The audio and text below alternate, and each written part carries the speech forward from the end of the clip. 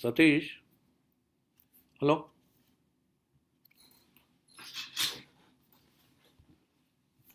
Sir ಹೇಳಿ sir, ಕೇಳಿಸ್ತಾ ಇದೆ. ಹಾಂ, ಕೇಳಿಸ್ತಾ ಇದೆ ಕರೆಕ್ಟಾಗಿ? Hi sir. ಇದೆಲ್ಲ ಲೈಟ್ ಎಲ್ಲ ಕರೆಕ್ಟಾಗಿದೆ ಅಲ್ಲ? ಡನ್? ಇವಾಗ ಓಕೆ ಸರ್, ಕರೆಕ್ಟಾಗಿ ಓಕೆ, ಡನ್. ಅದು ತಂದು ಕೊಡ್ತೀನಪ್ಪ ಅದು? ಕೊಡ್ತೀನಿ ಸರ್, ಇವಾಗ ತಗೊಂಬರ್ತೀನಿ. 2 ನಿಮಿಷ ಈಗ ಸ್ಟಾರ್ಟ್ ಮಾಡ್ತಾ ಇದ್ದೀನಿ. ಏನು ಸರ್? ಆಯ್ತು, ನೀನೆಲ್ಲ ಮುಗಿಸ್ಕೊಂಬ, ನನಗೇನು ಅರ್ಜೆಂಟ್ ಇಲ್ಲ, ನನಗೆ ಗೊತ್ತಿದೆ 11 ಆದಮೇಲೆ ನನಗೆ ಬೇಕಾಗಿದ್ದು. ಇವಾಗ ನಾನೇ ಬರ್ತೀನಿ ಬಿಡು ಆಮೇಲೆ. ಇಲ್ಲ ಬರ್ತಾ ಇದ್ದೀನಿ ಸರ್, ಒಂದು 5 ನಿಮಿಷ. ಆಯಿತು, done.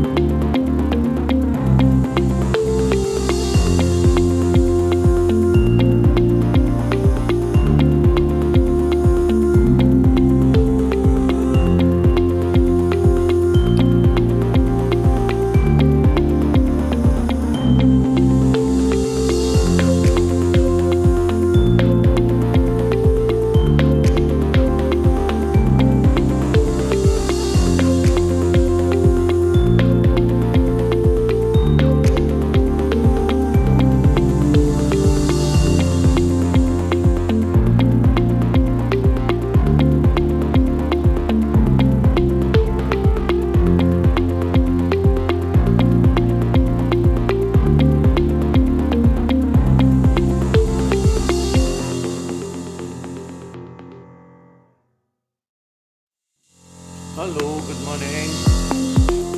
Morning, Dr. Bansi. Yes, boss. Good morning. How my background is? Is it okay? I'm in the hotel room. Even I'm there, so it's fine. Perfect.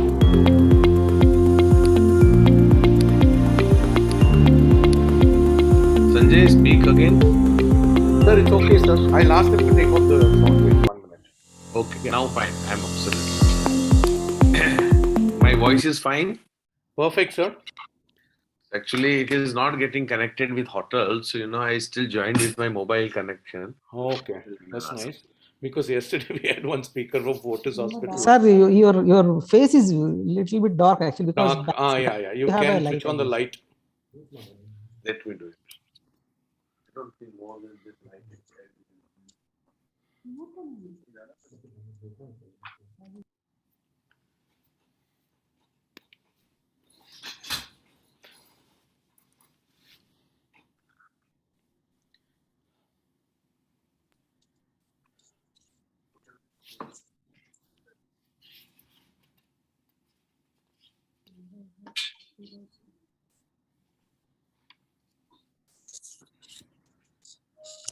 I don't think I Yeah. will do it. Now it's fine. So you're traveling, Dr. Bansi? Yes, I'm in Delhi today. Okay. Oh, Delhi RSSDI is there, right?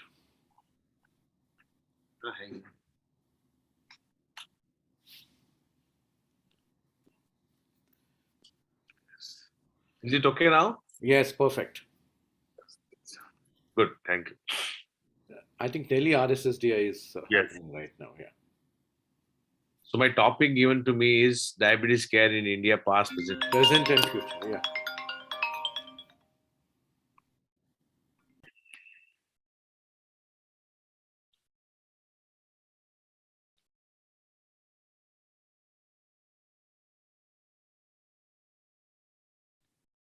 Sorry, Banshi Arvind here. Can you complete in 20 minutes? I will able to do it, sir.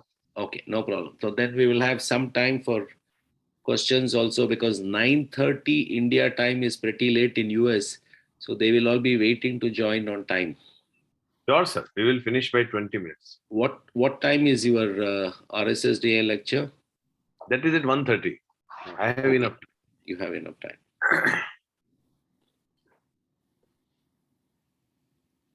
Good. Now we still have 15 minutes. I think you can have a cup of coffee. All of us can have a cup of coffee now.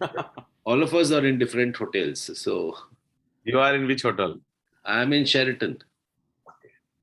So you are doing hybrid? No, No. sir. Hybrid, the government cancelled in the last minute. They said don't do hybrid. You have to set an example. So no hybrid. But And anyway, even- Endocrine Society happened last week. It was flop show. Somebody told me nobody. No. They had 350 people, sir. No, actually, it was for 4 days, but there were 350 people.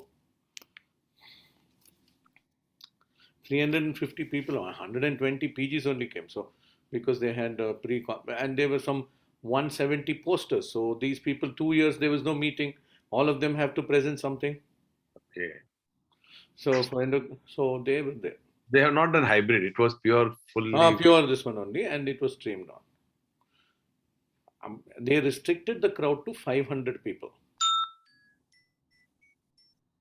500 people only was the government restriction is you can do meeting up to 500 people. Satish?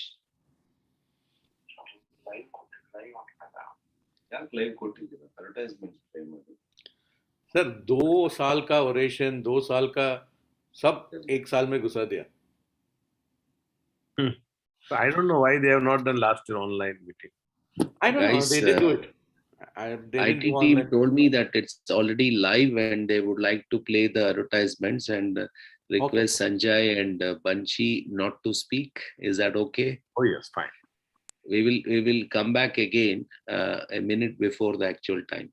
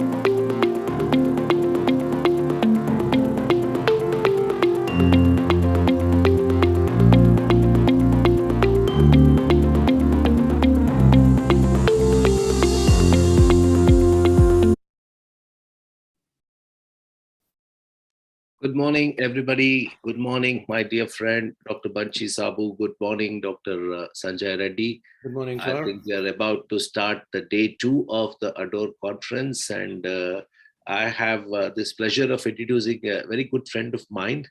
But before I introduce him, actually, he needs absolutely no introduction at all. But still, it's my duty and privilege to introduce my good friend, Dr. Banchi Sabu. He's been the past president of RSSDI. He is presently the Secretary of Diabetes India. He has worn many hats, but the most important thing I like about him is the energy that he brings to whatever he does. He's very, very passionate about what he has always been doing, and I've been fortunate to have known him for almost now 3 decades. And sometimes it's told that speed is measured in terms of miles per hour or kilometers per hour, and life actually is measured in terms of the number of smiles that you actually give per hour.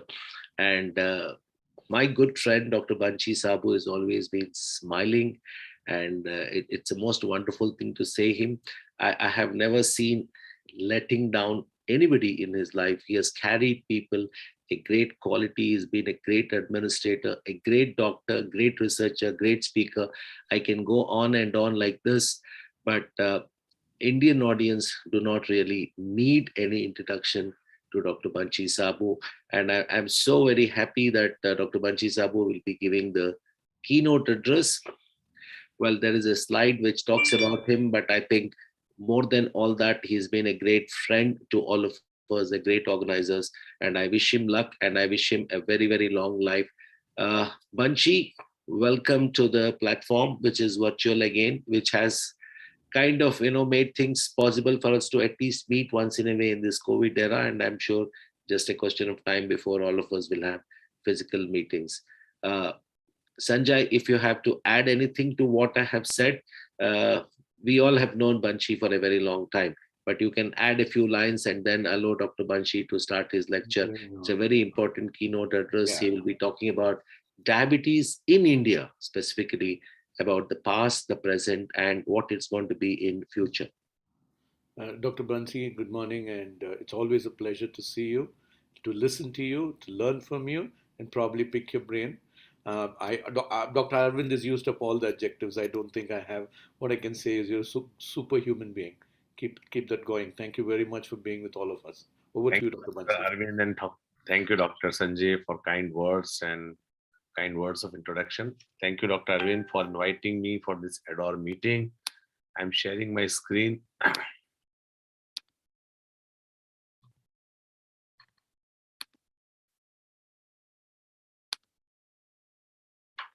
Sir, it is visible properly? Visible and you're heard well, yes. Thank you, sir.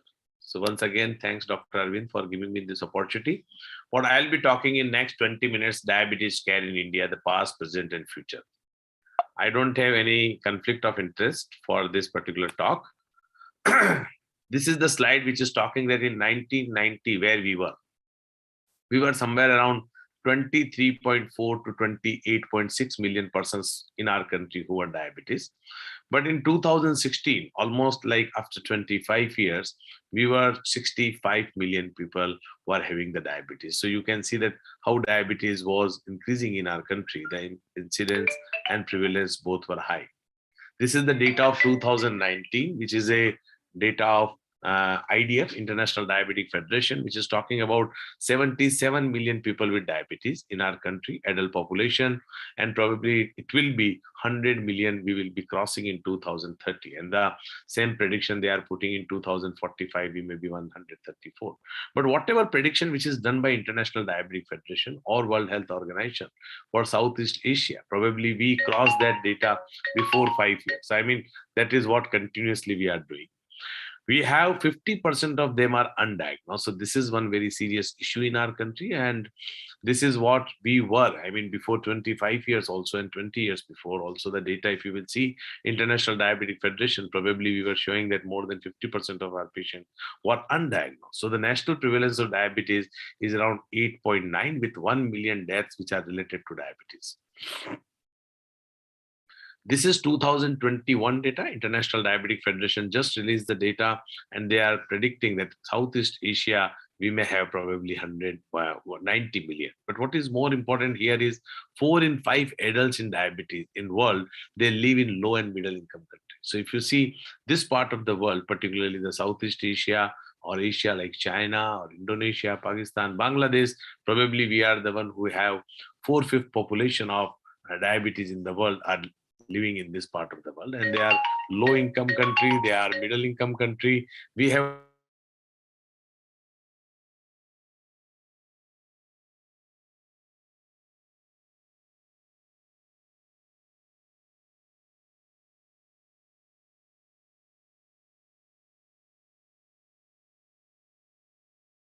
537 million all over the world. And after 20 years, also the situation is not being changed so much. There are several issues in diabetes care, like socio-economic factors and medical infrastructure. There is an appropriate monitoring and follow-up of patient is lacking. So that's the reason we are not in a foolproof electronic medical record system, because our patients follow-up is really poor. Appropriate monitoring is not done. They are changing the doctors also, and the follow-up of the patients is really a major challenge for us. The access to healthcare is poor in several parts of India, and that's a genuine issue, because many parts of our country, they don't have any access to the healthcare, particularly for diabetes care. It's really very poor. The financial burden of diabetes, both on the patients and national economy, is extremely high.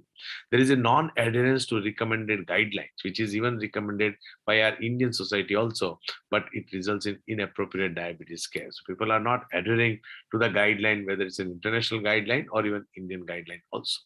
We have typical some distinctive features in our country. The fast urbanization, economic prosperity, which is increasing. We have decreased physical activity, the nutrient which have high intake of refined cereal all across the country from north to south, east to west, low intake of dietary fibers, fruit and vegetable. That's a major challenge. Even though we have a lower BMI, but we have central obesity is high. We have high visceral fat, increasing insulin resistance, and very high prevalence of atherogenic dyslipidemia along with early beta cell defect. And this is the reason why we have high incidence and high prevalence. We are getting diabetes almost 2 decades or 1.5 decades earlier than Western population. We are getting diabetes at a lower BMI. We get more coronary heart disease. We have more macrovascular complication. And even though with so many issues, we have low awareness. There is a high prevalence of undiagnosed diabetes, unaffordability of care, and unavailability of trained medical and paramedical persons, particularly in field of diabetes. So this is the slide which we are talking, and we are using for our awareness purpose, that there is a lot of low awareness in spite of high prevalence in our country. This is the data which is just talking that still 53% of the persons with diabetes, they believe that eating Karela and methi can cure diabetes. That is not true. So I mean, these type of myths are still in our country, that people feel that they will develop diabetes only in old days. If they have family history of diabetes, young person, they don't develop diabetes, and they can cure their diabetes by eating some Karela. And as they don't have the symptom, it means their diabetes is not a major problem for their life. This is the data of 2007. There is a large number of uncontrolled patients with diabetes. This is what they are talking. In 2007, 19.7% were having better control of diabetes. Then let me show you the data of 2014. This is one paper which is published by Unni in Diabetes Technology and Therapeutics, and ICMR in diabetes study. And they are talking that more than 30% of our patients actually not having good control of diabetes. So I mean, less than 30% of the patients with diabetes are actually having good control of diabetes. So after 7 years, we had not improved. And you can see a paper of 2020, where it is again talking that in India, only 22.5% of patients with diabetes are actually under good control. So again, almost like more than 75% or 3/4 or patients are actually not having good control of diabetes. So there is no change. If you see the 3 data which I had shown in 7, 14 and 20, in last 15 years, we could not change the care of diabetic patients, improving their glycemic status, even though we have so many newer drugs which had come, so many newer guidelines we are talking.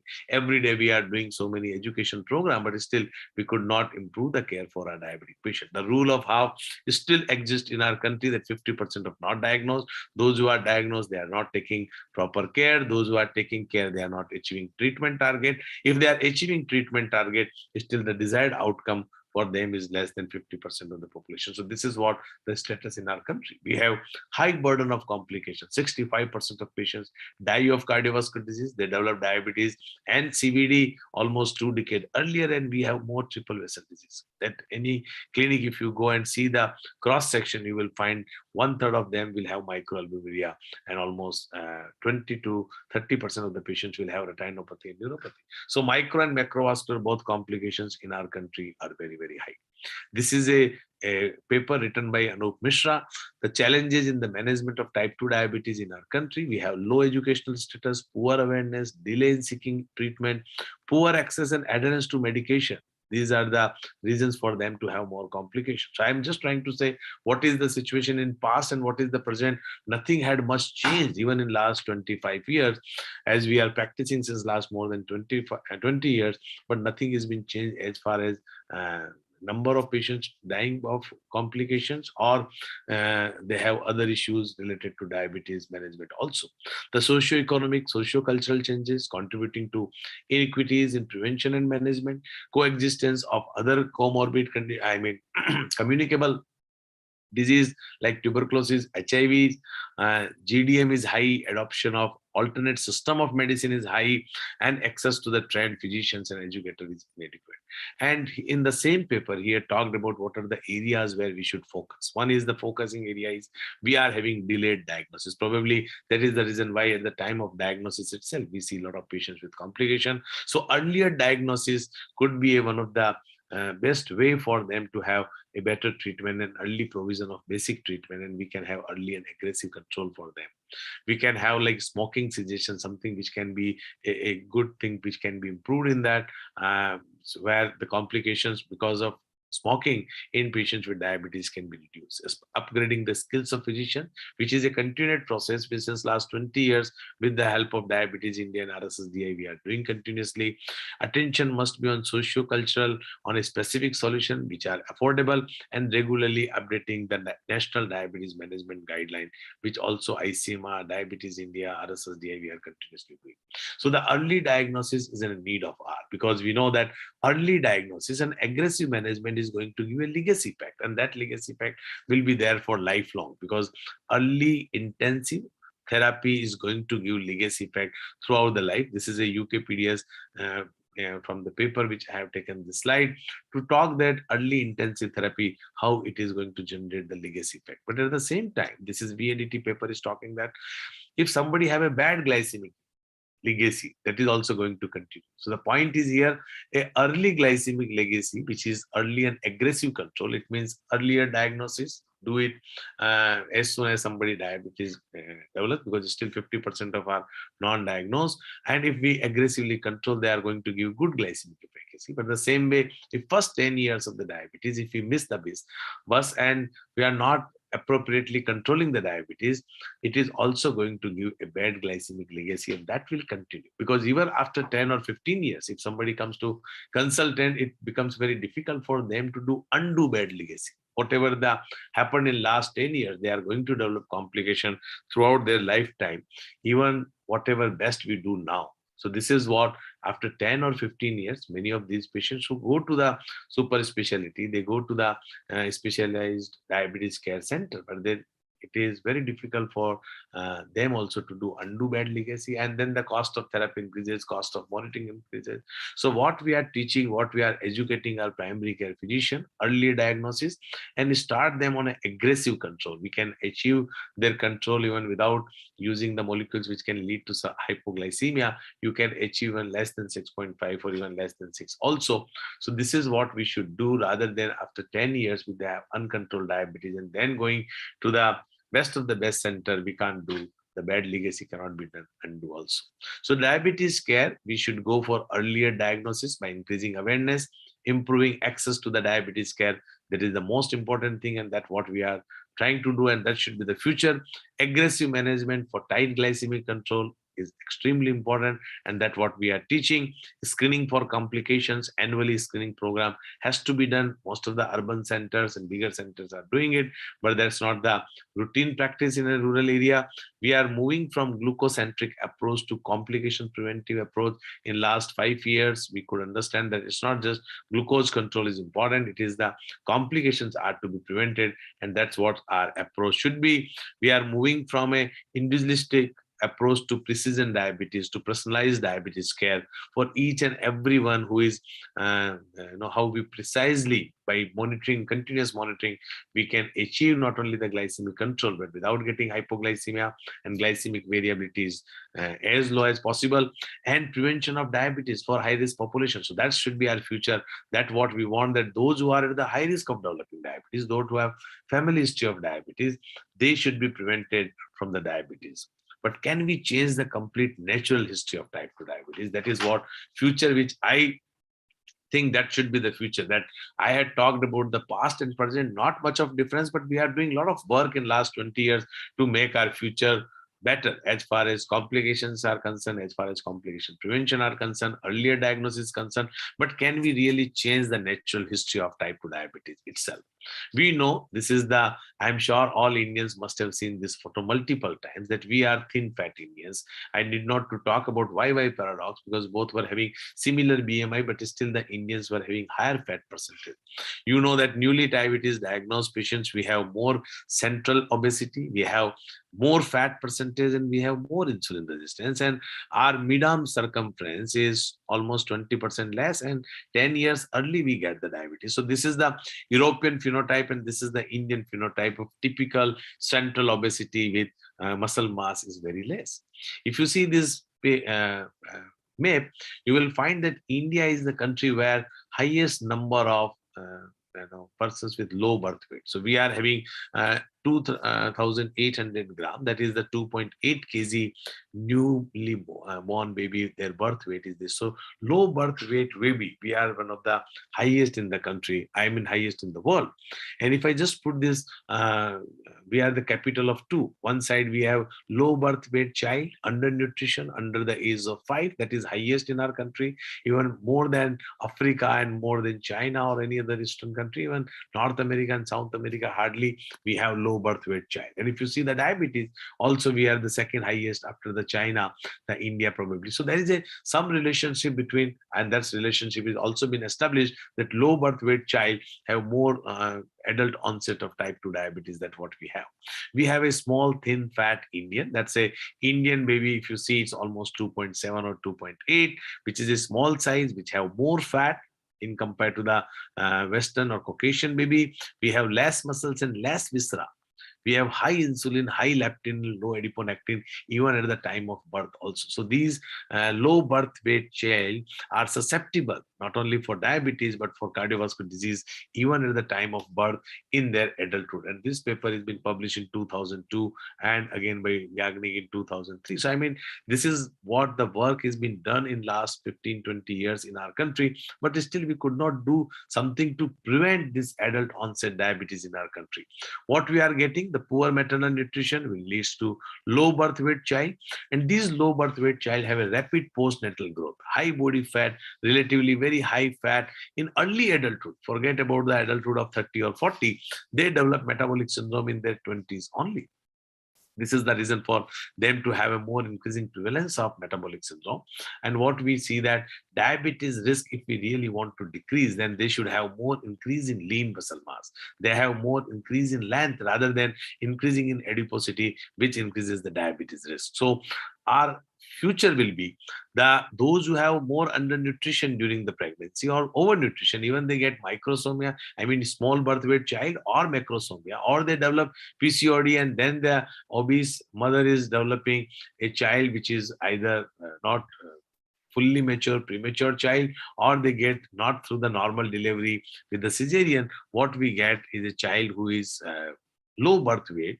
And if this epidemic of diabetes in our country is disease due to low birth baby, undernutrition or overnutrition has occurred within generation. This has not happened only in last 10 years or 15 years, must be in 3 generations or 2 generations. So last 50 years or 40 years, we are slowly increasing in this. So there is no reason why it should not be reversed on a similar time scale. So if we start working again, can we reverse it or not? That's what I'm talking, and that should be future.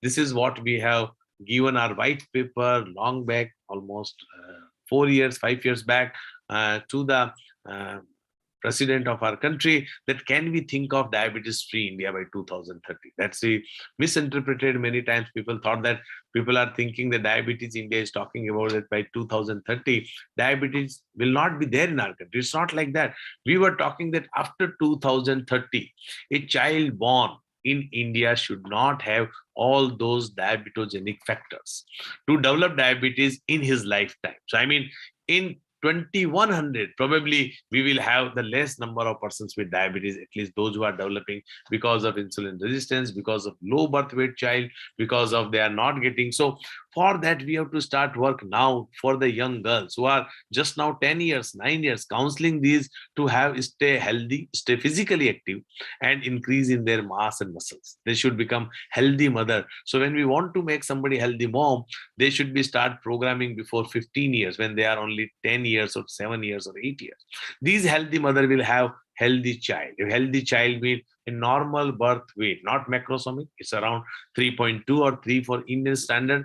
A healthy school kids. So the school programs which we have to create in such a way that there should be a more healthy environment in the school, promoting sports more. And one very important promotion which we had thought of, that there should be a education booklet on health science, rather than like we have social science, we have history. On a similar way, there should be in curriculum from class 5th to 9, there should be a health science booklet, and that will lead to a healthy youth, a healthy young adult, to have avoid unhealthy food items, to use more public transport, to do more regular physical activity, and probably we can think of disease-free adults, or without metabolic syndrome, or without diabetes, a disease-free adults which we can have in our country. To conclude my talk, we believe that we are at a time when we can change the natural history of type 2 diabetes. Doing so should benefit the health of millions of patients and will benefit healthcare system by reducing resource source and resource use and cost. With this, I once again thank you, Dr. Arvind and Dr. Sanjay, for giving me the opportunity. Thank you. Thank you, Dr. Bansi. That was the vision which you had. What for the future? I hope that that accumulates to reality shortly, and what Diabetes India's paper which you presented to the president becomes reality. Over to you, Dr. Arvind. I think I have nothing more to add. I think it was a perfect lecture for all the doctors who are listening to you, Banshi. I think there are very clear messages of where we were and what we are doing at this point of time. It's important to realize that despite all the advances that we have seen over the last 30 years, nothing seems to have changed. And in fact, the number of diabetics are increasing, the complications are increasing with new drugs, new insulin, and new awareness about mental health, physical health. I think there is something that is really lacking now at this point of time, even though there are no questions. Dr. Jane Rush is listening to your lecture very keenly, and then if she's in front of the system, Dr. Samdika Gojak has not logged in. He has asked for some time to log in. Jane, hello, how are you? Good morning from India, and I know it's pretty late for you in the United States. Okay. Yes, I just wanted to thank you, Dr. Sabu, for that talk. That is absolutely what we all need to be about, trying to make sure that we have parity of control for all people living with diabetes, that people are diagnosed, that they have access to good medicines, and that we are taking the young people in our various countries and in across the globe and getting them moving and eating better food so we can prevent diabetes. And so you just set me up for my talk a little while from now. I think, I mean, that's wonderful comments coming from Dr. Jane Rush. Anything to add, Dr. Sanjay, at this point of time? No, I know Dr. Bansi has been very The Beat India Diabetes campaign, which was one of its kind, and I congratulate and salute him for spearheading this across the country. More than 10 million people were made aware of diabetes. Test, track, and treat. I like the slogan very much. I think the same holds good even forever. I don't think there's going to be an end for that. The three T's of treatment, and that was, and his vision in trying to say for the future, and leaders like all of you who tried to spearhead this, hats off to you, Dr. Bansi. That was the same mission. Can we get a cost and in a resource poor setting like us? I think there's so many things which we need to look into in chronic health, Thank you. especially diabetes, hypertension, heart I disease. have one question to Dr. Jane Roosh and Dr. Banchi, who spoke here. We all have been talking about early diagnosis, awareness all along. Is it the responsibility of the government, or is it the responsibility of the National Association? Because Dr. Jane Roosh has been the past president of the American Diabetic Association. You're the past president of RSSDI. Where do you think we lack this? How do we actually get to do this? You know, it all depends what kind of a healthcare system you have. I think that when you have a single payer system, as they have in many countries in Europe, as well as Singapore, for example, you have the opportunity to track people all along, and you can just have a rule that you're screening all along. But when you have a federated healthcare system like we have, we're very different pockets of care, and you have distributed across India so many different healthcare systems that people plug into. It's hard to say the government should be in control. But the government, at the end of the day, if we don't stem this epidemic, is going to go broke in every country trying to take care of complications instead of helping people prevent and take good care of their diabetes. I can see Dr. Prasanna Kumar also logging in. And is it possible for Dr. Prasanna Kumar to unmute and then give your thoughts on where we should actually start to ensure that we have an early diagnosis, early aggressive treatment, as Dr. Banchi Sabu was talking about? Thank you, Dr. Arvind. Good morning, everybody. Your question is when to start early and how to treat aggressively in How our to make the diagnosis early? Whose responsibility is it? The government or associations? I don't think neither association nor government should do it. If the patient doesn't have the mindset, even if you go to his house, we are doing all screening waste. Do you think he will come back and take treatment? The onus is on the patient. Medical fraternity works. If the patient comes, I have a disease, I have a problem, treat me. You go and detect blood pressure, cholesterol, heart disease, any damn thing, he is not going to come back, he will not take treatment. Government cannot force, we've got to screen everybody and enter in the digital, you must take medicine. Whether it is tuberculosis infective, non-communicable, I put the onus 100% on the patient. If the patient has got commitment, he will take treatment. Otherwise, you deliver the drugs to his house, he will not take it. I know that's the reality, but the awareness part is something that we were talking about. Yes, Banshi. I just want to put here slightly, it's a combined responsibility of association, be a diabetologist, and the government to increase the awareness. And the last is very important, the person himself. Now, the point is like what awareness is done by society. Recently, we have published from Diabetes India, Anup Mishra, Arvind, myself, that now the age of, the screening in India should be reduced from 30 to 25. What's the idea was very clear that in ICMR, we had put that it should be above the age of 30. Annually, anytime any opportunity is there, they should be screened for the sugar. While now we are coming out with that it should be even less than 30 because we are having increasing the incidence. We have also come out with the Indian diabetes risk score, which is 20 years back. And now again in this RSSDI, we have endorsed it. So one side organization is trying to do increase the awareness in all society members. It's not the responsibility of only RSSDI, it's an Indian Medical Association. And that's the reason we have tied up with IMA that 300,000 doctors in India, like they become partner in our Defeat Diabetes campaign, that they should try to screen everyone or anyone who is coming to their clinic, not for sugar, for anything. There should be monitored. So that is what association is doing. The government, because of a lot of issues in our country of infection, but if they can increase the awareness by putting about the diabetes and how it can lead to multiple complications, and that's the reason why we met the health minister recently. Before that, we met the president of our country, try to increase the advocacy for that. And definitely, I fully agree with Dr. Prasanna Kumar sir that ultimate it is the person who is responsible also. But I think his responsibility slightly can be increased by putting more awareness. That is what on this 14th November, we have created a mass publication across the country, all times of India. Everywhere we had put that early and diagnosis is important, and that's the only way by which we can prevent the complication. Thank you, Banshi. I think very well said words. And with that, we can close the first session. And Dr. Samuel Degago Jack seems to be having some problem logging in. So he has requested that we move ahead with the talk of Dr. Jane Roche. And at this point of time, I will request Dr. Prasanna Kumar and Krishna Sheshadri to take over while they've been a part of this ADORE meeting.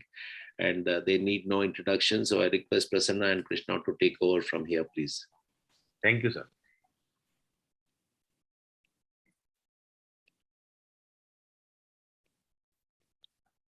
Prasanna, you want to introduce Dr. Roche? Yeah. Okay. Good morning, everybody. Thank you, Dr. Arvind and ADORE, for the opportunity. It's my privilege and pleasure to introduce Dr. Jane Roche. He is the Professor of Medicine, Bioengineering, Biochemistry, Associate Director of Ludman Family Center for Family Health Research at the University of Colorado, and Staff Physician, Merit Investigator 10. She is an elected member of American Society for Clinical Investigation and American Association of Physicians of India and ADA 2018, and President for Medicine and Science. Nationally, she represents the interests of translational research and recruiting and mentoring research workforce. The overreaching hypothesis of the research in the Roche lab is that the chronic metabolic, oxidative, and inflammatory stress of diabetes decreases resilience and homeostasis, which contributes to decreased functional capacity and diabetic complications. Ongoing studies seek to understand why this is important, and more so severe in women with diabetes than in men.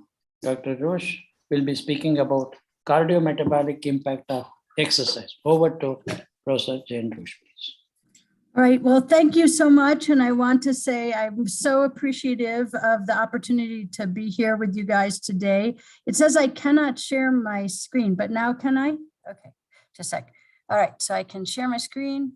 I will start you in 1 second, and I will start from the top. And I'm that Sam got delayed, but it is nice for me because I was out practicing what I preached today, and I did a lot of cross-country skiing and snowshoeing, so it's kind of late at my house. But anyhow, my talk today is about exercise and the importance of exercise for overall longevity in people with and without diabetes, but specifically for the prevention and optimal management of diabetes. So these are my my disclosures, which really do not affect this talk. So when I was first a fellow in 1989, I gained some early inspiration. I took care of a woman who was 27 years old. She was a Hispanic female, and she had an elevated fasting blood sugar. She had had 2 pregnancies where she had babies with that were large for gestational age. And there was no mention of gestational diabetes or glucose in these pregnancies. Her family history was compellingly poor with hypertension, end-stage renal disease, and heart failure in her family members. And even at the age of 27, her blood pressure was not high, but really in a pre-hypertensive phase. Her heart rate was high, just meaning that she probably had overall low cardiorespiratory fitness. Her BMI was 32 and her A1C was 7.2.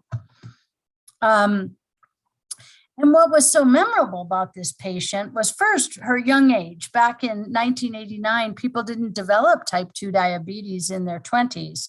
But what was so really exciting about this patient was that she joined the ADA and the American Diabetes Association. She joined a support group. She began teaching a cooking class of healthy teaching for Mexican and Hispanic meals. She started a neighborhood walking group. She had another pregnancy and she had no gestational diabetes with that pregnancy. And when I finished my fellowship, she had an A1C of 6.8, a blood pressure that was 120/68, and her BMI had come down by 5. And that was right at the moment in history when we were planning the diabetes prevention program. That is the sort of classic thing where we know that diet and exercise can prevent diabetes, but we had not yet proven that. We didn't even have the DCCT yet. Okay, so I really thought, based on her and then my life experience over the last 3 decades, that lifestyle really is medicine. And so in a different talk, we could talk about medical nutrition therapy, but what I'm going to talk about today is physical activity.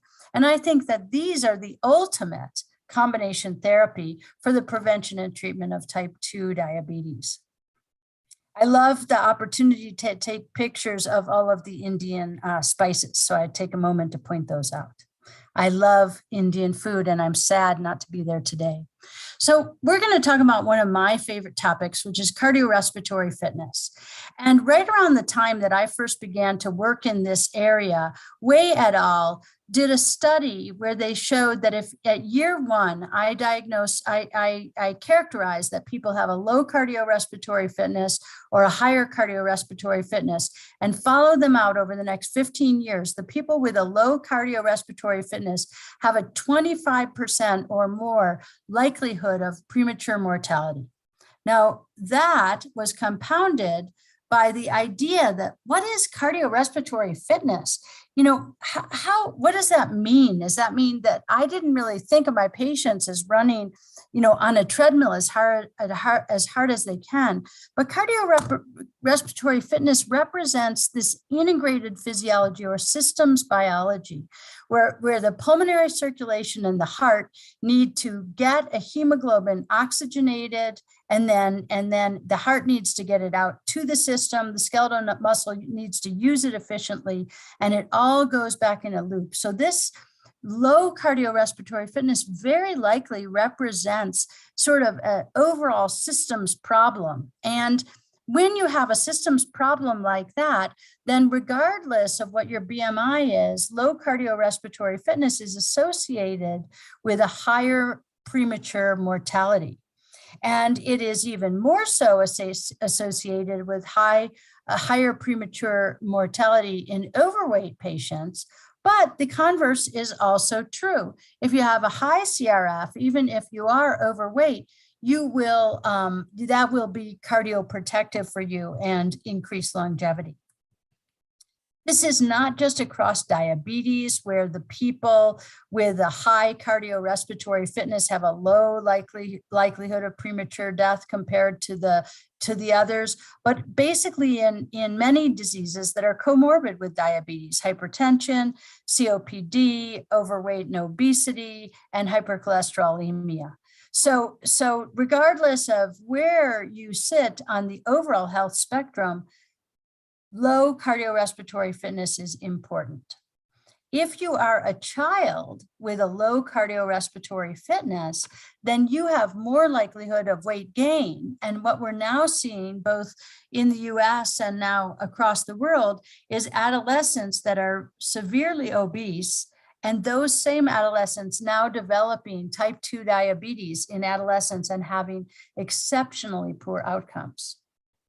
So I guess I've made the point that low cardiorespiratory fitness is a very high risk for the progression of diabetes, and it is especially And if having a better cardiorespiratory fitness has a very good impact to decrease your likelihood of developing diabetes.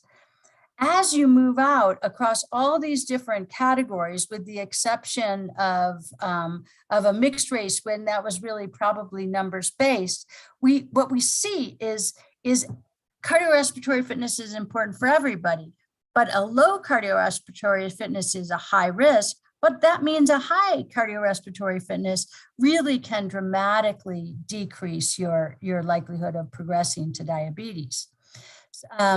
And similarly, if you put together, because cardiorespiratory fitness and physical activity, even though they seem so tightly interlinked, they're not really the same thing. But if you have somebody who has a low cardiorespiratory fitness and they're very sedentary, they'll have a very, very high relative risk. But if you have a person with low cardiorespiratory fitness and they play sports, you'll decrease their risk, but it will still not match that of somebody with a high fitness level. So how do you develop a high cardiorespiratory fitness? It sounds like we all want this, but a lot of it is who you choose as your parents. So I have a parents with a family history of diabetes. And so I'm always trying to be physically active, but I will never be an elite athlete. I have not been in the Olympics and I will not be in the Olympics in the future. So there's a lot of this that's inherited. But even though there's a lot of it that's inherited, that just means you need to take a high-risk individual and give them a lifetime of increased physical activity. So we have the physical activity guidelines for Americans, but they are also endorsed by the IDF. And the whole way is that you want to move your way to healthy physical activity. So it means you should be exercising 150 minutes a week. What do I mean by exercise? Well, there's a lot of different definitions of exercise, but what I mean by exercise is moving until you know you're moving. So if you're chatting with your colleague and walking along, you want it to be a little short of breath. You want to have a glow, but you don't necessarily need to break a sweat or go to a gym. And I don't know how you guys feel about spandex, but I don't really love spandex at my advanced age. And so I think it is lovely to just go for a fabulous stroll. It's also very important, particularly as people age, to do some muscle strengthening activity to decrease any frailty, which is much more common in people with diabetes as well. So when we are talking to our patients about physical activity, we need to be just as specific as we would with a prescription. I want you to move 30 minutes most days. I want you to move until you know you're moving, you have a glow. I want you, because I have data, even more data than we have with statins or these new cardiovascular outcome studies, saying that your physical fitness will predict your longevity. And so that is a really cool thing to predict. All right. Where does the biggest benefit come? Well, when you move from a sedentary individual to even a 25% increase, a very modest increase in physical activity, you have a 25% relative risk reduction. And this has been so well studied that this is a systematic reviews representing a few 100,000 patients and showing us going from nothing to something is really important. So from a Nike perspective, I would just say, just do it. All right, there is a dose response to exercise. And so that means that if I move from hardly moving at all to just a little bit of physical activity, I can already get a relative risk reduction of 22%, which is more than I would get with any statin. So this is a really exciting piece of observation.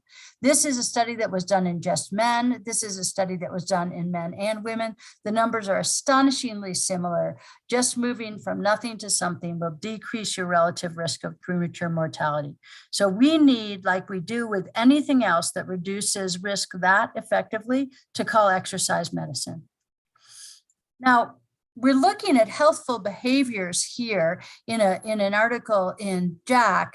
And what we see is that as I add healthy exercise, healthy eating, taking my medicines, etc., as I increase my physical activity volume, I'm going to improve the cardiovascular risk reduction. But what if we meet all these guidelines and then sit the rest of the day? So COVID has really knocked us onto the couch or onto our chair all day for Zoom meetings. And so if we are very active and do that, meet those physical activity guidelines, but are very sedentary during the times when we're not exercising, then that is going to increase our risk. So if I take somebody who is very, very active, then their sedentary time isn't going to add that much. But if I take somebody who is even modestly active, or very inactive in terms of physical activity, and they have a lot of sedentary time. I currently have so many Zoom meetings that I am sitting in a chair a lot of the time during the COVID restrictions. This can really increase. So both sedentary behavior, which is believed to be globally attributable for 9% of premature mortality, you add that to inactivity and it is a disaster. This is the same story over again. Anything worth saying is worth oversaying. All right, so I don't know if you like different funny little stories like this, but so here's the cartoon, and you may be telling people, okay, I need you to exercise. And they're like, well, like really, I don't know. I'm not sure I really want to do it.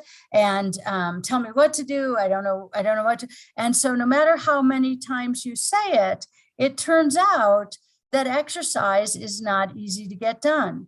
And if we're to look even at teenagers across the globe, what we will find is that all teenagers are actually relatively inactive by the standards. But in South Asia, and even more so for girls in the United States, we are seeing inactivity, and it is much more so in girls, and this persists in women. And particularly what we know about this youth onset type 2 diabetes, it is happening, with the exception of China, at a 2-to-1 ratio of females to males are being very inactive and are developing type 2 diabetes. This male to female inactivity goes into the adult phase, where in the recent 2021 statistics update by the AHA, women are less active than men, and minority women, non-Hispanic, Black, and Hispanic are less active, as are the the American Indian and Alaskan Native. This Asia population, these are Asians within the United States, so this does not represent India. Similarly, we're seeing increased activity in girls across the US, paralleling what we're seeing in the adults in those same ethnic and racial groups. But the reality is, I have to help somebody move from nothing to something. So what is it that I can do as a person who is trying to coach my patients? So first, I need to think of myself as a coach. And so I need to say, okay, Mr. Jones or Mr. Kumar. Mr. Kumar is very motivated to do exercise, but he's not very confident about physical activity, and he sometimes loses his balance. So what I need to do for Mr. Kumar is to provide training and a reminder of how to get something done. Now, if I have somebody who is very low motivated, they're not motivated, and they're not comfortable doing exercise, then they need to get some sort of an incentive. So an incentive may be to get rid of one of their medications. That's a pretty strong incentive. An incentive may be to be ready for their child's wedding, to be able to dance at their child's wedding. It doesn't matter. You have to, as the clinician, and your whole team has to be trying to help people figure out what their motivation is. So if something is really easy to do, but somebody's not very motivated, like interfering with sedentary behavior, then maybe I just set a reminder. If I put a little timer on my clock at 5 minutes to the hour, then I'm going to start telling my Zoom colleagues, you know what, I'm just going to take that 5 minutes at the end of the hour before my next meeting and move around a little bit so I can get rid of that sedentary time in my day. But I think my favorite motivation for patients is to move from having to take 3 blood pressure medicines, 3 diabetes medicines, and 2 cholesterol medicines to move to maybe 1 in each class in order to take optimal care of their diabetes. And for that, diet and exercise is a very compelling incentive. So in the last 5 minutes, what I'm going to do is talk to you about a little bit of our work. So exercise is good for you. And we as clinicians taking care of people living with diabetes are highly aware of that. But what's stopping people from diabetes? Well, first off, this is one of my favorite ballet troupes, the Alvin Alley, and they are so amazing. But this is just to show you that there's any kind of a thing, including dancing, can be a fabulous physical activity. So why do people with diabetes not exercise? Well, in part, and this is my collaborator, Dr. Judy Regensteiner, it's because diabetes actually decreases that cardiorespiratory fitness that we talked about earlier.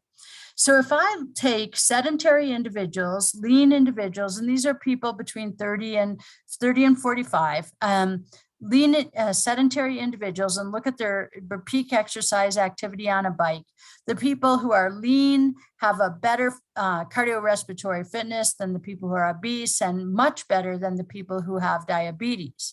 And even after they undergo a 3-month supervised exercise training, the people living with diabetes have a cardiorespiratory fitness similar to that of the obese controls. And when we've looked at this in larger groups over time, we find that the women always have a lower cardiorespiratory fitness than men. That's just sort of a thing that is known. And women with diabetes have a greater decrement in their physical activity. Now, we already talked about how this low cardiorespiratory fitness is going to predict premature mortality. Now, for some really bad news, we see the same thing in collaboration with Dr. Kristen Nadeau, the recent outstanding ADA Outstanding Investigator Award winner at the ADA this spring, who has worked with our team. And we see that obese children have a lower cardiorespiratory fitness, the kids with type 2, and even kids with type 1 have a low cardiorespiratory fitness. It correlates very strongly with their insulin sensitivity. This just simply lower is worse, and this is very poor insulin sensitivity. So we have decreased functional exercise capacity or cardiorespiratory fitness in newly diagnosed uncomplicated adults and youth with type 1 and type 2 diabetes. So this seems like a really big problem. So our lab has been trying with Drs. Roosh and Regensteiner and Nadeau to really get around why is it? What is slowing people down here? So I mentioned a few moments ago that people with diabetes have insulin resistance, as all of you on the line know, and that this exercise capacity, so over here is higher insulin sensitivity, over here is lower insulin sensitivity, and you can see a fabulous correlation with an R value and an R squared of 6.4, R value that is very profound for this few human subjects. Okay, so we made this observation around 2005 or so. And so we then said, well, let's just try an insulin sensitizer to see if we can improve cardiorespiratory fitness. And at that time, the insulin sensitizer available were the thiazolidinedione. So we used rosiglitazone. And we took people, all people with diabetes, and the people who we treated with diabetes with rosiglitazone improved their cardiorespiratory fitness, as well as the kinetics, the ease of the onset for increasing heart rate and oxygenation at the onset of exercise. So this was a proof of concept and was kind of exciting. Okay, so then we've moved over the last 15 to 20 years through trying to understand what is the relationship of type 2 diabetes to this decreased functional capacity. We've looked at the skeletal muscle, we've looked at the heart, and what we have found is that in addition to insulin resistance in the skeletal muscle and the heart, that there is also a really important defect in blood flow to the heart and to the skeletal muscle in diabetes. So our first study was almost crazy, almost hard for you to believe that people would have allowed us to do this. But we brought people into the catheterization lab, put in a right heart cath, and then brought them up to our clinical research center, put them on an exercise bike, and looked at their pulmonary capillary wedge pressure. So the pressure across their heart. And as you increase your heart rate with exercise, you've got, if your left ventricle is stiff, you're going to see increased capillary pulmonary wedge pressure, which we saw in the people with diabetes. We saw some associations with increased systemic vascular resistance and mean arterial pressure, but we wondered, their hearts were absolutely normal at rest by echocardiogram. What was going on with their perfusion? And so this is a sestamibi scan that we did in a subset of these people, and they hardly improved their perfusion, but they didn't have atherosclerosis. These were young, newly diagnosed people. They had blood flow in all 17 segments. It just really wasn't changing that much with exercise. And so we started to think that maybe perfusion was a limiting factor. And so we moved from the heart to the skeletal muscle. And this is where it's like incredibly fun to work with pediatric endocrinologists, because they're always learning how to do everything without taking biopsies, although we did take biopsies. And so what Melanie Krieg-Green brought into our group was the ability to look by phosphate MRI at oxidative metabolism in the calf muscle. So we did a brief exercise bout, we depleted the high energy phosphates, and then what we did was we measured how quickly they could recover. So these are the spectra that we got with the MRI. We saw phosphocreatine decrease, and then we did all our measurements around the time when we were trying to see this recovery phase. And what we saw, as people had previously reported, was that the people with diabetes had a lower production of phosphocreatine, and it took them longer to turn their ADP into ATP, overall lower ox-phos. And we said, okay, is it the mitochondria? So we took the biopsies. And the mitochondria on biopsies were relatively mildly impaired, although they were impaired. But we said, if it's if it's just perfusion, maybe we could use the fact that we live at 5,000 feet, increase their oxygen tension, and get them moving forward. And so what we did was we put oxygen on them. We were able to increase their intramuscular oxygen tension and perfusion. And we were able, only in the people with diabetes, to improve their in vivo mitochondrial function. We've gone on to show some other things, but this just leaves us with a model where we're thinking that perfusion really is one of the things that we can do. And what we want to do is to do exercise training to improve this. I am going to just show you one other thing that I think that is really intriguing, which is that at the onset of exercise, if we measure deoxy and oxyhemoglobin, so the ability to unload hemoglobin across the muscle, and we look at it in people with, at the onset of exercise, you deplete oxyhemoglobin, you increase deoxyhemoglobin. And we theorized that people with diabetes weren't perfusing their muscle very evenly because they always have higher venous oxygen. So they're not extracting oxygen across the muscle. So there should be this absolutely normal relationship between oxygenation, oxygen extraction, and exercise, and it kind of falls apart in people with diabetes.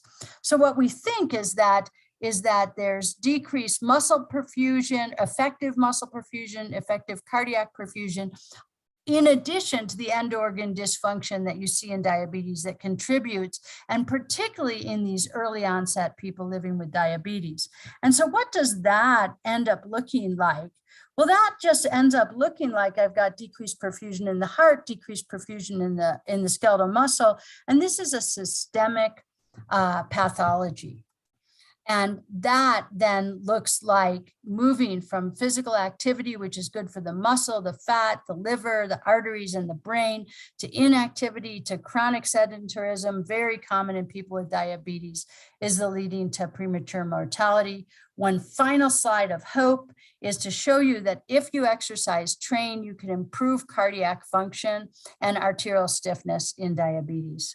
So I'd like to close by saying that cardiovascular benefit of optimal diet and physical activity is clear and consistent, but there are real barriers in the patient's lives as well as in our ability to coach them that are clear and very common. But early markers of cardiac dysfunction and heart failure and all these CVOTs that you've probably talked about in some of the other lectures can be reversible with physical activity. And I'd like to close there and thank you for your attention. Thank you, Dr. Jane Rush, for an excellent talk about the exercise and cardiovascular benefit as such. As there are no questions in the chat box, I will ask one or two, then pass it on to Krishna for his. Now, all the guidelines say that you should have 30 minutes per day, 150 minutes of exercise per day. This is an overall view. Is there anything that for extra benefit, that for cardiac benefit, that you should do 1 hour exercise per day or 5 or 6 hours per week? No, I think yes, it's all about what you do and how hard you do it. So, I mean, I think that it's not even so much that the more you do, the better. It's that you really do it with vigor. So in some slides that I took out to make sure I didn't go over because I didn't want to upset Arvind, I could show you that if you do very vigorous or high intensity exercise, you could do it for a shorter period of time. But what's fascinating to me is that we don't really know what that dose response is. That 30 minutes was what all the trials had in them. So that's what we know is good for you. Okay, epidemiologically, we've found support for that.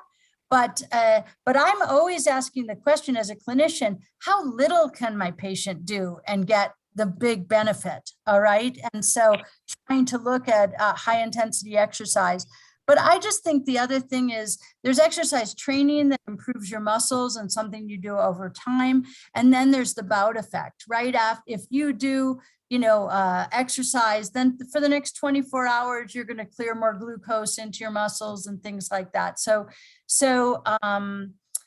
that was a long answer for something I actually don't know the answer to.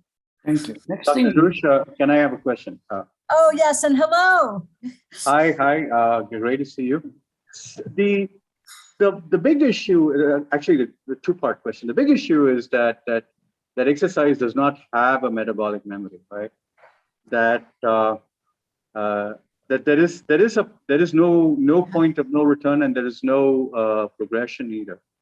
So, the second part, and I know this is an evolutionary question, that there are communities like India where we have become agrarian or settled down in a place probably far more earlier than the rest of the world.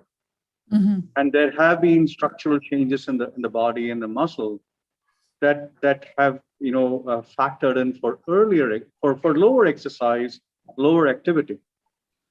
So should we be doing a one size fit all for the world? And how much is too much?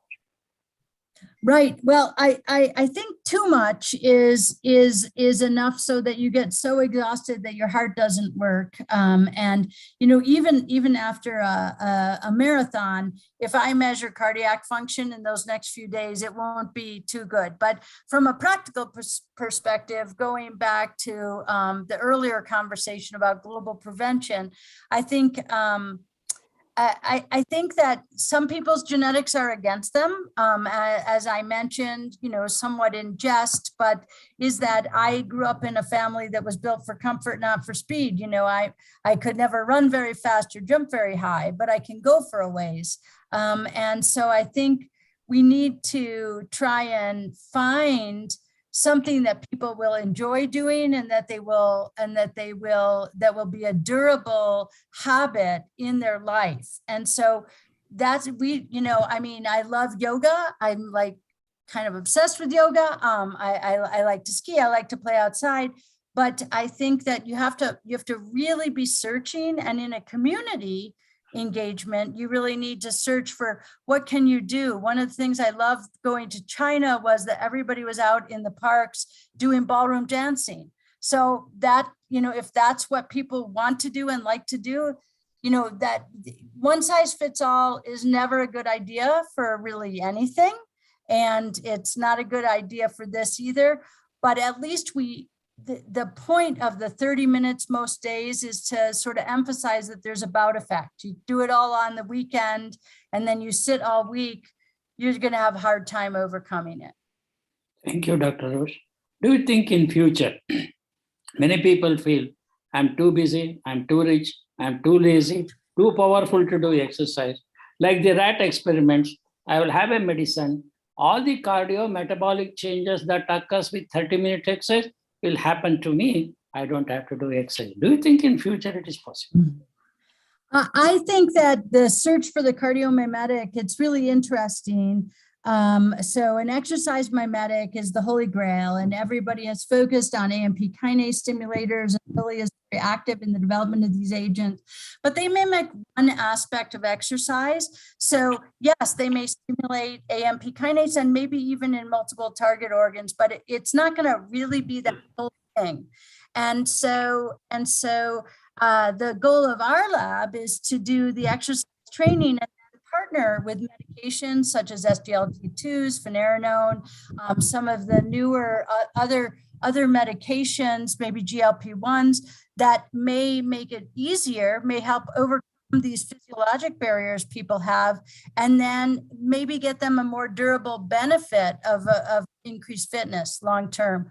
But the exercise mimetic, exercise in pill, people they want that. They do want that, but as you know, in middle income countries, they're not going to be able to get it even if we have it. So I think they should get out of the chair and move around.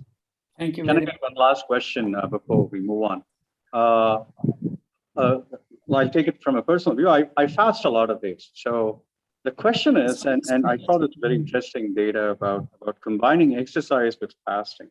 So should I run on a decently filled up stomach, or do you think that there's really benefit to exercising while fasting?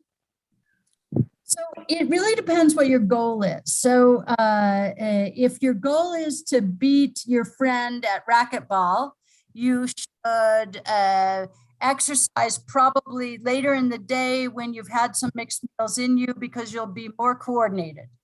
If your goal is to burn more fat, you should probably exercise fasting, because that will be the available fuel.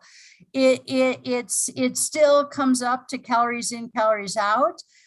Also, what makes people feel good. I personally love to exercise first thing in the morning. My husband loves to exercise later in the day. Now, if we figure it out, but it's and so I think that fasting, the perk of fasting is the lipid oxidation. So you'll have high circulating free fatty acids and you will metabolize them. So that's good. And you will very effectively deplete your glycogen stores, so your carbohydrate metabolism through the day may be good. So from a metabolic perspective, there's still a lot of argument. And I think it's really very much back to the message of whatever that person likes best and will do consistently is what you want them to do. Thank you, Dr. Thank you, Dr. Over to Dr. Krishna to introduce Professor Sam D. Degago-Jack, and then And hi, Sam. Sorry you were delayed. Hi, Jane. Nice talk.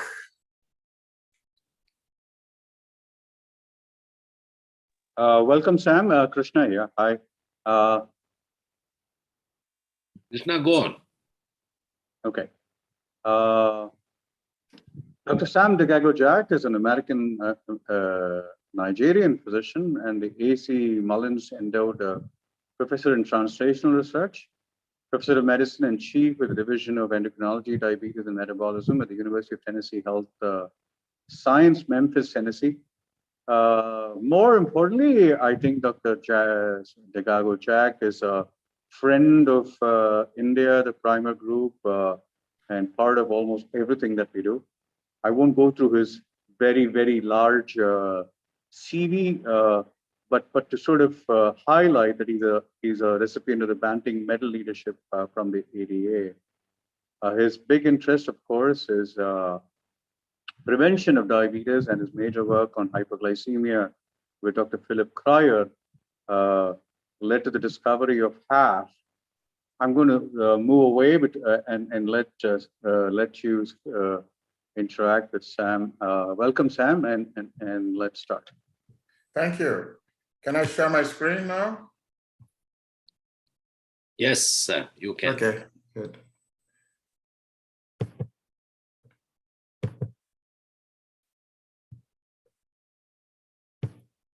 Is the screen visible to the group? Yes, yes. Okay.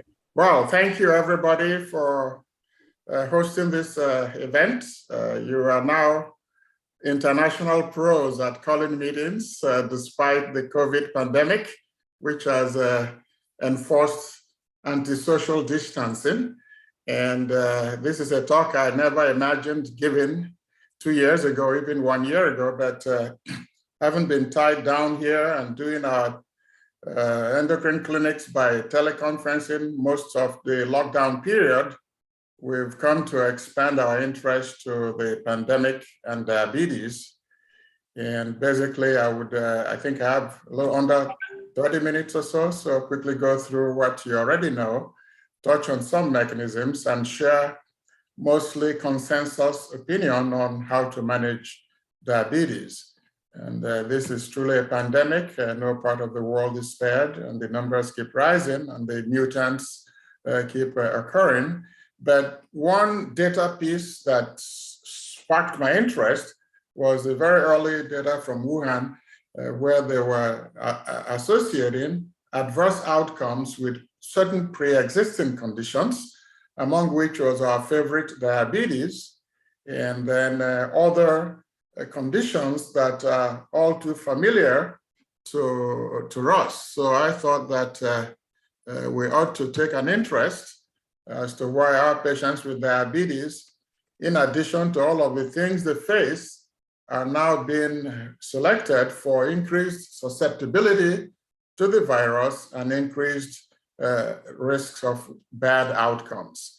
So in addition to the early Wuhan data associating those pre-existing conditions in our medical territory, endocrine space, cardiometabolic space, additional data came out from other parts of the world, including Italy and much of Europe, essentially corroborating the association. So this data that was published in the Lancet, I believe, shows the forest plots for proportional odds ratio or the risk by different authors from the Cummins data in 2020 and many other 2020 papers by Wang, Shi, Kim, all indicating that there is an increased odds of COVID mortality in people with pre-existing cardiovascular disease.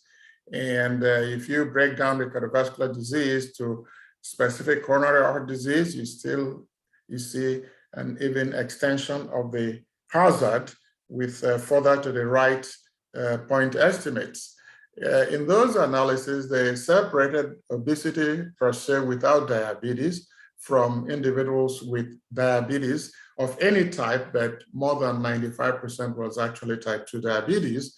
And what we do see is that obesity independently confers increased risk of mortality among hospitalized COVID-19 patients, and that is also mirrored by diabetes. And of course, many of the type 2 diabetic patients also had obesity, so there is a collusion of both factors. So then you look at more recent publications on severity and fatality in terms of presence or absence of diabetes, and the consensus estimate is still to the right of the line of equality, indicating diabetes as an event, as a background that increases the events that are not desirable, including requirement for ventilatory support, and of course, the ultimate worst outcome, dying from COVID. So people have looked at obesity in greater detail, classifying it into the slightly overweight to morbid obesity stages, as you're all familiar. So overweight, class 1, class 2, and class 3 obesity. And in the left panel of the slide, the color coding shows the proportional expansion of the association between BMI and increased morbidity and mortality among inpatients with COVID.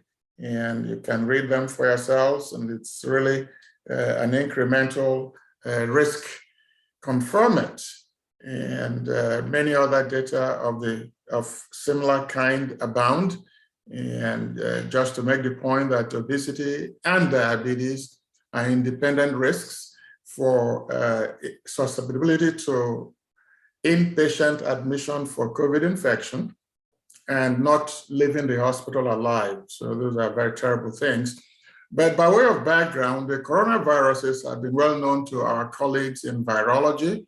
They're enveloped RNA single-stranded viruses, and they were first noted in immunocompromised individuals, but have broken out to even immunocompetent persons to the extent that they've provoked pandemics.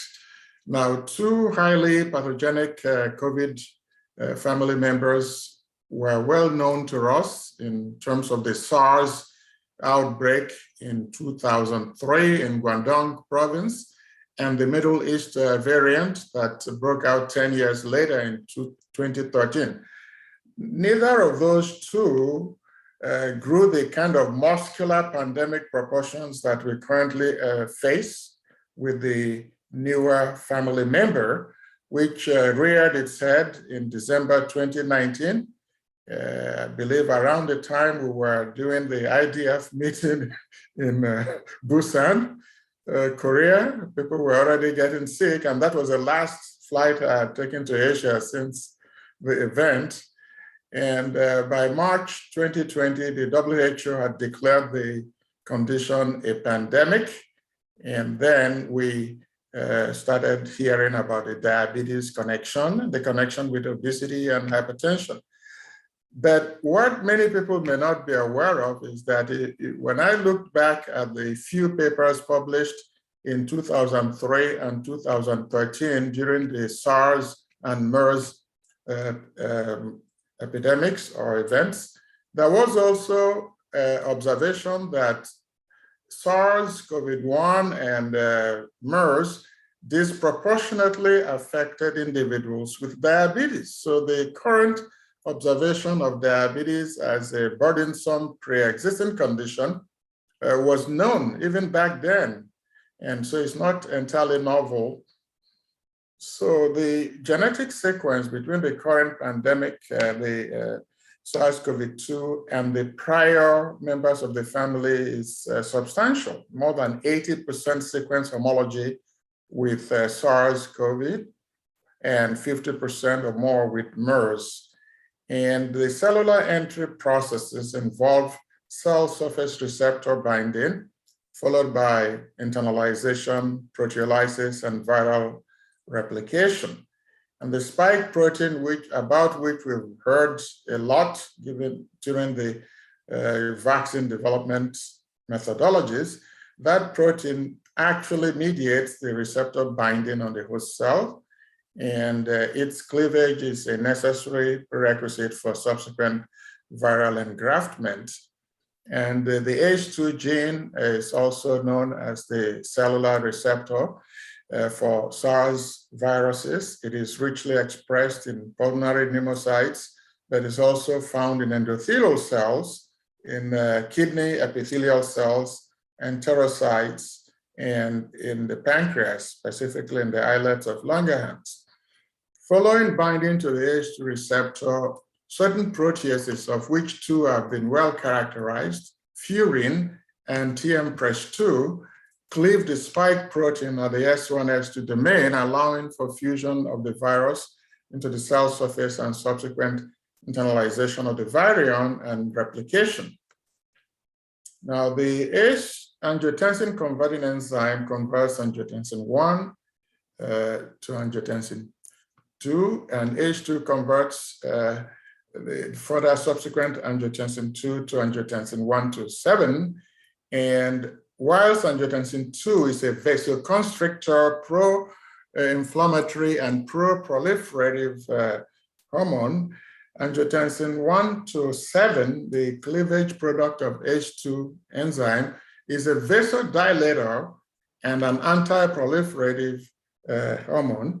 An increased ratio of angiotensin enzyme to ACE2 activity is observed in patients with ARDS, and that favors angiotensin pro-inflammatory vasoconstrictive activities.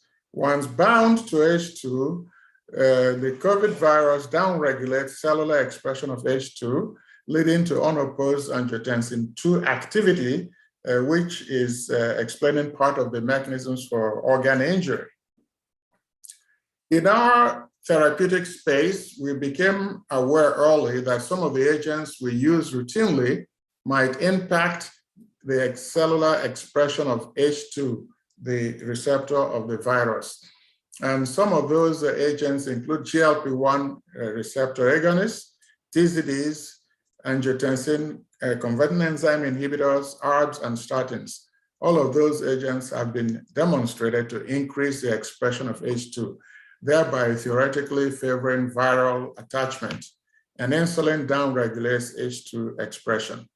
As scary as this finding is, at the clinical practice level, the American College of Cardiology, American Heart Association, and the American Society of Hypertension released very early advisory that people, that is us, practitioners, should not overinterpret those biochemical upregulatory signals from the drugs we use by having a reflexive aversion to using them when they are necessary. They said that there is insufficient evidence of risk or benefit from use of these drugs with regard to the virus activity in humans, whereas there is overwhelming evidence of benefit of the statins and each of these drugs in the clinically approved indications. So thus far, the understanding of the cellular entry mechanism through H2 has not translated to any prescription of banning of any of these drugs. Some of the mechanisms that have been proposed to explain the increased susceptibility of diabetes to COVID include age. There is a direct relationship between getting older and getting sicker from the virus. Diabetes per se, which I will return to momentarily, comorbid conditions such as hypertension, obesity, and heart and kidney disease are all reinforcing the increased susceptibility and increased risk of bad outcomes. Now, it was observed as far back as 2006, after the first SARS scare, that plasma glucose levels were independent predictors of mortality and morbidity of patients affected by the severe acute respiratory syndrome of the early 2000s. And there is now evidence that there may be higher affinity, cellular affinity, and binding of the virus in the setting of diabetes. there is evidence of H2 receptor activity that favors viral attraction and entry. And there is, of course, a modest to moderate T cell dysfunction in diabetes. There is evidence of impaired viral clearance. There is also the well-known leukocyte, lazy leukocyte syndrome, where there is impaired leukocyte-mediated oxidative killing of pathogens, as well as the multiple risk factors. Some factual observations that also play in this area include two reports. One is a phenome-wide Mendelian randomization study that reported that diabetes was causally associated with increased lung tissue expression of the H2 receptor.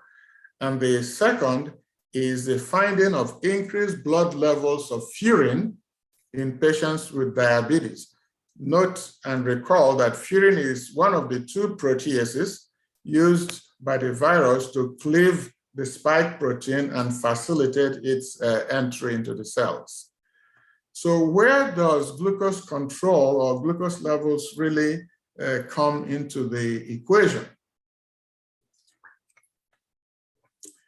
The Coronado study is emblematic of similar studies from various single-site observations that compared the odds of bad things happening. Survival was the worst thing that can happen. So this particular study reported on mortality, and they partitioned the data into glucose profile in the bottom panels, glucose profiles in relation to the odds of dying from COVID admission. And you can see the increase, the curves going up, the higher the admission plasma glucose, the worse the odds of dying. But when you look at hemoglobin A1C in the top panel, both for the primary endpoint of admission and severity of illness and the other mortality endpoints, the red line you see in the middle is the average data. And you can see that even up to A1Cs in the 10% absolute percent numbers, you are not seeing the kind of linear upward trend you see with glucose.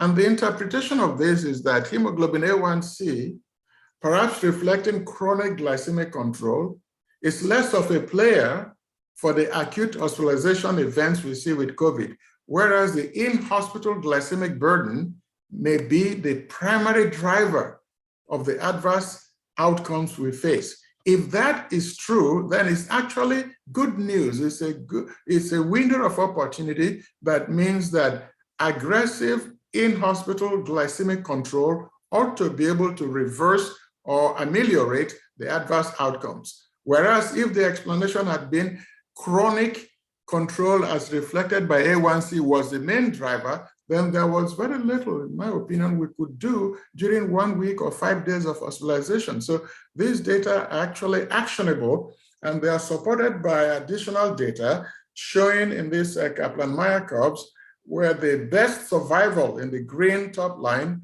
was observed in people with normal glycemia and people with stress hyperglycemia during the hospitalization, but no prior diagnosis of diabetes, as shown in purple, and those in red were individuals admitted but known to have diabetes. And you can see that there is almost no difference between stress hyperglycemia and pre-existing diabetes with regard to the survival, the chances of survival from COVID.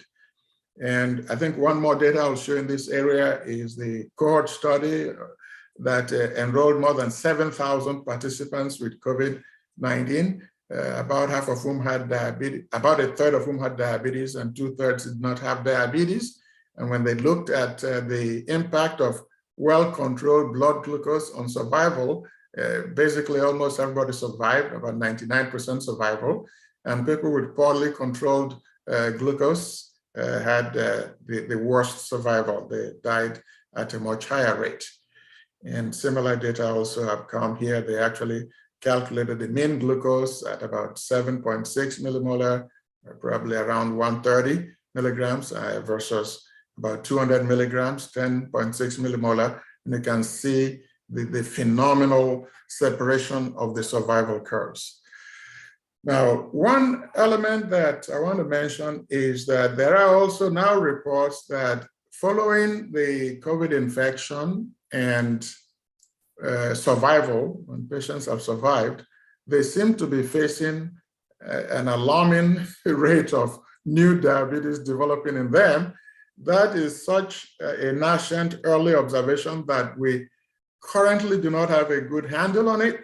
And my readings show that perhaps the strongest explanation that colleagues are advancing is something we can't really verify in real time, namely viral colonization of the islets and the subsequent inflammatory cascade that destroys them and leads to relative insulin deficiency, even after recovery from clinical COVID, so that the longer-term beta cell dysfunction in an individual living in the Western Hemisphere who already is either overweight or obese, 50 or more % chances that they're overweight or obese and insulin resistant, now gets critical shortage of insulin secretion and develops diabetes months after the COVID has been overcome. So there are other mechanisms like the stress response, but if it was just stress hyperglycemia, we do know that when the fever subsides and the acute illness subsides,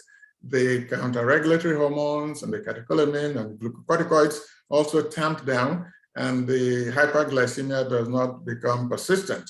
So I think it's not simply a stress response mechanism. So in the remaining few minutes, I quickly want to touch on the consensus as to how we would approach glucose control. I call it consensus because only one randomized controlled trial testing therapeutic intervention has been published, multi-center. I doff my hat to the group, Mikhail Koziborod and his group published it. But most of what we go by consensus opinions, best estimates of risks and benefits.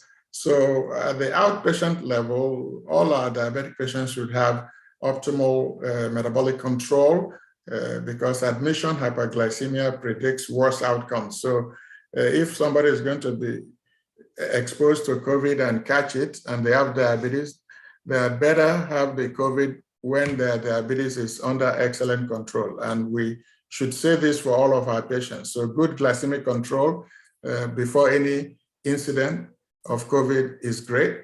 Once the patient has contracted COVID and cannot overcome it at home and needs hospitalization, then this consensus statement that had representatives from ADA and EASD and seasoned leaders of the field, Bob Ercroll, Jay Schuyler, George Albody, they all got together and contributed to these opinion approaches.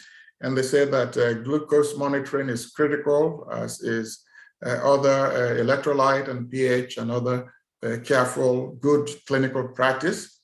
There is a liberal indication for insulin therapy, particularly in severe cases, where insulin really is the nuclear weapon that we rely upon to bring the glucose down. And it may also have some anti-inflammatory effects based on work by Paresh Dandona and many others. Now, the glucose targets are not radically different from the guidelines recommending targets for hospitalization. We move away from the overly aggressive approach that is no longer endorsed as being beneficial, but somewhere in the range of 140 or less than 180 would be acceptable. A1C is not very useful really in monitoring acute glycemic control. There is a role for CGM and other approaches that reduce the contact frequency and the finger sticking frequency, all of which are really poor public health risks in the COVID ICU type of environment. And for CGM, the time in range is expected, is recommended to be about 4 to 10 millimoles, not outside. Hypoglycemia should be avoided because amidst everything that is going on, we do not want to overburden our patients with the additional morbidity of hypoglycemia. What about the medications? So we have a gazillion medications now from 12, 14 different classes. And it turns out that the expert panel that looked at the optimal approach raised some red flags. Because patients went very ill and probably with the COPD and lung injury may be at high risk for lactic acidosis or poor tissue oxygenation, there was concern that metformin may not be optimal. In any case, standards of care recommend holding metformin around inpatient events to preempt the need for contrast studies or other things. So it makes sense to give low priority to continuing metformin exposure. How about the SGLT2 inhibitors?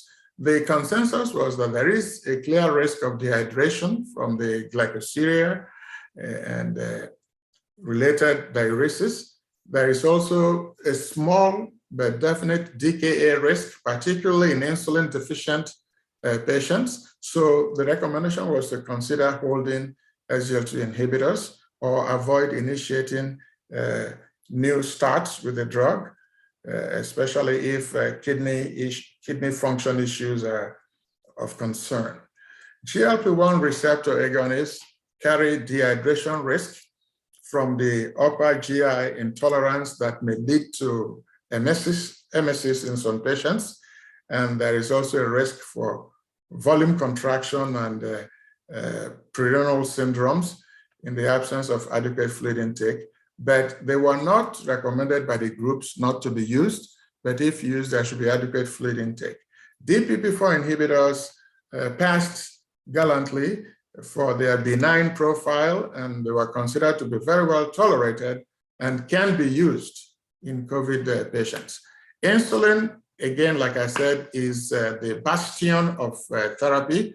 But what we've noticed and what others have confirmed is that insulin requirement can be quite substantial in the setting of COVID infection. And we should not be shy, and I shouldn't be telling our group, but primary care physicians tend to be shy to increase insulin doses. So this is one situation where we tell our ICU colleagues, intensivists and pulmonologists, that the insulin doses, there is no upper limit. You are driven by the glycemic target, and if you are aiming for 140, 180 milligrams per deciliter, you should deploy as much insulin power as needed to get to goal.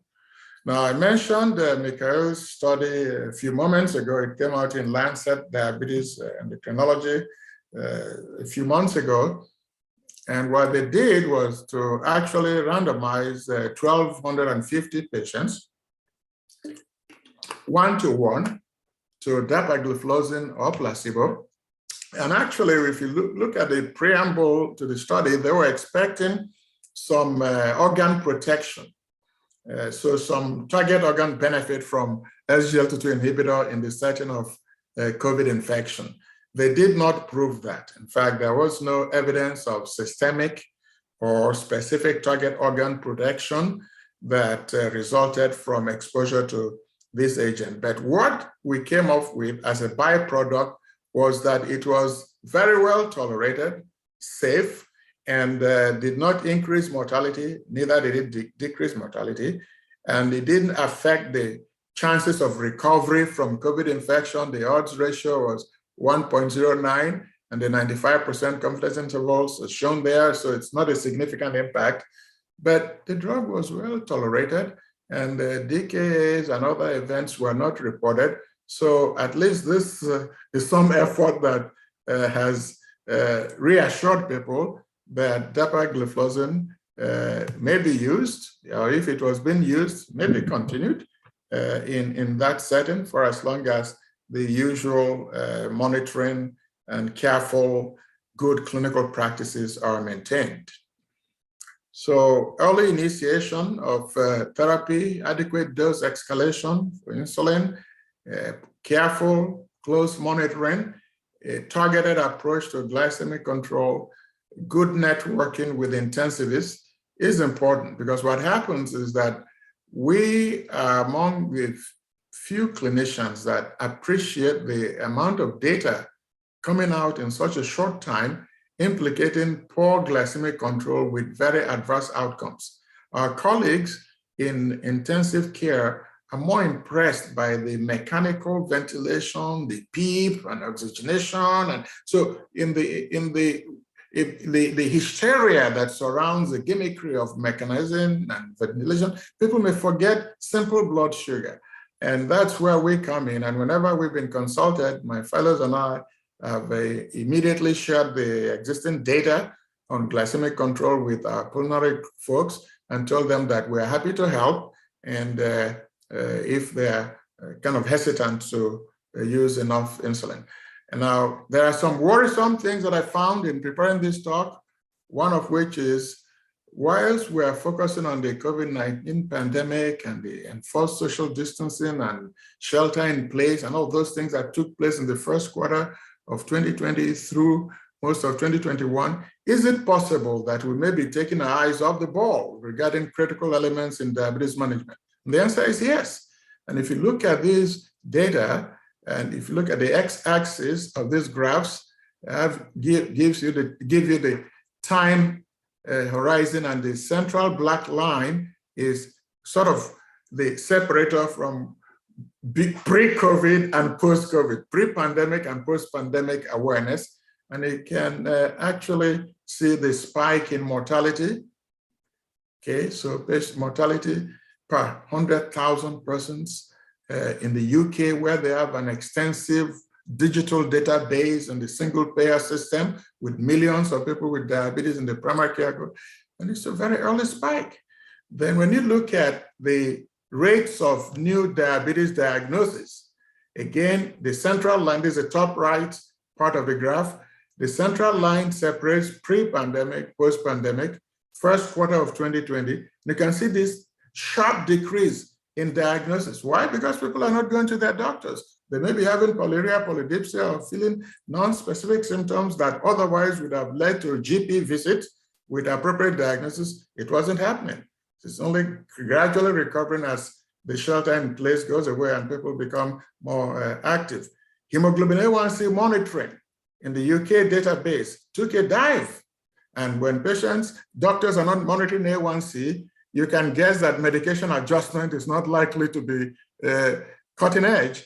And in fact, that was what happened when Dr. Jacobs and his group looked at incrementing diabetes therapy, intensifying diabetes therapy by primary care physicians based on A1C.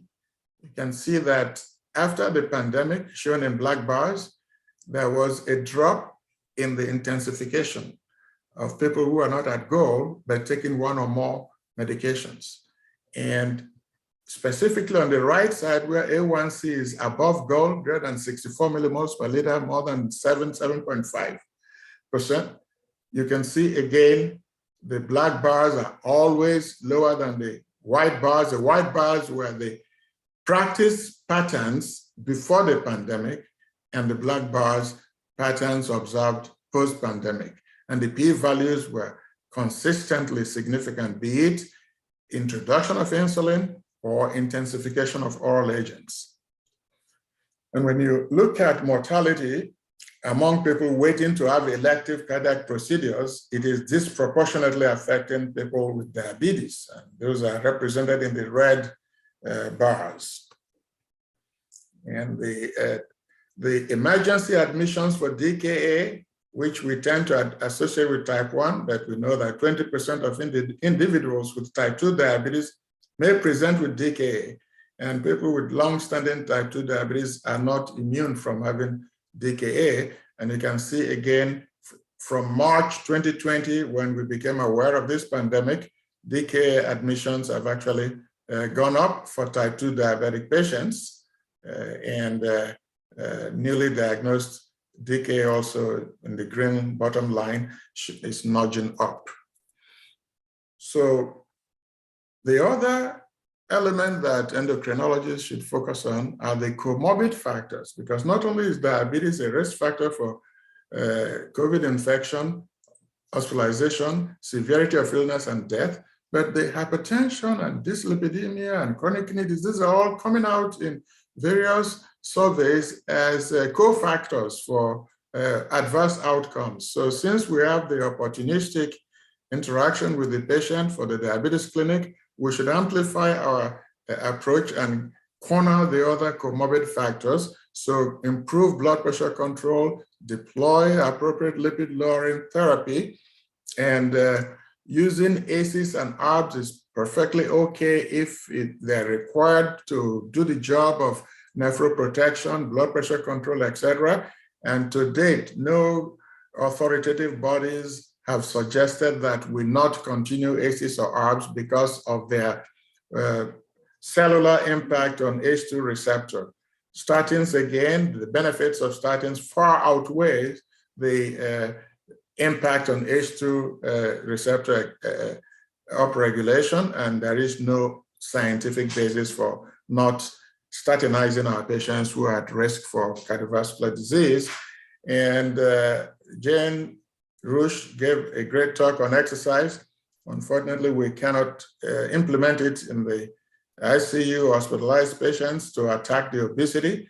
Even in-hospital nutrition is of limited impact in the short time frame for affecting BMI. So the best approach would be a community preventive approach where lifestyle management decreases the obesity rate, and that is for the long-term kind of prophylactic approach. So in conclusion, I have just told you what you already know about the connection between COVID and diabetes. Multiple factors have been proposed to explain the connection. The exigency of the epidemic, the pandemic, has not permitted of adequate and thorough mechanistic studies to provide the best answers. Most of what we have are guessworks, but the approach to treatment, I think, is carefully considered by the expert panel that's reported in the Lancet. And I think that if we focus on glycemic control and convince our intensivists and pulmonologists and other critical care experts that glucose should be given some respect during hospitalization of their patients, we will have done our duty in sharing the knowledge we have, whilst praying for vaccination to take care of the primary exposure and the boosters. In fact, diabetes is one of the conditions that should receive priority consideration for vaccination and priority boosting of the fully vaccinated. So that is a brief message I have for you, my colleagues in India. I thank you for your kind attention, and we'll be happy to entertain any questions or comments. Thank you, Sam. A very comprehensive review of the subject and very, very crisp messages. We are running about 15 minutes behind time, so I've been instructed to move on with the next presentation. Thank you again, Sam, for the time and the effort that you've made in bringing this. I turn this over to Prasanna to introduce the next speaker. Prasanna. And before that, Sam, thank you so very much, and sorry about the confusion of 18th night versus the 19th morning. Sorry, you literally, came running, woke up, got dressed, and started to speak. Thank you so very much for that, and You're we are welcome. committed to your participation. Thank you so much. You're welcome. These things happen. Hey, Sundar, I'm listening to your talk. Better make it good. Okay. Great talk, Sam. Thank you, Sundar. Thank you. So it's my privilege to introduce Dr. Sundar Mudaliar. Most of us, at least in India, have seen and met Dr. Sundar Mudaliar, and it is superfluous to go into his detailed CV. Suffice it to say, he's a clinical professor of medicine at University of California. He has a lot of publication, very active, and he has been part of NIH, TCCT, CDIC studies. And he has more than 200 publications. Over to Dr. Sundar Mudaliar about cardiovascular protection with the SGLT2 inhibitors, how, why, and when.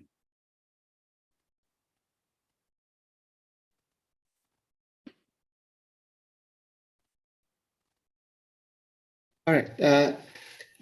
Good morning, everybody, and thank you, Dr. Prasanna, for the kind introduction. That's my topic up there. And without further ado, my conflict of interest disclosures are up there. I have three objectives.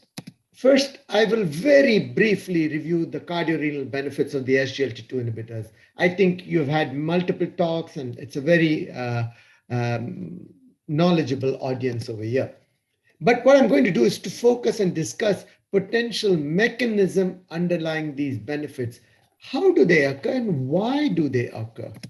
And then lastly, I will try and describe the concept of therapeutic ketosis for the treatment of heart failure and diabetes. Now, we all know this slide from Dr. DeFranzo. Type 2 diabetes is complex. There are defects in all the organs from the kidney to the liver to the pancreas. That's the bad news. The good news is we have drugs to act at all these sites over here, from the SGLT2 inhibitors to, and let's not forget insulin, 100 years old. And what do they all do? They lower blood glucose levels. And if we control blood sugars optimally and the so-called glucocentric approach, we know it improves retinopathy and neuropathy in type 1 and type 2 diabetes. It also improves nephropathy, but I have to say that nephropathy improvement is a decrease in albuminuria and no real clear effects on progression to end-stage kidney disease. And of course, as we all know, no real effects on macrovascular complications with optimal glycemic control per se. Of course, there are drug effects, and we learned about that from this cardiovascular outcome trials. So what did we learn? GPP4 inhibitors. I know Professor Sam Dagogojaki said it's great to use, it's very benign, of course, but it doesn't have any MACE benefits, no heart failure benefits, perhaps an increase with some molecules. And again, renal benefits, probably due to improved glycemic control, is less albuminuria and no real effects on progression to end-stage kidney disease. GLP-1 agonists, MACE benefits, no CHF benefits, and the renal benefits, again, so far, reduced albuminuria and no clear effects on progression to end-stage kidney disease. The studies are going on. I know secondary outcomes were there with one of the studies with dulaglutide, but not as a primary outcome. SGLT2 inhibitors, MACE benefits, except as we know in the Vertis study, heart failure benefits, and the renal benefits include slowing down the progression to end-stage kidney disease. So both GLP-1 and SGLT2 inhibitors, MACE benefits, GLP-1 no CHF, SGLT2 CHF benefits, and renal benefits, of course, with GLP-1 is on albuminuria, but with SGLT2, there is decreased progression to end-stage kidney disease. And I wrote in one of my previous papers, and this actually is from Subodh Verma, he says that the CV effects or benefits of GLP-1 are because of effects on the pipe, the coronary vessels, the cerebral vessels, anti-atherosclerotic effects. Due to various reasons, lowering of A1C, blood pressure, body weight, lipids, anti-inflammatory effects, endothelial effects. There are GLP-1 receptors on the vessels, whereas GLP-1 effects, in my opinion, are effects on the pump. The myocardium is a pump. The kidney is also a pump. People call it a filter. The glomerulus is a filter, but most of the work is done by the tubules, and they are pumps over there. And the point to note is the heart failure benefits of the SGLT2 inhibitors occur very early. How early? Well, this is from the EMPEREG outcome study. Time to benefit for hospitalization for heart failure by day 17. It is significant, 90% reduction over there. Of course, this is not really powered for that, but that's what they observed. If you look at heart failure or CV death, day 27. CV death alone by day 59. Now, I don't believe there is any other drug which can do this. And these are people already on statins, ACE inhibitor, ARBs, reasonable blood pressure control, reasonable lipid control. And in a study which was looking at cardiovascular safety, you find less heart failure, less CV death over there, day 59. But that was not a dedicated study. What about the dedicated heart failure studies? Well, we all know DAPA heart failure in people with and without diabetes. Briefly, in nearly 5,000 patients with HFrEF, DAPA reduced worsening heart failure 30%, CV death 18%, all-cause death 17%. This was something quite puzzling to me. Of course, replicated in the EMPEROR study, EMPEROR-reduced study, again in people with and without diabetes. And then, of course, we just had the EMPEROR-preserved study in people with normal ejection fraction. And doesn't matter if you had or you didn't have diabetes. And actually, New England Journal of Medicine, which is a very, they don't give out too much fanfare like JAMA. They said SGLT2 inhibition in heart failure with preserved fraction, a win against a formidable foe. We really don't have much options, proven options for HFpEF. We use diuretics and other things, but proven. Maybe MRAs now. And of course, sotagliflozin, a dual SGLT1/2 inhibitor, not approved in the United States yet over there, but this was the first study in patients in hospital, most of them with acute decompensated heart failure, not chronic heart failure. Again, patients with and without diabetes. And just 3 weeks ago, the EMPULSE study with empagliflozin, smaller numbers over there of 500 patients, it's not yet been published, but again, acute heart failure started in hospital. So I think the results of multiple studies have shown consistent effects of SGLT2 inhibitors on heart failure as a primary outcome, even with their tugliflozin, and all with that. Across the spectrum of heart failure, no matter where, acute or chronic, in outpatients, in hospitalized patients, in patients with or without diabetes. What about the kidney? The heart and the kidney always talk to each other.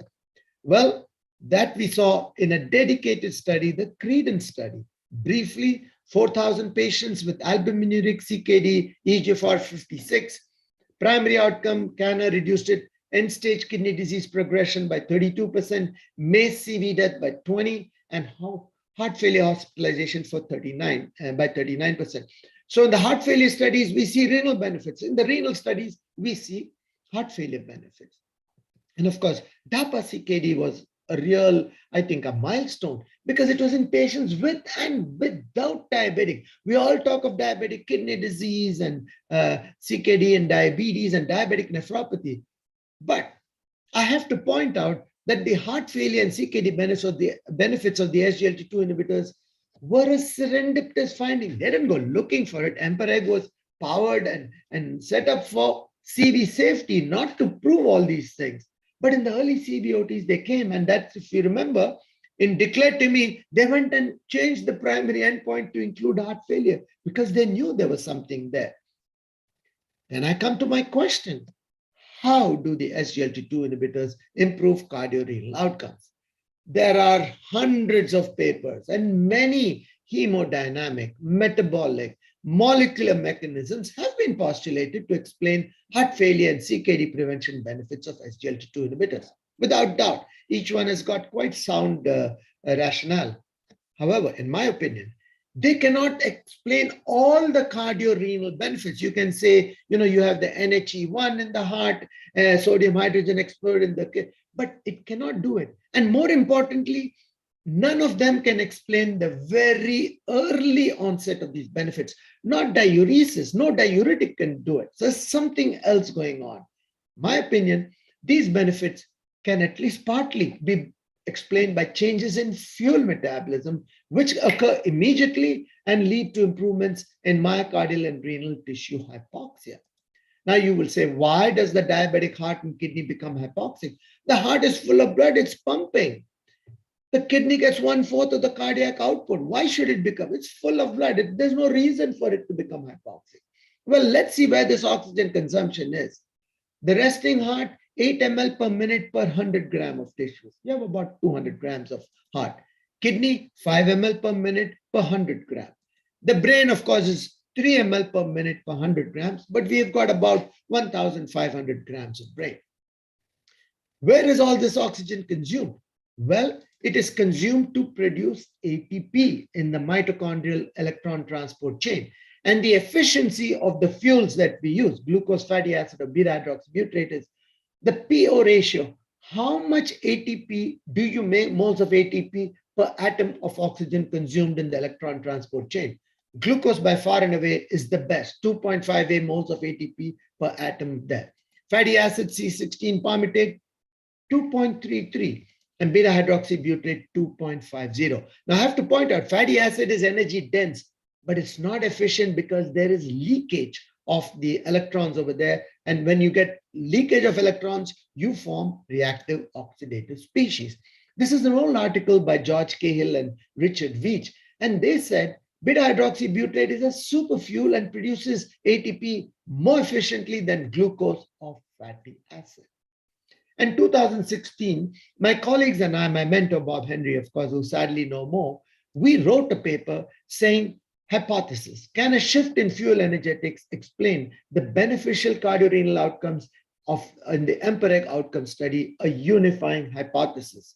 And we called it a hypothesis, and it was only EMPEREG that time which was there. We said that these benefits are due to a shift in fuel metabolism away from fat and glucose, which is energy inefficient in the setting of the diabetic heart, and it promotes an efficient fuel like ketone bodies, which improve myocardial and renal work efficiency. So we said it is myocardial and renal fuel metabolism. Now, Eli Ferrandini had a corresponding article there. He said it is the heart. We said it's the heart and the kidney over there. So in our model, the diabetic heart, this is, Day Label and others have done a lot of work, Gary Lopeshchuk. Diabetic heart, there is insulin resistance and metabolic inflexibility. We should be able to flex the fuel, fasting state fat, fed state glucose, but they can't do it. They continue to consume more fat and less glucose. And remember, fat is energy dense, but it is not efficient. It's got a less PO ratio. There's electron leak, which leads to oxidative stress, less heart work efficiency, depressed myocardial contractility, more heart failure, and the heart literally struggles to breathe. What happens in non-diabetic heart failure? There is still metabolic inflexibility, whether it is HFpEF due to hypertension or whatever. There's insulin resistance once you get heart failure. And in non-diabetic heart failure, you don't have plenty of free fatty acids coming. There's actually less fat oxidation, less glucose oxidation. So you might say, hey, how is the heart surviving? Increased glycolysis. It has to do that. But the problem with glycolysis, which takes place in the cytoplasm, is it's fuel inefficient. Each mole of glucose only gives you 2 moles of ATP. Whereas if you send it into the mitochondria, you get 34 in the Krebs cycle over there. So it is surviving. It is really struggling over there. Let's add an SGLT2 inhibitor. There's chronic low-grade hyperketonemia, about twice baseline. Doesn't matter if you have diabetes or not. There's increased, and there's evidence for increased ketone oxidation, which suppresses fat oxidation, and not clear really what it does to glucose oxidation. But end result is a better PO ratio, decreased oxidative stress, better efficiency, better pumping capability, less heart failure, and now the heart is able to breathe literally much better. What about the kidney? Well, let me remind you that 80% of the renal energy consumption fuels sodium reabsorption through the sodium potassium ATPase pump. It's a futile thing because what happens in the diabetic kidney? This is there. There's increased SGLT2 mediated glucose reabsorption. For some unknown reason, there is increased transport back into the blood instead of letting it go in the urine. And the fuel is mostly fatty or fat oxidation, some glucose, but it's not so efficient, I would submit. More energy expenditure, so that leads, of course, to hypoxia. And the heart, the kidney progressive to progressive kidney disease. You add an SGLT2 inhibitor, you block the SGLT2 mediated glucose reabsorption, and you have a better fuel now. Because of the low-grade ketonemia, I submit that that is a better fuel, leads to better energy expenditure, improved oxygenation, less hypoxia, and better kidney outcomes. Now, you might say, what happens in non-diabetic kidney disease? Most of the people had hypertensive kidney disease or IgA nephropathy, 16% of the people in the DAPA-CKD. That's because in addition to improved fuel metabolism, powerful anti-inflammatory and oxidative stress effects of ketones, which has been shown in vitro studies. But we know ketones are more than a fuel substrate. And just this month, I wrote about a new hypothesis, updating it, and now linking low-rate ketonemia to the cardiorenal benefits of the SGLT2. It's going to be published in Diabetes, Obesity, and Metabolism in the first issue in January.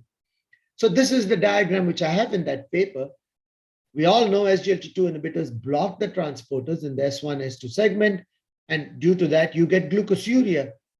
But glucose is an essential nutrient, and whether you're eating or not, in the fasting state, it's going down. Think about it. If you're not eating all night and your glucose is going out, your sugar will go from 120, 90, 80, 70. It'll go down to zero because there's nothing coming in. No food coming in. So there is a state which is adapting to that, and it's known as the accelerated starvation state, which leads to increased lipolysis. You have to get fat because glucose is going out in the urine. There's no glucose coming in from the food. Of course, the liver makes it, and I'll show that in the next slide. So you get low-grade ketonemia. It's mostly beta-hydroxybutyrate. I have shown you how I think and this has been shown, it's a more efficient fuel, improves myocardial and renal work, oxygen consumption. But let's not forget, there is a lot of evidence, and for want of time, there are anti-inflammatory effects of ketone bodies through the NLRP3 inflammasome, FFAR, HCAR2, antioxidative stress, to S31 activation, histone deacetylation inhibition. This even causes beneficial epigenetic changes.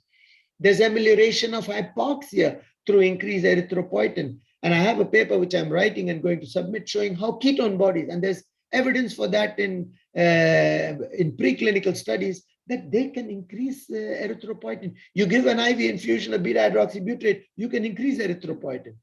Powerful antifibrotic effects through mTORC1, which is the mitochondrial target of rapamycin. Here is this is really fascinating. Improve mitochondrial function, the powerhouse of the cell, through PGC1 alpha. And this is also important.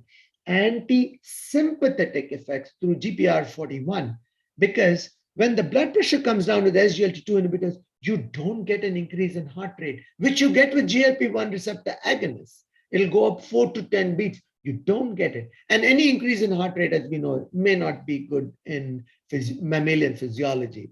Of course, all these effects lead to less myocardial and renal tissue damage and less heart failure and kidney damage. In addition, of course, there are the ketone-independent hemodynamic, vascular, metabolic effects of SGLT2 inhibitors. But I submit this is the one which gets the train moving, and these are all coming in and following behind. I told you how I think it happens, but why is there ketogenesis with SGLT2 inhibitors? You don't get it with any other glucose-lowering therapy. Well, this is actually a physiological adaptation because you're losing glucose all the time in the urine. Doesn't matter whether you're eating or not. How much glucose? About 100 grams in patients with type 2 diabetes. Your blood sugar is around 180. If you don't have diabetes and your fasting glucose is 90, you still lose about 50 grams. This has been shown in studies, non-diabetic people. Of course, in renal disease, it's lower, but still that. What is the physiological adaptation? There's upregulation of the SGLT transporters. They can take about 50% of the load. So instead of 200 grams of glucose, you get 100 grams only. The liver makes much more glucose. Why? Because there are 3 tissues which need it. The red blood cell has no nucleus or mitochondria. It can only do anaerobic glycolysis. It cannot use free fatty acid. It doesn't have mitochondria. The inner medulla of the kidney, the PO2 is 10 to 15 millimeters of mercury in human kidneys. You know, we all do the saturation, you know, in COVID patients, if it falls below 90. Look at the kidney, it's 10 to 15. There is not enough oxygen to burn glucose or fat. And of course, the brain takes a little time, maybe 24, 36 hours to switch to ketones. So ketones serve as an alternative high efficiency fuel for the heart, kidney, muscle, and brain. Glucose is saved for the red cell. You don't have red cells, you're out of luck. What is going to take the oxygen from the lungs to the organs? And How is the kidney going to survive? It cannot survive. The brain can survive, but all the big consumers will shift to ketones. And this I submitted, and I wrote this in the first paper. Luckily, the reviewers allowed it. A person, human being on an SGLT2 inhibitor is like a woman in pregnancy. Why? Because a woman in pregnancy, there is an accelerated state of starvation of pregnancy, well described by lots of people over there. Because a fetus is mainly glycolytic, it is draining all the glucose. Doesn't matter whether the mother is eating or not, all night is glucose is going there. The fetus cannot do fat oxidation to any significant extent. It can only do it the moment the infant is born. The fatty acid oxidation machinery is ramped up over there. And I submitted that, hey, this is the same as that accelerated starvation of pregnancy where all changes occur. So I said, how and why? But what is the mechanism? Where do they come from? Well, let's all go back to the Krebs cycle. As we know, acetyl-CoA, it's a 2-carbon compound, comes from either glucose or pyruvate or free fatty acid after beta oxidation. And acetyl-CoA gets a partner, oxaloacetate, 4-carbon. They both combine citrate synthase, it forms citrate. Citrate, of course, goes to cis-aconitate, isocitrate, and comes back and again forms oxaloacetate. The 4-carbon structure is maintained. Now, what's so great about oxaloacetate? When you lose glucose, like a woman in pregnancy, or you don't have you're on a low-carb diet, you don't have enough glucose, or on an SGLT2 inhibitor, you have to do gluconeogenesis for the red blood cell, the inner metal of the kidney. Where is that going to come from? Oxaloacetate is diverted out of the thing, and it says, no, you got to go and make more glucose. It is shunted out of the mitochondria over there. So what's acetyl-CoA going to do? You need a fuel. Acetyl-CoA is diverted in the liver to make acetoacetate and beta-hydroxybutyrate. And that's why with SGLT2 inhibitors, there's an approximate doubling. This has been shown in humans, 0.3 to 0.6 fasting ketones, 0.15 to 0.3 in those without diabetes. And 75% of it is beta-hydroxybutyrate. Now, as I submit, beta-hydroxybutyrate per se has beneficial cardiorenal effects. Like I'm saying, it is with SGLT2 inhibitors, that is part of the changes. Will therapeutic ketosis work? What do I mean by that? Well, it's defined as ketones 0.5 to 2 millimolar. Normally, ketones, overnight you might get 0.1, 0.2, 0.3, but you don't get higher than that unless you're on a low-carb diet or something. But this is the state in which I'm talking about. And Daniel Kelly, who has done a lot of work, he talks about therapeutic ketosis in heart failure. This is an article from Circulation in June 2020. And he says, how can you get therapeutic ketosis? You can get it by giving an SGLT2 inhibitor, but this is endogenous. And I showed you DAPA heart failure, Emperor, Soloist, diabetic, non-diabetics. I showed you all the cardiorenal benefits and of course the heart failure benefits. Of course, nobody has shown that the increase in the ketones is what is doing it, but it is doing it there. What happens if you give ketones? IV infusion, 1 infusion, 3-hour infusion of beta-hydroxybutyrate. This was a fascinating study, limited data, 1 study.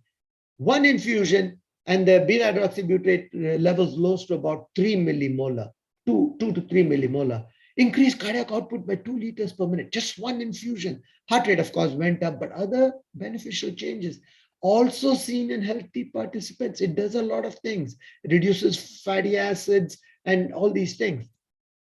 But what if we could take it an oral drink? Now, you can't take the salt because there's huge problems with sodium, getting too much sodium or potassium, and it's not palatable.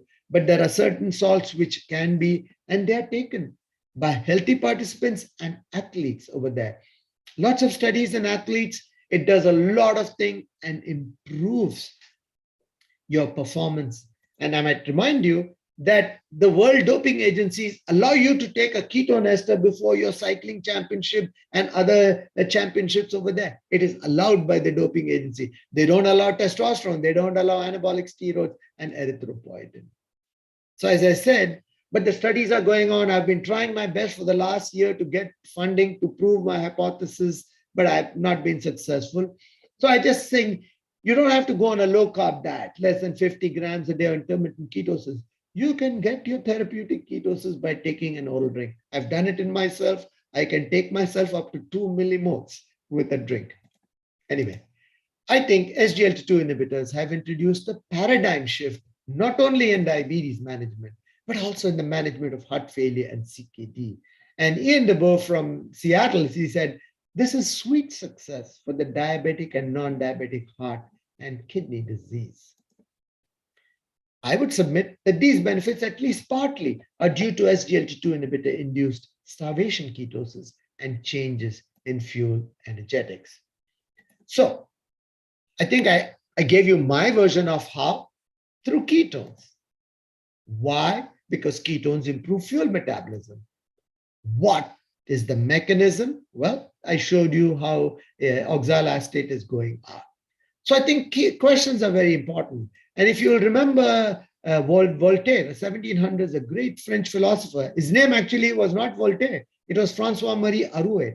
And he said, judge a person by his questions and not by his answers.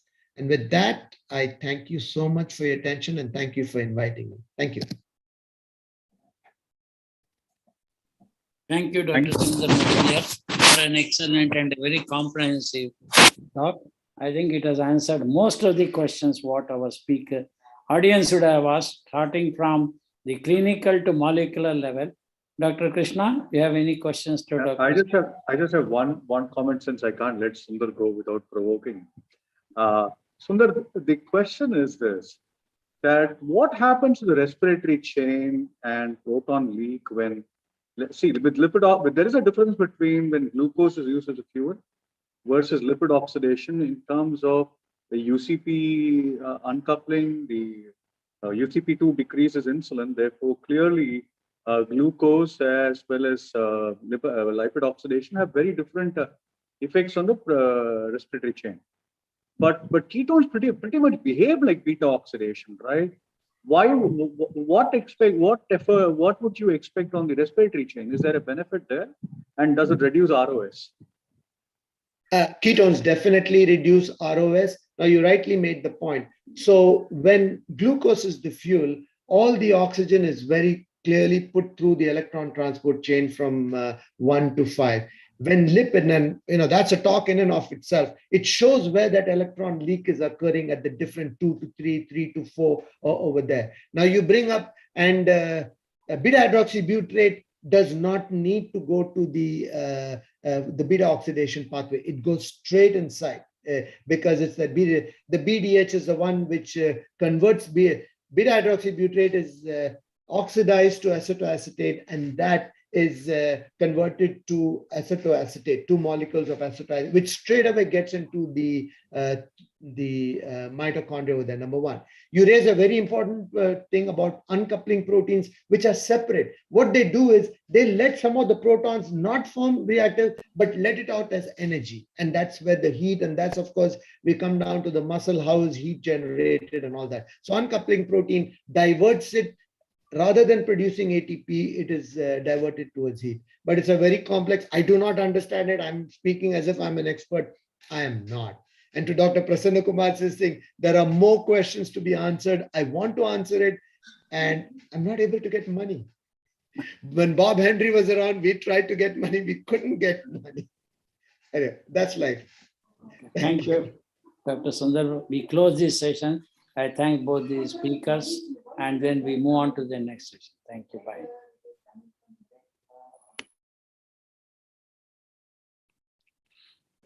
Over to Arvind for his next session. I think MCs will take over from now.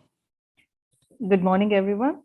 I take the pleasure to introduce Dr. Dinesh Kamath, consultant physician and diabetologist, Apollo Hospital, Sheshadripuram, Bangalore, for the session. Sir, over to you. Thank you. Good morning, everybody. Now going ahead with the Pharma Symposium, we have a discussion on 2 important molecules.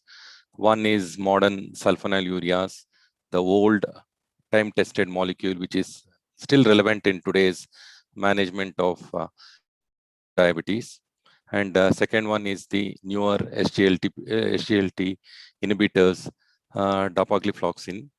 The first one, we are having modern sulfonylureas, the trusted companion of the past, present, and future. It will be talked by Dr. S.R. Arvind, senior diabetologist from Bangalore. Over to Dr. Arvind. Thank you, Dinesh. Thank you for the introduction. Just give me a second. I should be able to open my slide.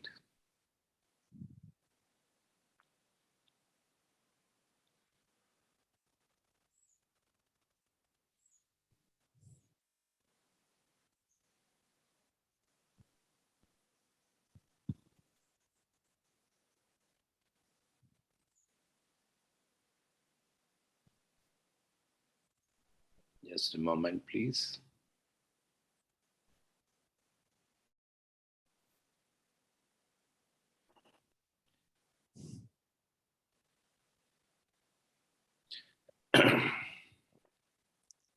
Thank you, Dinesh, for that introduction. And without wasting too much of time, my topic today is something that I've been very passionate about, and something that I've been talking for a long time.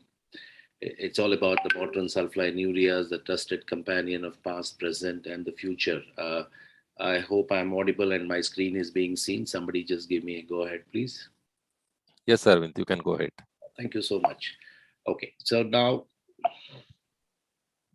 one of the problems that we always had in terms of sulfonylurea was when DPP-4 came into the market, it was always compared. And then DPP-4s did not give rise to hypoglycemia. They did not increase weight gain. So people thought that it's a fantastic alternative to sulfonylureas. And then there were always questions about the CVOT trials. And then we know the CVOT trials of ALO, Saxa, Sita, and linagliptin. Well, all the 4 gliptin trials showed the cardiovascular safety, but no CV benefits. And this is exactly what Dr. Sundar Madliar was talking about. One of the biggest and the best things that would have ever happened to glimepiride was the Carolina trial, when the FDA told the sponsors that you have to compare linagliptin with glimepiride. And that's probably the best thing that ever happened to glimepiride, more than what it did to linagliptin. So they were looking to compare what should be an ideal choice after metformin, whether we should use a DPP-4 or a sulfonylurea. This was a very large study and a very long follow-up period. That was Carolina. You know, it's something like, you know, comparing the actors of yesteryears with the actors of the present year. The comparison keeps happening all the time. I'll come back to that later. Now, as a clinician, we all know that there are about 7 important things when you are looking for the properties of an ideal oral anti-hyperglycemic drug. The first and the foremost in the current years is it must have a very robust evidence base. It must have a good glycemic action. It must be durable. It should be weight neutral, freedom from hypoglycemia as much as possible, because we know that that's still a problem. It should be cardio safe, and most importantly, cost effective, especially in a country like India. So I think sulfonylurea clearly, very clearly has a place in the care of type 2 diabetes, and it should become, considered as a very important part of your prescription today. All these years, there has been very unfair comparison. Till Carolina came out, there was a lot of unfair comparison in terms of weight gain, in terms of hypoglycemia and the cardiovascular risk. But luckily, when it came to efficacy, nobody really doubted the efficacy of a sulfonylurea. Very clearly, sulfonylurea showed a much better HbA1c reduction compared to all the other drugs that were available. Now, when it came to weight gain, I will speak straight away from the Carolina trial itself. Glimepiride was used in a dose of 3 to 4 milligrams for over 5 years. And the amount of weight that was seen at the end was just 1.5 kgs over 6.5 years. So this is not really a great weight gain over 5 years. In fact, when we used to have physical conferences, we would always joke with the doctors that by the time I go back home after an ADA or a EASD meeting, I would have probably gained a few kgs.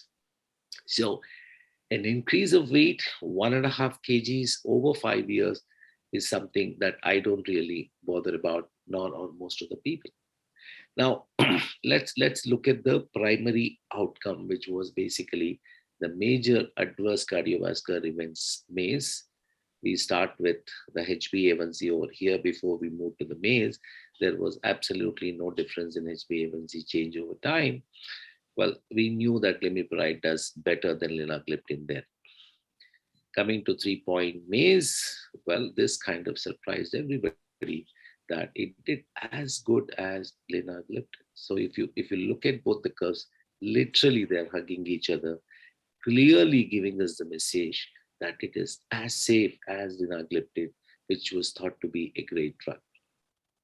Now, coming back to the 4-point MACE, even in the 4-point MACE, there was no difference between glimepiride and linagliptin. Interesting data as far as the heart failure is considered, because this is what we talk about today when it comes to diabetes. With the hospitalization due to heart failure or death or all-cause mortality or even adverse event, clearly there was a numerical advantage with glimepiride compared to actually the linagliptin in the Carolina trial. Now, we know that there was always a very unfair comparison as far as hypoglycemia is concerned. Well, when insulin is used, nobody really talks about hypoglycemia because we know we still don't have an insulin which does not cause hypoglycemia. We're only looking for insulin which causes less of hypoglycemia and probably less of nocturnal hypoglycemia.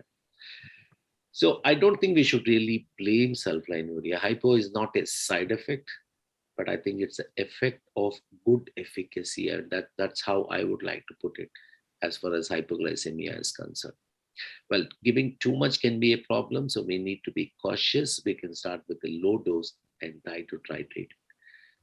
Patients need a lot of education about this, and empathy and education is something that we all have to practice. So hypo to me with sulfonylurea, yes, it exists, but it's not a great undertaking that we should worry about. We just need to concentrate on our education and try to teach our patients, because we know hypo occurs with insulin, several other oral agents. And in fact, if you look at this particular graph, across various strata of patients taking different medications, it was about 37%. There have also been a number of studies with glimepiride separately done apart from Carolina, where it's about 9.1 to 11.2. So hypo to me is not a great problem when the drug is used very judiciously. But however, when Carolina actually came out with their reports, they did show in bold letters that hypoglycemia with glimepiride was about 3 times higher. Interestingly, even though hypoglycemia was higher with glimepiride, hospitalization due to heart failure was surprisingly more in the linagliptin group. So this is something that I've been asking people. Hypoglycemia, I don't think is really causing anything to worry about as far as the CV is concerned. If hypoglycemia is more, there should have been more hospitalization. But actually, there was more hospitalization due to heart failure in the linagliptin group, something that we can discuss in another meeting altogether. So coming back to all about this hypo, you should remember when Carolina was started that the patients on glimepiride were titrated from 1 to 2 mg and then from 2 to 3 mg and finally 3 to 4 mg every 4 weeks, such that at the end of 16 weeks, all of them were on 4 milligrams of glimepiride, which was considered to be equivalent to 5 mg of linagliptin. So when you titrate like this, naturally the chance of hypoglycemia is definitely more. And this is exactly what we don't do in the real world clinical, not the clinical trials, but when we see our patients in the clinics every day, we don't really up titrate the dosage the way it was done in Carolina. So probably the chance of hypoglycemia increased initially because the way in which the titration was done. And Also, we must remember the mean HbA1c was 7.2. So if you use a sulfonylurea, because it is potent, the chance of hypoglycemia can be expected to be a little higher than a DPP-4. So I don't want to talk too much, but this is exactly what Dr. Rosenstock told, and this was soon after Carolina was actually announced. Well, he said at least the cardiovascular safety should no longer be in doubt, and he compared the cost of a sulfonylurea with a DPP-4. And the past president of the American Diabetic Association also commented and said, well, I've been taking patients off sulfonylurea for fears, and that was mainly because of the fear of hypoglycemia, weight gain, etc. And then now he says that I can probably use it with a lot more confidence. We must remember the cost. I think that's an important part of diabetes management, which is absolutely patient-centric. And especially in a country like India, more than 70% of the patients pay out of pocket. I would put it as 90% because insurance covers a very small number of people. And we also must remember that India is not Bangalore or Chennai or Mumbai or Kolkata or Ahmedabad. I think there is a huge rural and urban divide with a huge difference in the per capita income.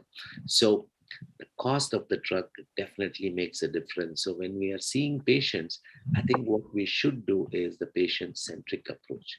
So a good physician actually treats the disease, but a great physician treats the patient who has the disease. This was just a comparative chart which was made a few years back, which is compared the drugs from the multinational companies, the original drugs, versus the cost of a sulfonylurea that's available. So it's going to be a great saving. So the role of modern sulfonylureas in type 2 continuum is there. It's going to be there, and it will probably not fade away at all. So I'll come back to this slide. Actors do get compared, but there are always legends like Mr. Amitabh Bachchan, who has stood the test of time. And the winners will never quit, and sulfonylurea has always been a winner, and the quitters will never win. So I would like to say that sulfonylureas have remained as winners for long, and a winner will never quit. Thank you so very much for a patient hearing. With that, I will stop sharing my slide and allow Mr. Dinesh Kamath, the moderator, to take over from here. Thank you, Arvind. Thank you. You have very nicely described the usage of sulfonylureas, which is there in vogue for more than 2 to 3 decades now. It is still stood the time that it is efficacious with relatively cardiac safety and still comparable with the newer anti-diabetic drugs. More so in our Indian scenario, where you exactly told that when more than 75% people have to spend for their drugs, it really is a boon to them. And Carolina studies has given a good evidence for all of us to go ahead with it. Thank you, Arvind. So moving on to the next topic, we have Dr. Krishna Sheshadri, who is a senior consultant endocrinologist from Chennai, who is going to talk to us on the right patient profile, who is going to benefit from first line, who is going to benefit as a first line treatment from dapagliflozin, that is the newer SGLT2 inhibitor. Over to Dr. Krishna. Good morning, everyone, and sincere thanks to Professor Arvind, Bhavna Sosale, and everyone at the Cure Trust, which runs ADORE. I have been associated with ADORE since the time of its inception, and even helping coin the name for ADORE. I'm very happy to be part of this program. I would like to inform you that I have been contracted out for this talk, and therefore please be aware of the conflicts of interest. Let us talk about the patient profile for early use of an SGLT2 inhibitor. Why does an early start matter? I think that's very important. This is looking at clinical inertia and what it yields to us. Remember that by the time the diagnosis of diabetes is made, it's almost 4 to 7 years. So despite the extensive camps that we have, the screening recommendations we have, many people are delayed in their diagnosis. Second is, because of this, many people already have complications present at the time of diagnosis of diabetes, both microvascular as well as macrovascular complications. This is especially true. Data from the UKPD show that treatment within the first year of diagnosis makes a huge impact. In fact, any A1C reduction, let's say 1% A1C reduction, not a 1% A1C reduction that is close to target, but a 1% A1C reduction that is achieved in the first year is able to reduce the 20-year risk of myocardial infarction by about 25%. That's really the data that we need. And of course, the later you start therapy, that is like closing the barn door when the horse is already go through. We also have data now that addition of SGLT2 inhibitors prevents cardiovascular events. That is the pump and the pipe. It also takes care of the filter. So it's very important to understand that early intervention in diabetes makes a big difference. I would also like to sort of mention here, I won't talk about it too much during this talk, that it's important to do all the other things well. Remember the Steno study, which ultimately resulted in a 7-year life expectancy improvement at the end of 21 years. So, why start an SGLT2 inhibitor early in the course of therapy? One, there are vascular and hemodynamic effects that are metabolic. Remember, this is not a atherosclerotic drug, it's a metabolic drug. It works by fuel action. But and also they will go away once you remove the drug, so you need to keep it on. But it does cause vascular and hemodynamic effects that includes blood pressure lowering, arterial stiffness, endothelial function. And note this increased hematocrit. This increased hematocrit is one of the key markers that the drug is working. Renal effects, including at the tubular glomerular feedback, reduction of intraglomerular pressure, a whole bunch of other things that includes autophagy at the level of the kidney. Cardiac remodeling, especially a favorable fuel environment in the heart, reduction in myocardial hypertrophic fibrosis, reversing cardiac remodeling, improving the myocardial energetics. Not to mention what we see with our eyes, which is the weight loss, a reduction in adiposity. There is also an increase in insulin sensitivity, independent of its effects on other areas. Increase in muscle-free fatty acid uptake, reduction in uric acid, and possibly improvement in NAFLD. What do the guidelines say? They say exactly the same thing. The first line therapy in the ESC, which we'll talk about in a minute, could be an SGLT2 inhibitor, but if you have indicators of high risk for established ASCVD or heart failure, the ADORE-2021 standards of care after metformin tells you to consider GLP-1RA or an SGLT2 inhibitor if the pipes are a problem. SGLT2 inhibitor if the pump is a problem, particularly HFrEF, and now with the other study probably HFpEF, there is benefit at least at the higher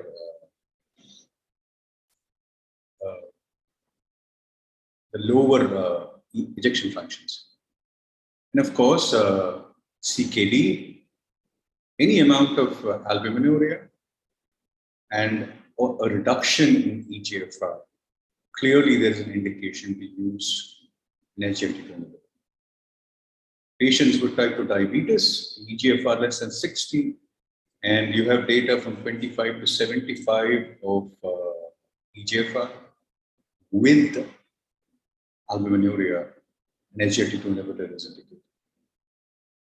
The ESC goes on even further and says if you have type 2 diabetes, drug-naive patient with ASCVD or high or very high CV risk, start right away an SGLT2 inhibitor or GLP-1RA. So let's look at some patients, one with obesity, one with hypertension, one with albuminuria, one with previous MI, and of course with no comorbidities. Here's a 50-year-old newly diagnosed type 2 diabetes, a weight of 82 kilograms, a BMI that is increased, and HbA1c at 8%. EGFR is good. What should be a therapy of choice? Remember that obesity accounts for about 80 to 85% of the risk of developing type 2 diabetes. It's a significant component of patients with type 2 diabetes. Remember also that a very small weight loss, 5 to 10%, reduces A1C levels. It also minimizes complications. So let's use dapagliflozin here and look at how the weight loss is present.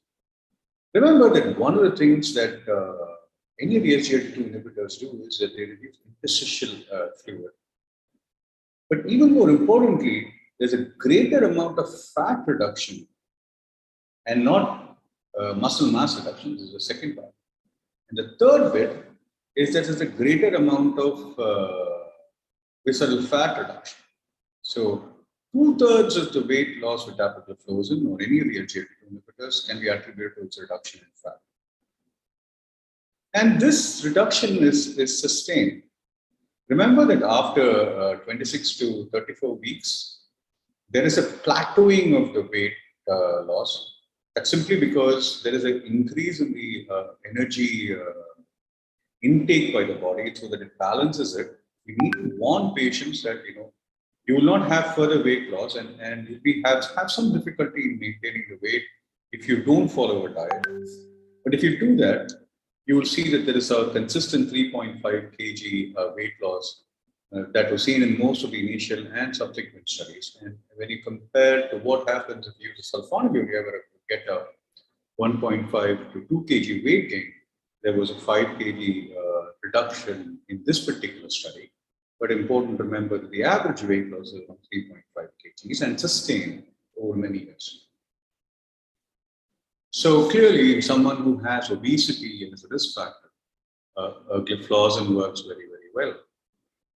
Here is a 45-year-old man, type 2 diabetes, newly diagnosed, height of 178, weight of 68, HbA1c 7.4. Blood pressure is high, EGFR is 70. Clearly, this person requires to go on 2 antihypertensives. There's no doubt about it. Hypertension and diabetes are two of the leading risk factors for atherosclerosis and its complications. And even a 5 millimeter reduction in systolic blood pressure can reduce the risk of MACE by 10%.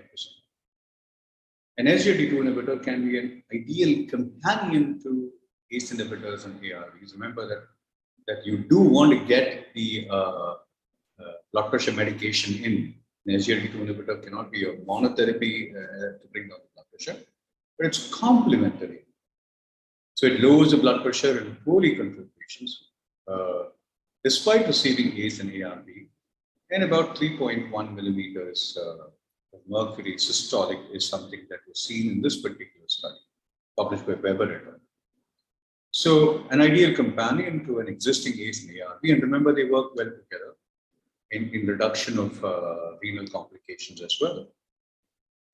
Here is a 55-year-old woman, a newly diagnosed with type 2 diabetes, a height of 162 centimeters, weight of 52 kgs, blood pressure is 115 or 70. A1C is around 8, the EGFR is 92. The urine ACR is about 78. So in patients with an albumin-creatinine ratio of 78, this is somebody who has microalbuminuria, but not necessarily EGFR less than 60. That is, this is still an A2G1 kidney disease based on the KIGO classification. Diabetes is the leading cause of kidney failure. It accounts for 44% of new cases of renal dysfunction. And there is a delay in progression when an SGLT2 inhibitor is used in patients with diabetic kidney disease. In the declaratory, remember, patients who are in dapagliflozin had a slower progression of kidney disease and reduction in event incidence. Remember, again, the population was different.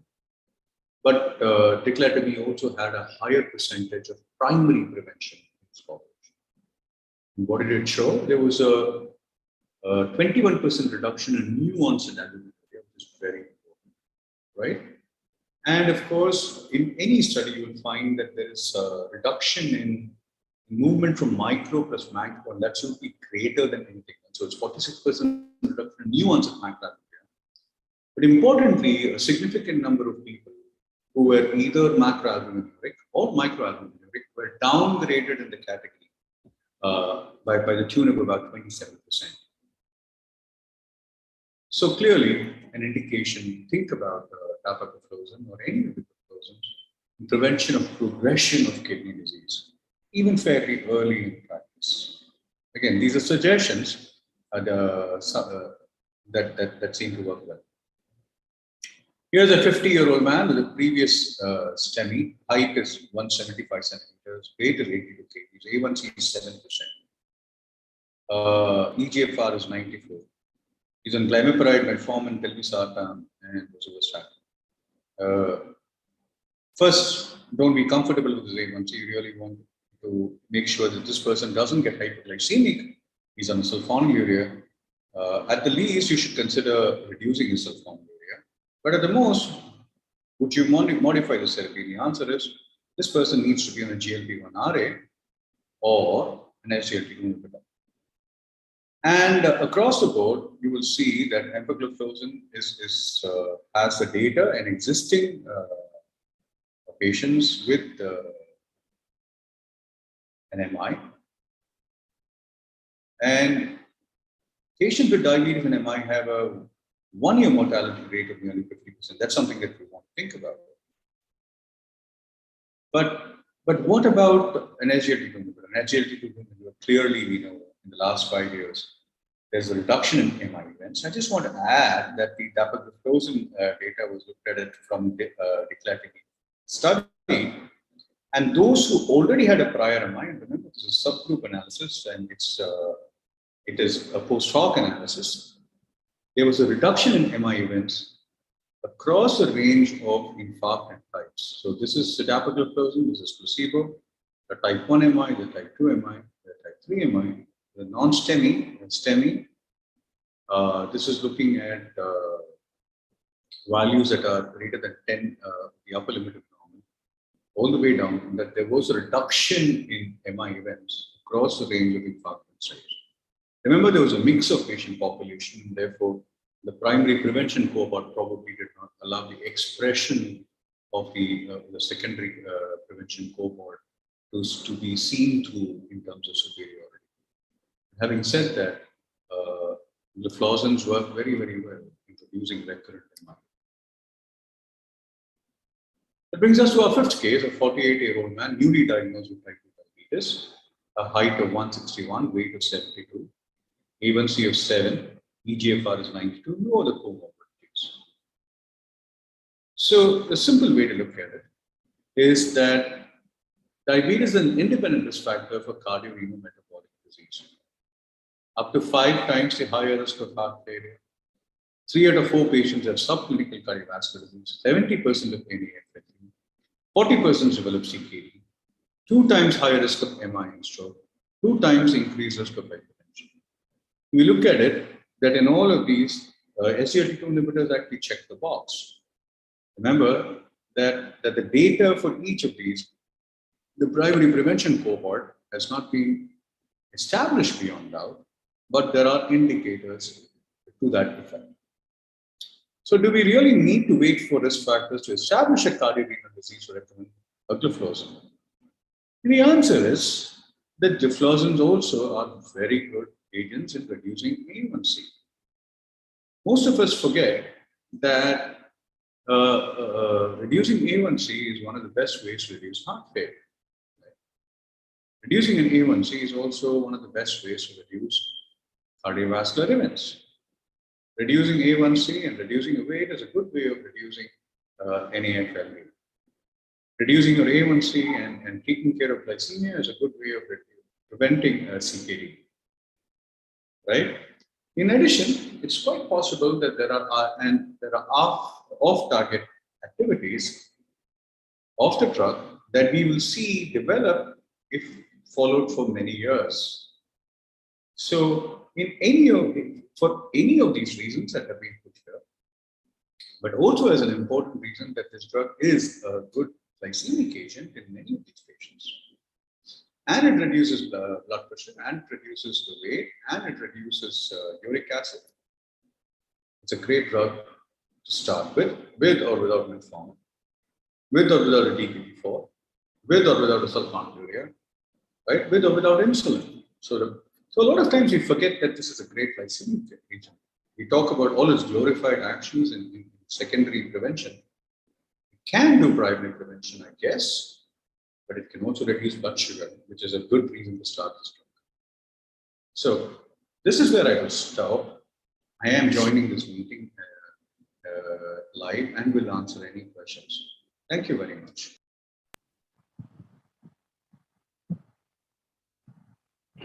You're muted. Dinesh, you're muted. Can Dinesh be unmuted, please? Can the IT team unmute Dinesh? Am I audible now? Hello? Yes, you are, Dinesh. Yeah. Thank you, Krishna. You have very nicely elucidated a lot of cases where DAPA can be used as a first-line treatment. Of course, it is more individualized treatment. We have to go case by case, but still the case scenarios which you described gives a hint to all the clinicians where DAPA can still be used as a first-line treatment. My one question was whether elderly people can be used as a first-line treatment here, if they have or they don't have any comorbids. So if you look at the studies, there seems to be very little difference between, let's say, dapagliflozin or any of the gliflozins, and as a comparator, the DPP-4s, which are really, really established in the elderly population. However, there have always been a risk of potential problems with SGLT2 inhibitors, such as, depletion, feeling run down, and other things. What I use as a guide is a frailty index, right? If an elderly person is very frail, cannot do activities of daily living, has difficulty, needs assistance, can become tired, and so higher on the frailty index, I would not use it.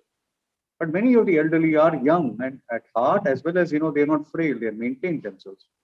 And these are people who also will benefit the greatest from a SGLT2 inhibitor, because they already probably have established or subclinical cardiovascular disease. They have other problems, they have renal dysfunction. So it's a great drug to use.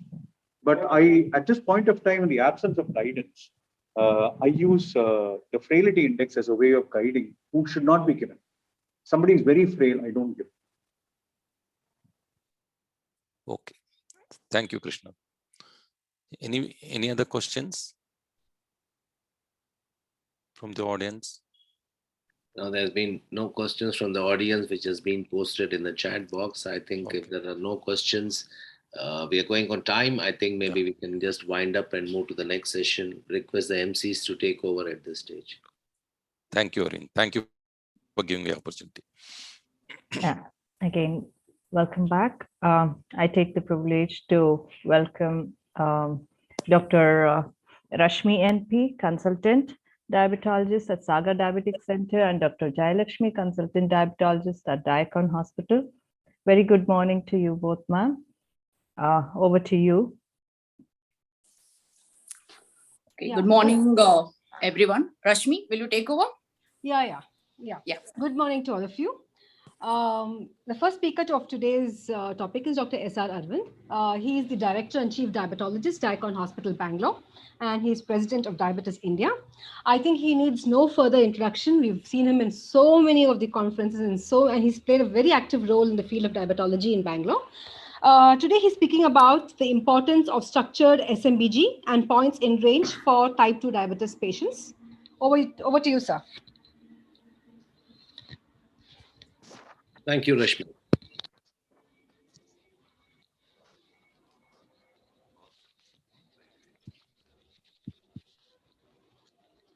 Just give me a second because I'm having a little problem. Too many slides have been there.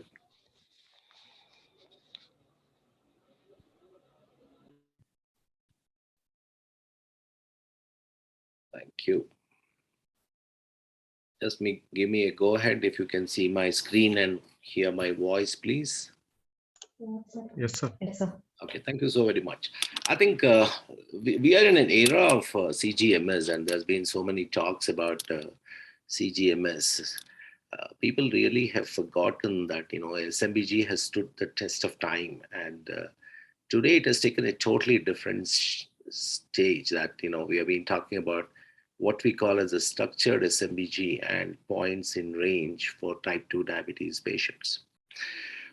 Well, to answer the question, what is self-monitoring of blood glucose, it's absolutely evident. And of course, this particular group does not really require to be told what it is. It is absolutely critical for the management of patients with diabetes.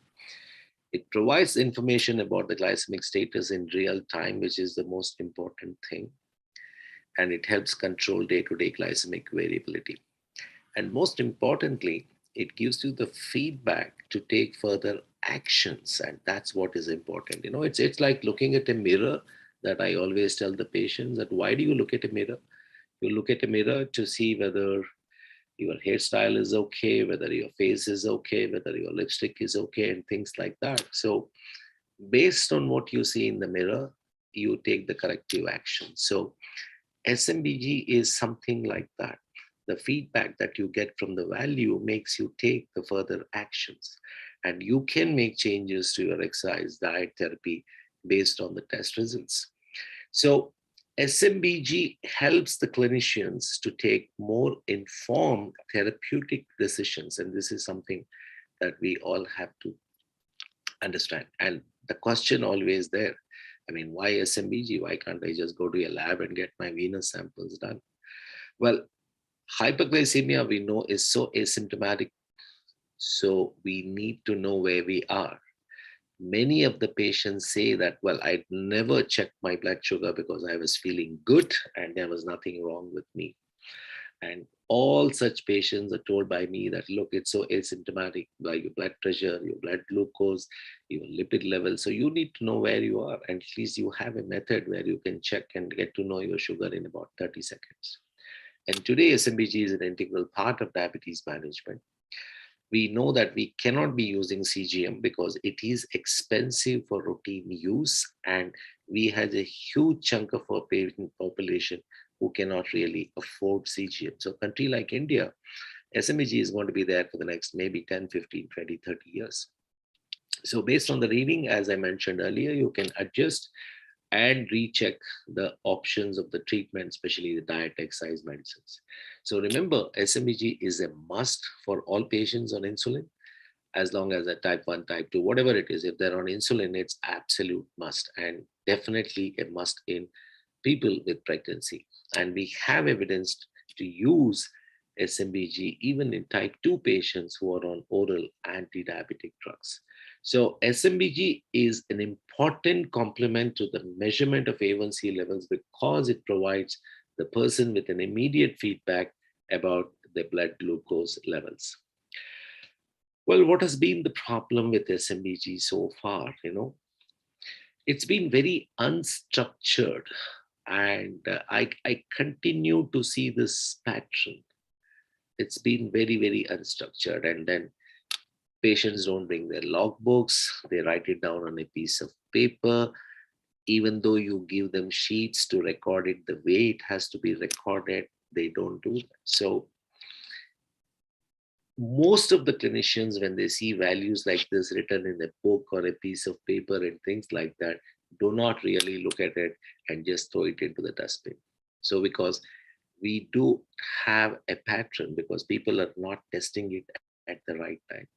So this is the time we all move on to what we call as a structured SMBG. Now, what is a structured SMBG? Very simple. You monitor the blood glucose at the right frequency, right time, and in the right situation, so that you get the help to readjust the patient's treatment options. So for the patient, the structured testing means better disease awareness. He understands where he is going wrong, improved ability to recognize and estimate the impact of certain behavior or events of the blood glucose, He may have gone to a party, so suddenly he sees that his sugars are high. So he will immediately recognize this is where it's happening.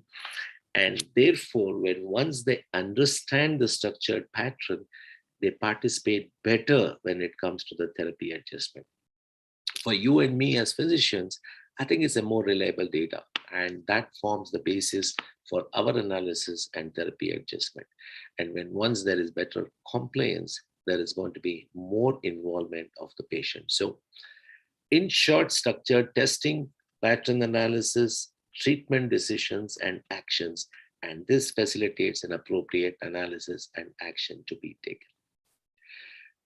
Well, I'll move to the next one. What is this structured blood glucose testing? If you have to write it down in an exam, it's a predefined time points and situations, and then in a way of generating a very reliable and medically relevant blood glucose information with a purpose. And absolutely, it's going to be individualized because each patient can be different. So the structured blood glucose testing and pattern analysis are tightly connected parts of therapy decision. Okay, this is just an example of what is a structured blood glucose. I've just put it up as an example. Well, you can always change it. Somebody is taking twice daily pre-mixed insulin. Obviously, you would like to know the fasting because you can adjust the night dosage. You would like to know the post-breakfast value, so you can adjust the morning. You don't have to really be doing it every day. Maybe you can do the fasting twice a week, a post-breakfast twice a week, maybe pre-dinner, and based on the patient's diet and exercise, you can also mark different timings so that you need to know how this patient is doing at that particular point of time. Well, this is for somebody who is on 4 times insulin dosage. This is just an example from one patient. So this kind of a pattern and structure can always change, because when once you know the diet habits, you can always mark and then try to find out what the blood glucose level is, because this is almost like trying to know a CGM graph. And this is again on premix 3 times a day with prandial glucose. So the important thing is you don't have to be checking all the blood sugars like what we do when the patients are admitted. We do a 7-point blood glucose analysis when they're admitted to quickly readjust their insulin dosage. But when once they go back home, you know that they're not going to be doing it, or they may not be in a position to do the SMBG. So you try to give them timings and structured ones so that you know what their exercise diet pattern is, you know what the fasting is, and you know how to readjust their medications. In fact, there is a lot of evidence about structured SMBG, and then there's been clinical studies since 2009. But I will just take 1 or 2 more slides to talk about structured blood glucose testing, about the STEP study. Prior to this 2011 STEP publication, there was a growing body of evidence which was trying to demonstrate and tell us the beneficial effects of structured blood glucose monitoring. And majority of these studies have been done on type 2 patients, and many studies were also published comparing different therapy regimes using structured blood glucose testing to provide the necessary data. So the design was very simple. 2 arms, prospective, cluster randomized multi-center clinical trial. There were 34 primary care practices located in the Eastern United States, and there were about close to 500 patients, non-insulin treated type 2 diabetic, because there's a lot of talk that if somebody is on a OAD, SMBG doesn't help, blah, blah, blah. But then this very clearly showed us that even if they're on OADs, it's very, very important to test their blood glucose, at least a fasting PP twice a week. So we had 2 groups in that. One was an active control group, the usual care enhanced with quarterly physician visits, and the other group, which was a structured testing group, the same care as the active control group, but with the use of a structured SMBG. And of course, an AccuCheck 360 was used to analyze the system.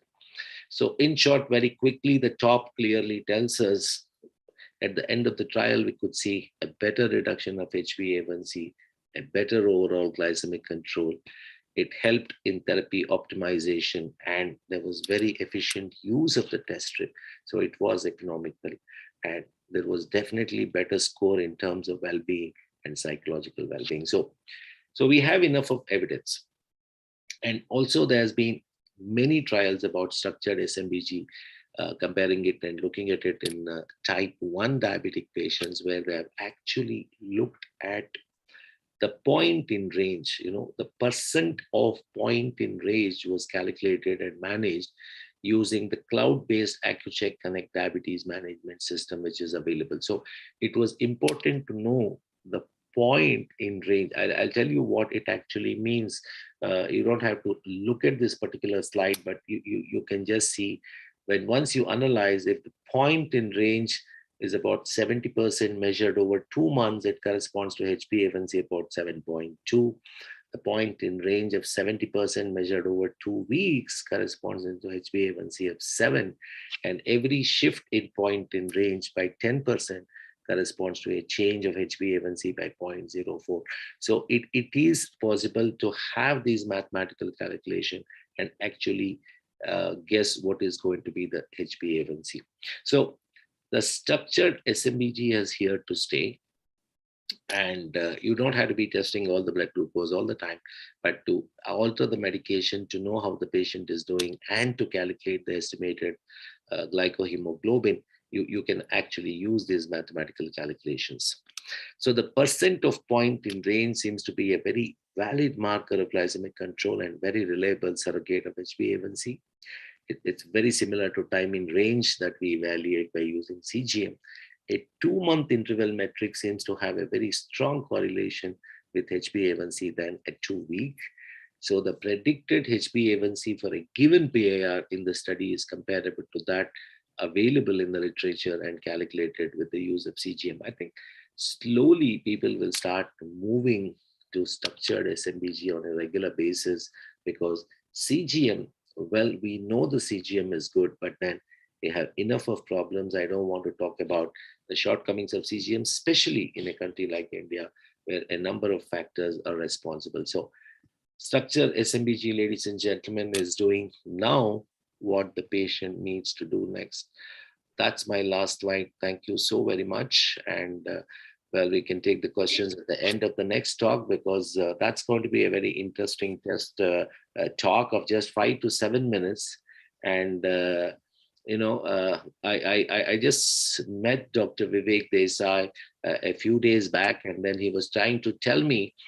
In fact, I was just asking him how to reduce the cost of SMBGs, because even for that group of one sector of patients, cost still seems to be a major factor. They don't want to carry their glucometers to any other place.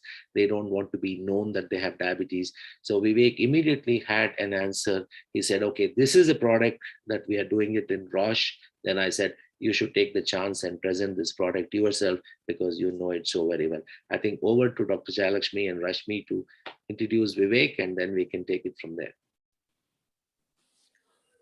Mr. Vivek Desai works with Roche Diabetes Care India Private Limited as a Senior Manager Marketing and Sales, Consumer Channel, dealing with insulin delivery systems and private institutes. Over to you, sir, to enlighten us about this new product. Good morning, everyone. Good afternoon, actually. Thank you so much, Dr. Arvind, for giving us this opportunity. And, we are delighted to be able to share this particular solution that we recently, brought to this particular country. And just let me know once you are able to, see my screen. Is it visible already? Yeah, it's visible, but you have to go to the slide mode. Is it in the slide mode, sir? Yeah, right now it's fine. Perfect. So good afternoon once again. Thank you, Dr. Arvind, and privileged to be able to present this solution, which is up on the slide for all of us here. We call it AccuCheck Sugar View, and it's our entry into the world of mobile glucose monitoring. My name is Vivek Desai. I work with Roche Diabetes Care India Private Limited, and this is what is our proposition, that from now on, you can say that your smartphone is now your smart glucometer. Like I said, introducing all of us to the world of mobile glucose monitoring for a very simple and convenient diabetes monitoring. How do we get started? We are launching the world's first meter-free testing solution from the house of Roche Diabetes that tells you what you need to know the most. Why? Because now you can know your sugar status by just taking a picture, as the picture says more than you can imagine. Introducing the AccuCheck Sugar View app, It's a mobile application and a system which is predominantly meant for people with pre-diabetes as well as type 2 diabetics who are not on insulin therapies, who can now easily know their blood glucose range and what to do next by simply using the AccuCheck SugarView app on their smartphones by just taking a picture of the AccuCheck Active test strip, which is attached to a color card in an easy as well as in an affordable way. What do you need to test with AccuCheck SugarView? You need a smartphone, which is an Android-based smartphone, on which we need to download the AccuCheck SugarView mobile app, which is free to download. And what we need to purchase is an AccuCheck SugarView color card, which is freely available in the market, along with AccuCheck Active test strips, as well as a lancing device. Now, with this particular components in place, let us very quickly see how do you actually test and how the actual delight comes, testing with a product like AccuCheck SugarView. So here's this, video that we like to show you for you to be able to understand how do you test. So you have an Android phone, you fire the SugarView app, click on the test strip icon, select your type of the test that you're going to be doing. There are some very interesting instructions which go along with it, which right from washing the hand, maintaining the hand hygiene. 2 scans need to be performed. Scan 1 is without the blood and scan 2 is with blood.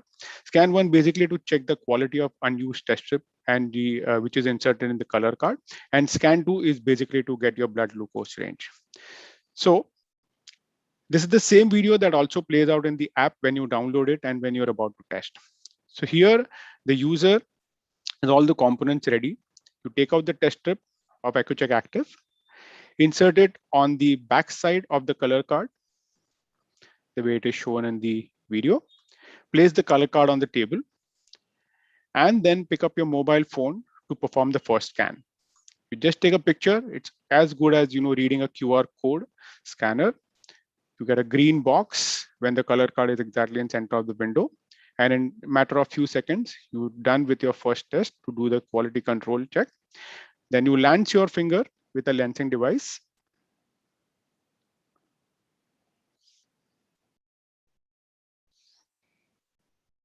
And then prepare the app for second test. Load the sample on the AccuCheck Active test strip, the way it is shown on the back of the color card. Place the color card again on the table. Allow the sample to get itself prepared, within a span of about 13 seconds. Hold the phone again in the same way it is shown. Again, after 13 seconds, you will see that the scan is complete and you have a blood glucose reading, which is easily understood on the mobile phone screen. Now, what are some of the key features of this particular product that we've brought to this country? So we have a very simple interface. You just have 3 interfaces, which is your home screen, the goals that you will select in consultation with your doctor, and the personal profile in terms of how many readings have been done, where is it that the ranges lie.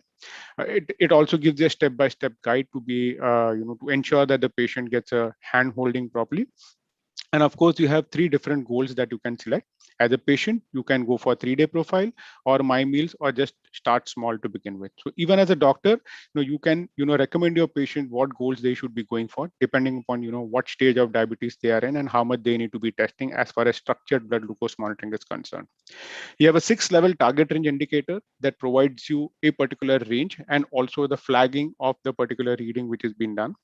Also, we have simple recommendations on the app, which help patients to take action basis the readings that they have got, because otherwise on a glucometer, you just see a number and you really don't know what to do next. Here is a contextual advice which is given, and you are also able to understand, identify and flag, the test type that you are doing by marking the test results. Easy tracking of sugar status, because you can see your results by the day, by the week, and by the month as well. Not only that, we have the blood glucose range distribution between the different flags that would be done on the app, along with a glucose level, range distribution or the percentage distribution, for the doctor to be able to see what percentage of readings are actually, low, within range, slightly high, or very high for that matter. And all these can be just shared by the patient to a doctor by just a tap of a share icon, which can go through an SMS or a WhatsApp or an email as well. These are the ranges which are based on ADORE-2017 guidelines, accompanied with the actionable suggestions to keep the patient motivated. So we have 20 to 70 mg per DL as low, 71 to 130 as within range. Between 130 and 180, we have two different, readings which are given. So if a test type is after meal and between 131 to 180, we say we flag it as within range. If the test type is fasting before meal or at bedtime or random, we would flag it as slightly high. Anything between 181 to 300 would be qualified as high, and anyone above 301 to 600 will be qualified as very high. So with this particular information, I'm sure patients will now be able to see the mirror that they would want to see for themselves, as Dr. Arvind mentioned, with a more contextual advice. And structured testing is something that patients will be encouraged to do. And at the same time, there will be no manual logs, because these logs are color coded. These logs are in graphical representation as well as in percentage distribution for the doctors to have productive time with their patients during checkups, such that they can contextualize the treatment and make sure that the patients are able to stay on track for the diabetes management. Well, that's it from our side. And we can all say now that our smartphones can now also become a smart glucometers via mobile glucose monitoring and EcoCheck Sugar View app. Thank you so much. I'll be happy to take any questions or comments at the end of this particular session. Thank you so much, Dr. Arvind, once again. Thank you. I think the moderators can take over from now. We have the next speaker, Dr. Bhavna Sosle. She is going to talk about glucocentric approach in the era of cardiorenal outcome studies, lessons from the advanced study. Over to you, Bhavna. Would you like to take questions? Because the two talks are not related to each other. Would you like to have any questions to Vivek, so that that was I would prefer to take questions at the end, so I finish my talk. If my daughter wakes up, I have to run. So okay, so we'll take the questions at the end. Okay. Thank you. Permission granted. Thank you. All right. Thank you, Dr. Jayalakshmi and Dr. Rashmi. So let me just share my slides now.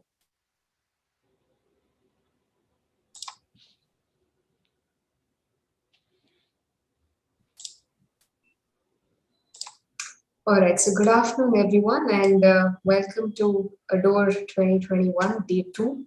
Following Dr. Arvind's talk, which told us about the importance of blood glucose testing, I'm now going to be talking about glucocentric approach in the era of cardiorenal outcome trials.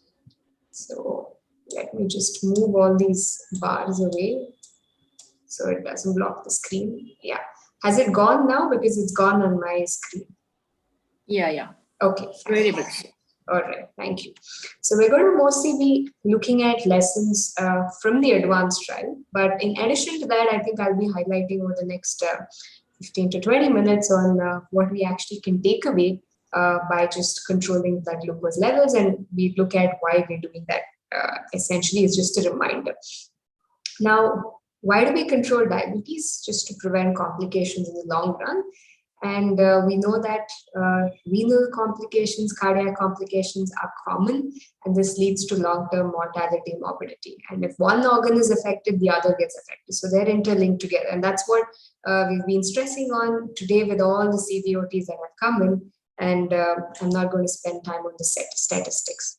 So what do we mean by a glucose-centric approach? It just means that we're trying to control the blood sugars well and get the patient to target. And this is in fact going to help them in the long run by reducing both microvascular and macrovascular complications. So we know that there is an ominous octet. There are multiple pathways that actually contribute to hyperglycemia. So you cannot just target one pathway, forget about the rest. So we use a combination of different medications. Some may be oral, some may be injectable, in addition to lifestyle change. And what we want is to get the patients to their target A1C based on their risk factors. Now, is this something new? No, this is not something new. And this is something we've learned over time from studies like the UKPDS, the DCCT, and several other studies later on, like the advanced trial, which I'll be touching upon. Now, does this mean that we shouldn't give importance to the newer trials that have come out, the CVOTs? No, that's not what I'm trying to say here. What I'm trying to tell you is that we have to control the blood glucose in our patients. It doesn't matter if you use best of the drugs and molecules available, but if your patient is not at target, it is very unlikely that you would actually be improving their long-term outcomes. So even in the CVOTs of SGLT2 inhibitors, of GLP-1 receptor analogs, what you really see, these end outcomes which have reduced over time, that's also because patients have attained glycemic targets. In all of these studies, the investigators are actually encouraged to get their patient to target. So if, for example, if there's a study with canagliflozin and that's added to standard of care, if the patient doesn't achieve their target A1C, we are allowed to add on additional drugs like insulin or 5-metazole or some other molecule that the patient is not on. So in all of the CVOT studies, the newer drug is added on top of standard of care with the idea to get them to their target A1C. So if we do this, just adding the newer medication without glycemic control, would it actually help? I think it would be unwise for us to ignore the effect of good glycemic control and assume that using the latest medications helps. So that is what I'm going to stress on today.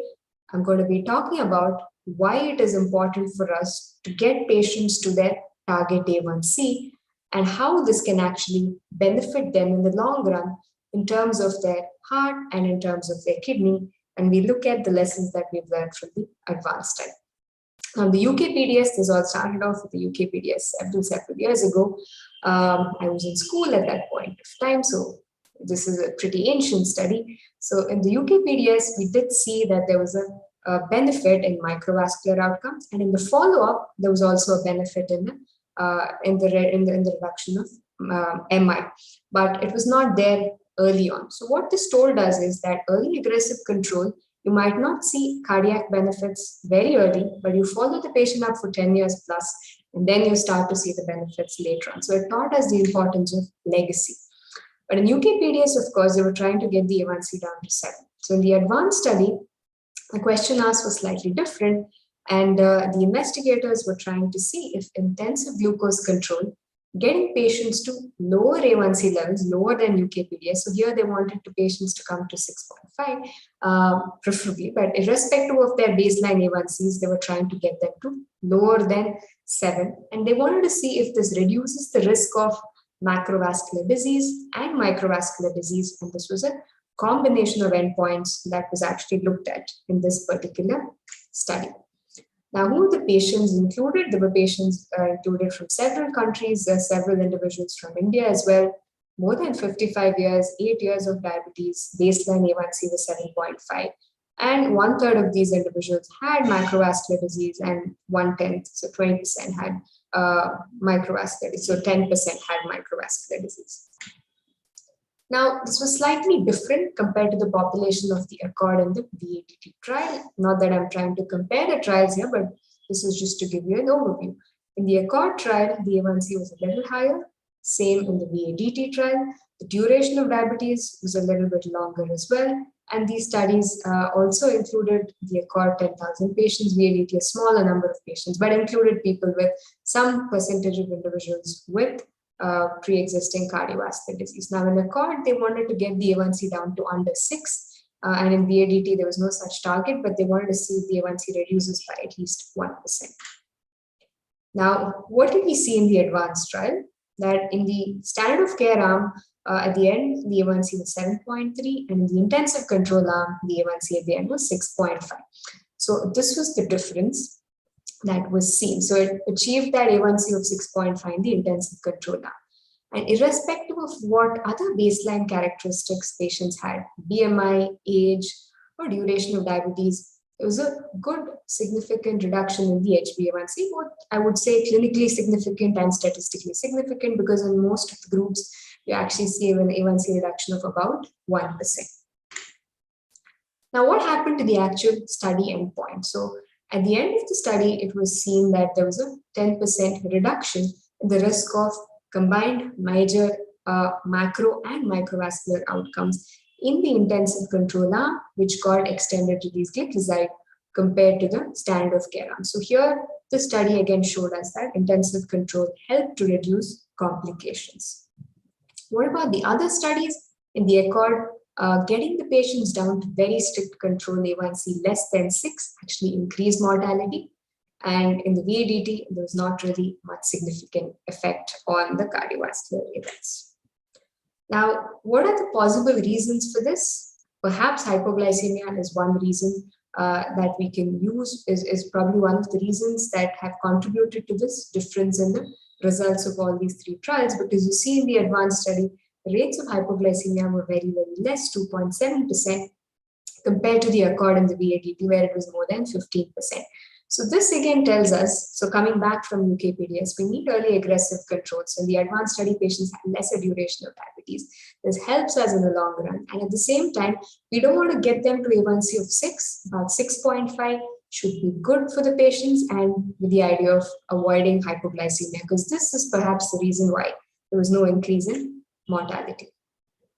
So this study concluded that using gliclazide extended release or modified release in the intensive arm helped to lower the A1C to 6.5, and this in turn reduced the combined major macro and microvascular events. Now, the other issue we have with using sulfonylureas in clinical practice is it causes weight gain. But again, we know from the advanced study that there was actually no change in the baseline weight or nothing significant anyway at the end of the study. So we can get to better targets provided the patients are motivated to follow lifestyle, of course, lifestyle change, of course, and we need not see weight gain necessarily, even when we use sulfonylureas in clinical practice. There were some changes in weight gain in some patients, and the factors predicting that basically the use of insulin and TZDs, and we know that these are two molecules which actually can cause weight gain, and that is acceptable. Now, again, I'm going to come back to the topic per se. So glucose control, we've looked at endpoint outcomes, combined outcomes. So what about the kidney and the heart individually? So in the advanced study, there was a 65% reduction in the risk of end-stage renal disease, that is need for dialysis or transplant, in the intensive control arm, which got gliclazide extended release. So the number needed to treat to prevent one ESRD event over 5 years was they needed to treat 41 individuals with macroalbuminuria, 152 individuals with macro or microalbuminuria. And if individuals had albuminuria plus a lower GFR under 60, then the NNT was actually 85. It's not on this slide. So you can actually treat, all your OPD patients in a day. So most people see at least 50 patients in the OPD in a day. So you can treat all your patients in the OPD in the day if they have macroalbuminuria, and you've prevented one ESRD in these individuals. So it's important for us to look at studies from that perspective as well, to know how many patients you actually need to treat to prevent a complication. So in addition to preventing complications, there's also regression. So patients with macroalbuminuria, 20% of them, is actually a regression in the albuminuria levels. So more than 300 came back to under 30. So this is again significant because we need to use strategies that actually translate to improved outcomes in our patients. Of course, this doesn't mean that you don't use SGLT2 inhibitors or don't use ACRBs. Please use all of that. But again, make sure that your patient is getting to glycemic targets without hypoglycemia, and that can help them improve their renal outcomes as well. So this study told us that the intensive control in the advanced study actually reduces the risk of ESRD and can also reverse albuminuria to a certain extent in some patients. Now, was it just the initial part of the study? No, even at the follow-up 10 years, sorry, this is not months, that's a typo. So 10 years, and at 5 years or so when the study ended, the A1Cs came back to be equal amongst both groups. And even at the end of 10 years, there was a close to 50% reduction in the risk of end-stage renal disease. And this benefit was higher in patients who were healthy or who had stage 1, stage 2 CKD. Slightly lesser benefit in patients who had stage 3 CKD. So I don't have that up on my slide. So the earlier you treat someone and get them to target, it's actually better for them in the long run. So these are lessons that we are learning again and again with multiple studies. So intensive control is necessary. It helps to reduce long-term end-stage renal disease. And in addition, not just reducing ESRD, there was also no increased risk of cardiovascular events or death even at follow-up. And this is important for us as well. The benefits were greater for people, as I mentioned, who had better kidney function and those who also had better blood pressure control. So please don't ignore and make sure your patients are taking whatever treatment is required for getting to their BP targets, and they're on statins as well. Now, what about other factors? If you look at different levels of eGFR, more than 90, 60 to 90, under 60, irrespective of which level of eGFR the patient was in, there was a significant reduction in HbA1c in all three groups. And this is again important. So the efficacy in glucose control doesn't change when you use gliclazide at different levels of renal function. So you can still expect to see very similar A1C drop. And also I would mention that you don't actually need to modify the dosage in case of gliclazide as the GFR levels drop. Also, you can look up all the renal guidelines here, and the patient can continue at the previous dose that they were taking. Dose modification is not necessary. So what happens at different levels of GFR? Does the CV safety change? And that's something we often ask ourselves when we use any molecule. So again, the study told us when they analyzed the data that was available at different levels of GFR, more than 90, 60 to 90, and under 60, there was no difference in the major and in the macrovascular and microvascular complications. And the CV safety was similar across all the three levels of GFR. And this is important for us. So we know early aggressive control helps. We know it prevents ESRD. We know we can help in albuminuria regression. This can sustain over time, even over 10 years. This can be beneficial. And even across levels of GFR, this drug is actually CV safe. And we can actually get to A1Cs of 6.5 as long as we minimize hypoglycemia. So the risk-benefit profile of intensive glucose control in those with normal kidney function and impaired kidney function is very similar. And therefore, we need to advocate for intensive glucose control. As long as we avoid side effects, this is perfectly acceptable in clinical practice. And that's something we take away from the ADVANCE trial. The next question we ask is, when we get to really strict glycemic control like this, like 6.5, is there any change in the microvascular or macrovascular event rates based on the baseline ASCVD risk? Because we learned from the ACCORD trial that those at high ASCVD risk or previous MIs, they were actually more susceptible to higher mortality. So when we look at the data from the ADVANCE trial, we categorize patients based on the ASCVD risk into three categories: under 20, 20 to 40, and more than 40%. And when they analyzed the data separately, what was seen was that there was actually no difference between all the three categories. So using gliclazide modified release and getting patients to strict controls of 6.5 A1C, strict targets of 6.5 A1C, this reduced the risk of CV events irrespective of the baseline ASCVD risk. This also reduced the risk of microvascular events as well. So what we need to learn, take away from this, is that you could use this therapy in someone with just CV risk factors, in someone with a slightly higher ASCVD risk, someone with pre-existing ASCVD, and still expect to see the same benefits irrespective of where your patient lies along the risk profile spectrum. So to summarize that previous slide, it actually tells us that using the strategy of intensive glucose control with modified release gliclazide, which was done in the ADVANCE study, is beneficial for improving CV outcomes and microvascular also, irrespective of the ASCVD risk in patients with diabetes. So what have we learned so far? We've learned when the ADVANCE study came out that it reduces combined micro and macrovascular outcomes. We know that this molecule is weight neutral. There's lesser hypoglycemia, so you can actually you can get to stricter targets without having the adverse events of what was seen in the ACCORD trial. We've also learned that it reduces not just combined events, but this is largely driven by regression of nephropathy and preventing end-stage renal disease. We know that the benefits that come with the kidney actually last much longer, and there's a renal legacy. And across the cardiorenal continuum, irrespective of what baseline ASCVD risk the patient has, irrespective of what baseline GFR the patient has, across the spectrum of baseline cardiac function and renal function, we can still see the same benefits of CV safety, renal safety and renal benefit, and reduction of combined events. So we see actually how good glycemic control and getting patients to target is still very, very relevant today in clinical practice.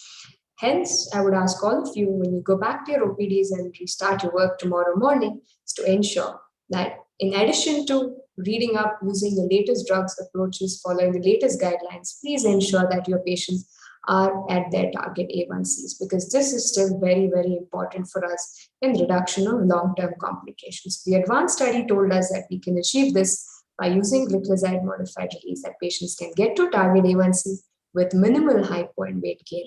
And the benefits are seen irrespective of baseline ASCVD or renal function. So the benefits are there in all our patients across the cardiorenal continuum. So thank you very much. I will stop here.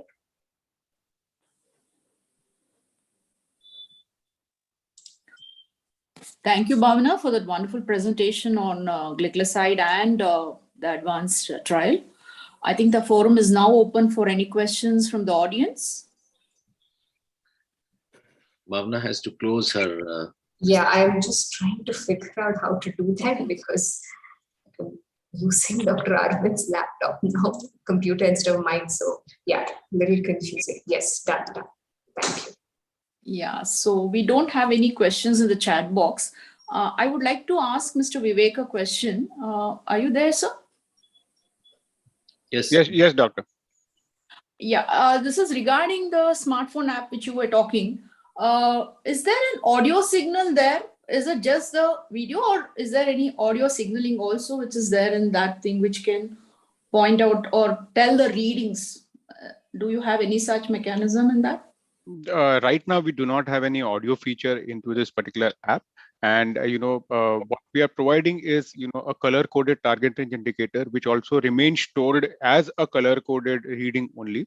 So for example, if your fasting is above 125, then it will automatically get color coded as a red dot, which will also get populated as a red dotted graph, and also goes and sits in your percentage glycemic pattern, for that matter. So the audio feature right now is not available. However, the color codes and the target range indicators by a particular range definitely helps the patient as well as the treating doctor to contextualize the reading and then give out the treatment accordingly.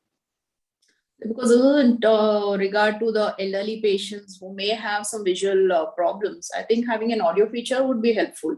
Another issue is these are all coded. In the elderly population, we do relax the targets. So this is meant only with, we cannot do any changes here with regard to the targets, right? It's already set in the app. We cannot change the targets. Correct, doctor. Right now, it is set as per the ADA 2017 guidelines, and there is no customization which is given to the patient. Given the fact that if by mistake, if there is any customization that happened at the patient's end, or if there is any settings that change, then the patient might be at risk, and that's why we've locked the ranges for now. However, this is something that we would want to keep working on and keep the app going forward to a level that we have more and more features which are added basis the feedback that we receive, because this is something that we've just launched so for the first time. It's a very innovative approach to be able to just take a photograph of your test strip and get your blood glucose range, which removes a lot of inhibitions also, because sometimes when you have a glucometer at home, there are chances that patient might feel that I'm seeing myself in the mirror, and it's a very fantastic analogy, Dr. Arvind, that you mentioned, and that's why there are a lot of inhibition for SMBG and then logging the reading. This is something where we are trying to increase the access, remove the inhibitions, and make it more user friendly, which is as good as your smartphone, which has become an extended part of our lives now. Vivek, I have a question for Dr. Vivek, actually. Go ahead, Bhavna. Yeah. Okay, so I want to know how this is really different from using a glucometer, because you're not doing away with carrying another additional device, right? So you're carrying a glucometer or you're carrying a card. So it's not just your phone and a strip. So you still need that other external device with you all the time. So what's really the difference here, and how is it really adding something? Because I still have to carry the kit with the strip, with the box and the card. So nothing is subtracted from the usual set of supplies I have. And I think I'll attest to what Dr. Jayalakshmi said, that it would be great if there could be a way to change the reference ranges, because you can do that when you use the other glucometers. When you use the My Sugar app, you can actually set in different targets For elderly, for pregnancy, it's not the fixed target. So we are actually in the right color coding scheme because you want stricter targets, relaxed targets in different populations. So that would be great if you could do it. So what's the advantage really? Right. So thank you so much, Dr. Bhavana, for putting that question, is because this is precisely the reason why this particular app is launched. See, if I just hold up this particular color card in front of my camera, it is as good as a credit card which sits in your wallet, for a male, and sits in your purse for a female. So it's as simple and as thin as a credit card. If I just hold and also show you the thickness here. So you're not actually carrying anything extra. That is one. Second thing is we've done researches where we found that just having a glucometer somewhere nearby you makes you feel that I'm going to get a report card of whatever I've done with my diet, lifestyle, and medication adherence. Something which is sitting on your smartphone does not tell you a value but a range, which gives you a color coded message. It makes the patient more affirmed for the the entire exercise of testing their blood glucose. It is as good as your Google map with just blue line, but instead of a blue line you now have an amber for mild traffic, a red for heavy traffic, and a maroon for something which has happened at that junction, so that you can take a different course. So But my sugar app already does all that. It already color codes it, gives me graphs, it gives me the chart. It already helps me email everything to my doctor because I've used all of that. So those are all, again, common features, not necessarily something new that Roche already had. Correct. I mean, absolutely, totally agree, hands down. It's a great product again, and great features there. But at the same time, for you to be able to use My Sugar, or your patient to be able to use My Sugar, they need a glucometer which needs to be connected to the app on the phone. Here, there is no glucometer required at all. It's an app which in itself is a glucometer which is sitting on your phone. So you're removing a device, and you're making sure that it becomes more contextual, and it becomes more actionable for the patient, because for every reading you have an icon there, and also one single small line which tells you what do you do after this reading, which otherwise when you see a number, if I'm not educated, aware, or involved enough, then I might not be enticed to take an action after a reading which is shown as very high or a very low for that matter. So this is where we are trying to contextualize the entire experience of blood sugar monitoring at home. Yeah, Vivek, I have a question to you. I mean, your range of 181 to 300 looks a little too large for most of the patients. Is there a way in which it can be cut short to about 40 milligrams or 50 milligrams kind of intervals, 180 to 250, then 250 to 300, that kind of a thing? Is it technically very difficult to do that kind of a differentiation? I will take that as a feedback and a suggestion, Dr. Arvind, is because right now we're still trying to work on, the app such that, we are able to make it as, I would say, relevant to every condition, every cohort of patient using it. And therefore, as much as, the answer would be, a clear no at this point in time, is because we really have followed a particular guideline, but this is a very valid suggestion, and we will take that as a feedback and suggestion and come back to you after working on it. But right now, for the range which is 181 to 300, as per the ADA 2017 guidelines, doctor, because it is at any type of the reading, whether it is a fasting, pre, post meal, or a random, it is definitely on the higher side. Theoretically, we've qualified it as high, but I understand your point of view, wherein not all patients would need to be in that level and still be qualified as a high reading for that matter. And we'll definitely take that as a feedback and suggestion, and we'll keep updating the newer versions as we keep going forward.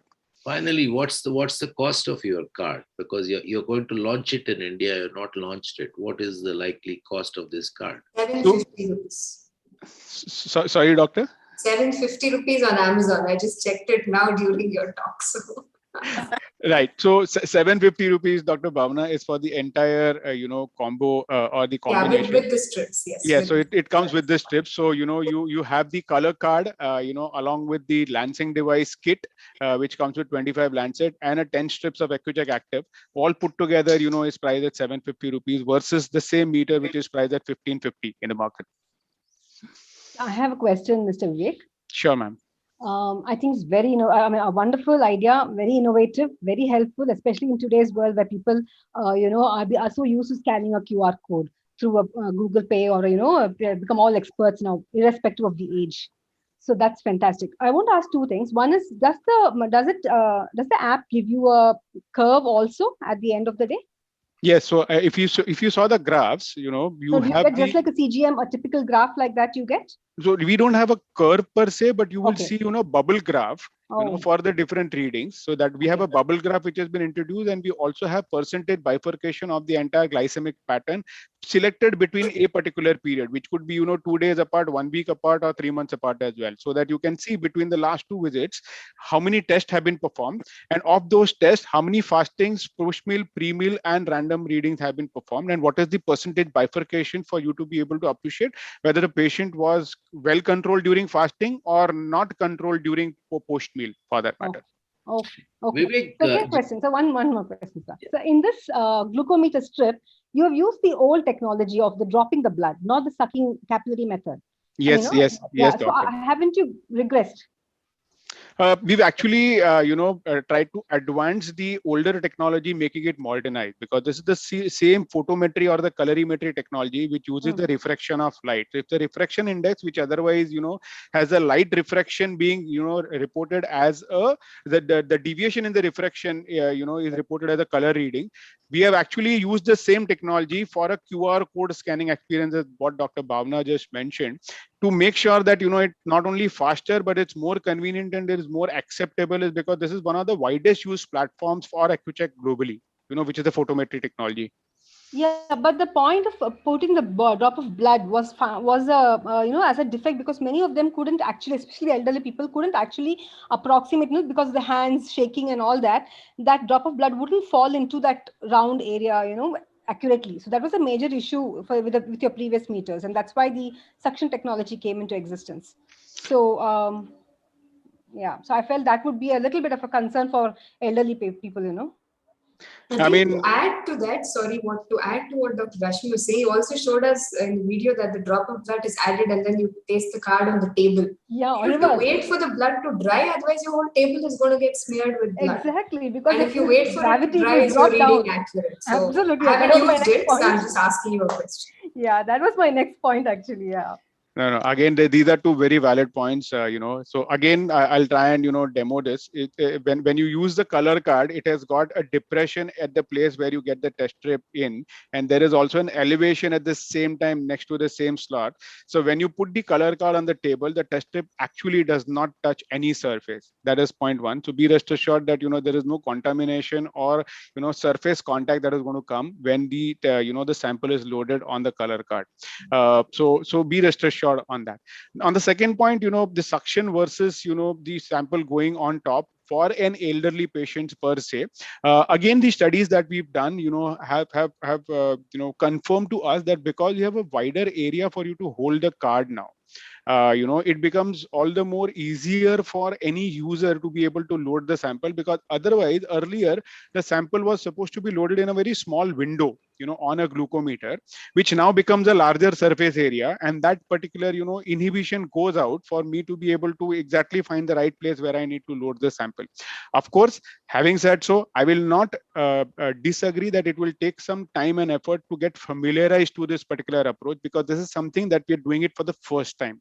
So initial few attempts, you might have your patients come and tell you that it's not comfortable, I'm not able to scan it, I'm not able to find the right window. But it's as you keep going along, you feel more comfortable, and with every test you become more and more hands-on with the entire technology that we're trying to offer here. Okay. So before we close this session, one last question. As you try to improvise, Vivek, one of the suggestion is that today we know the time in range. Today we know about the points in range that I just spoke of in structured SMBG. And if it's more than 70%, it probably correlates with a HbA1c value of 7.1 or 7.2. And since this is going to be an app, this is something that you can just add on. And then if you find your patients in point in range is more than 70% over the last 2-3 weeks, probably you can tell them that this is the HbA1c that you are actually carrying at this point of time. I mean, that can easily be done on the app.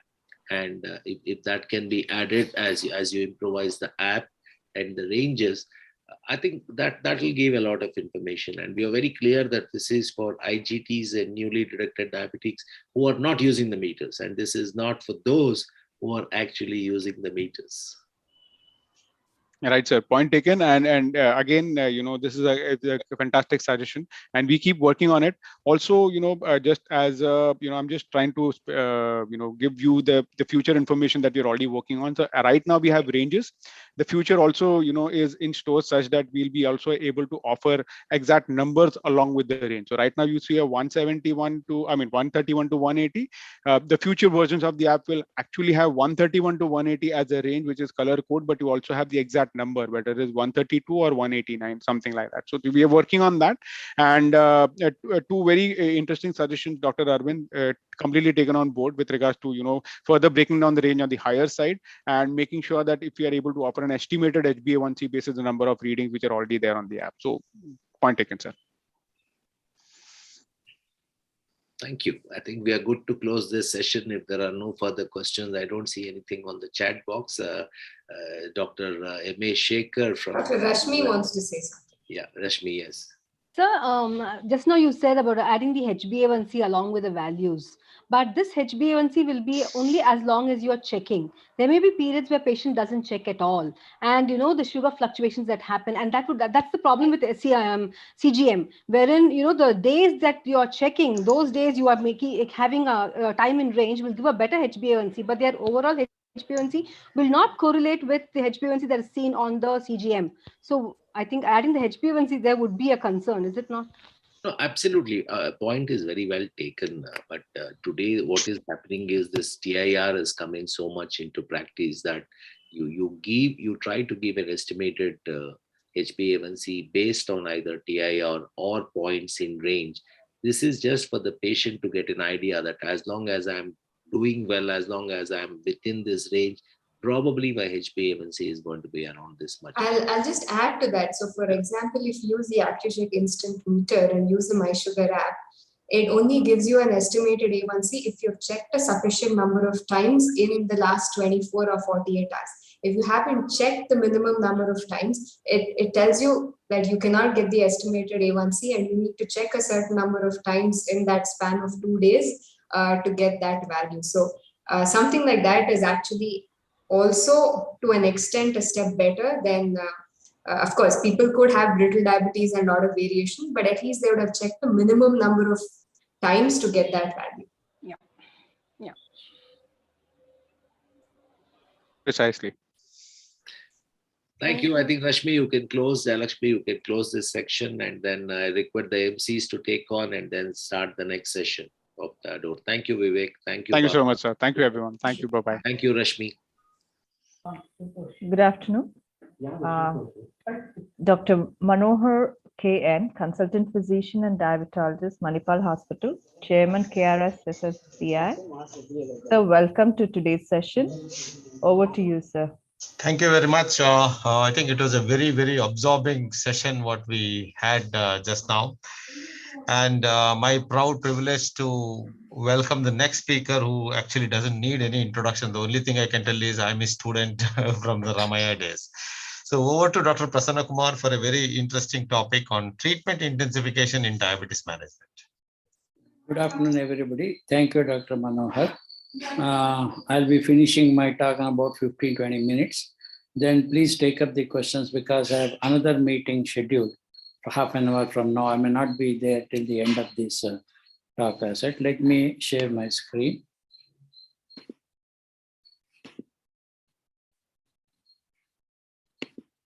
Can you see these slides? Dr. Manohar, can you see these slides? Hello? Yes, sir. We are able to see your slides. Thank you. So my topic is glycemic control and intensification with SGLT2 inhibitors and DPP4. All of you must be using SGLT2 inhibitors, also DPP4 inhibitor. Some of you may be using this. The question is when to use it, how to use it, and what are the benefits. These are my disclaimers for this talk. Now, you have heard already from cardiorenal metabolic risk reduction, Dr. Sundar Mudliar a few hours back.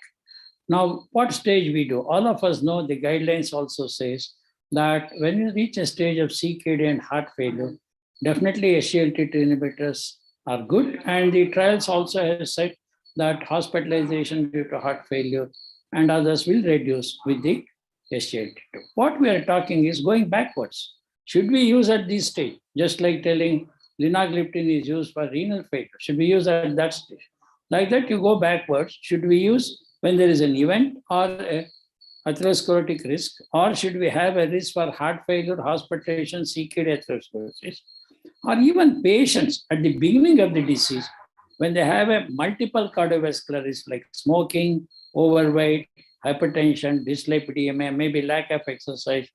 And these are the patients, use it much early so that using these SGLT2 inhibitors as well as the gliptins, early part of the disease, whether we can prevent the event, which is the one which occurs early in the cardiorenal metabolic risk. So here is our patient when newly detected.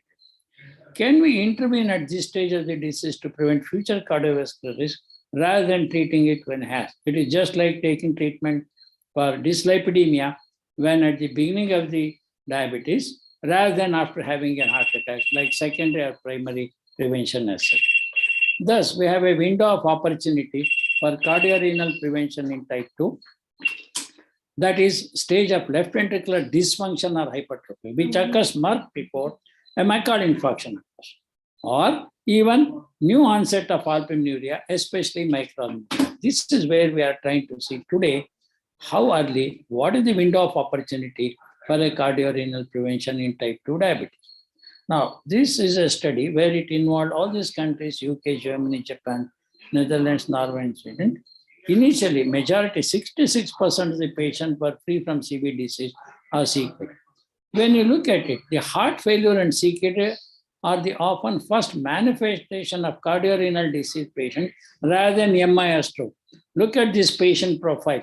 These are 1,37,081 patients, 18% of total CV-free population, mean follow-up 4 to 5 years. When they are followed up, as you can see, 60% of them, the cardiorenal disease was heart failure and CKD.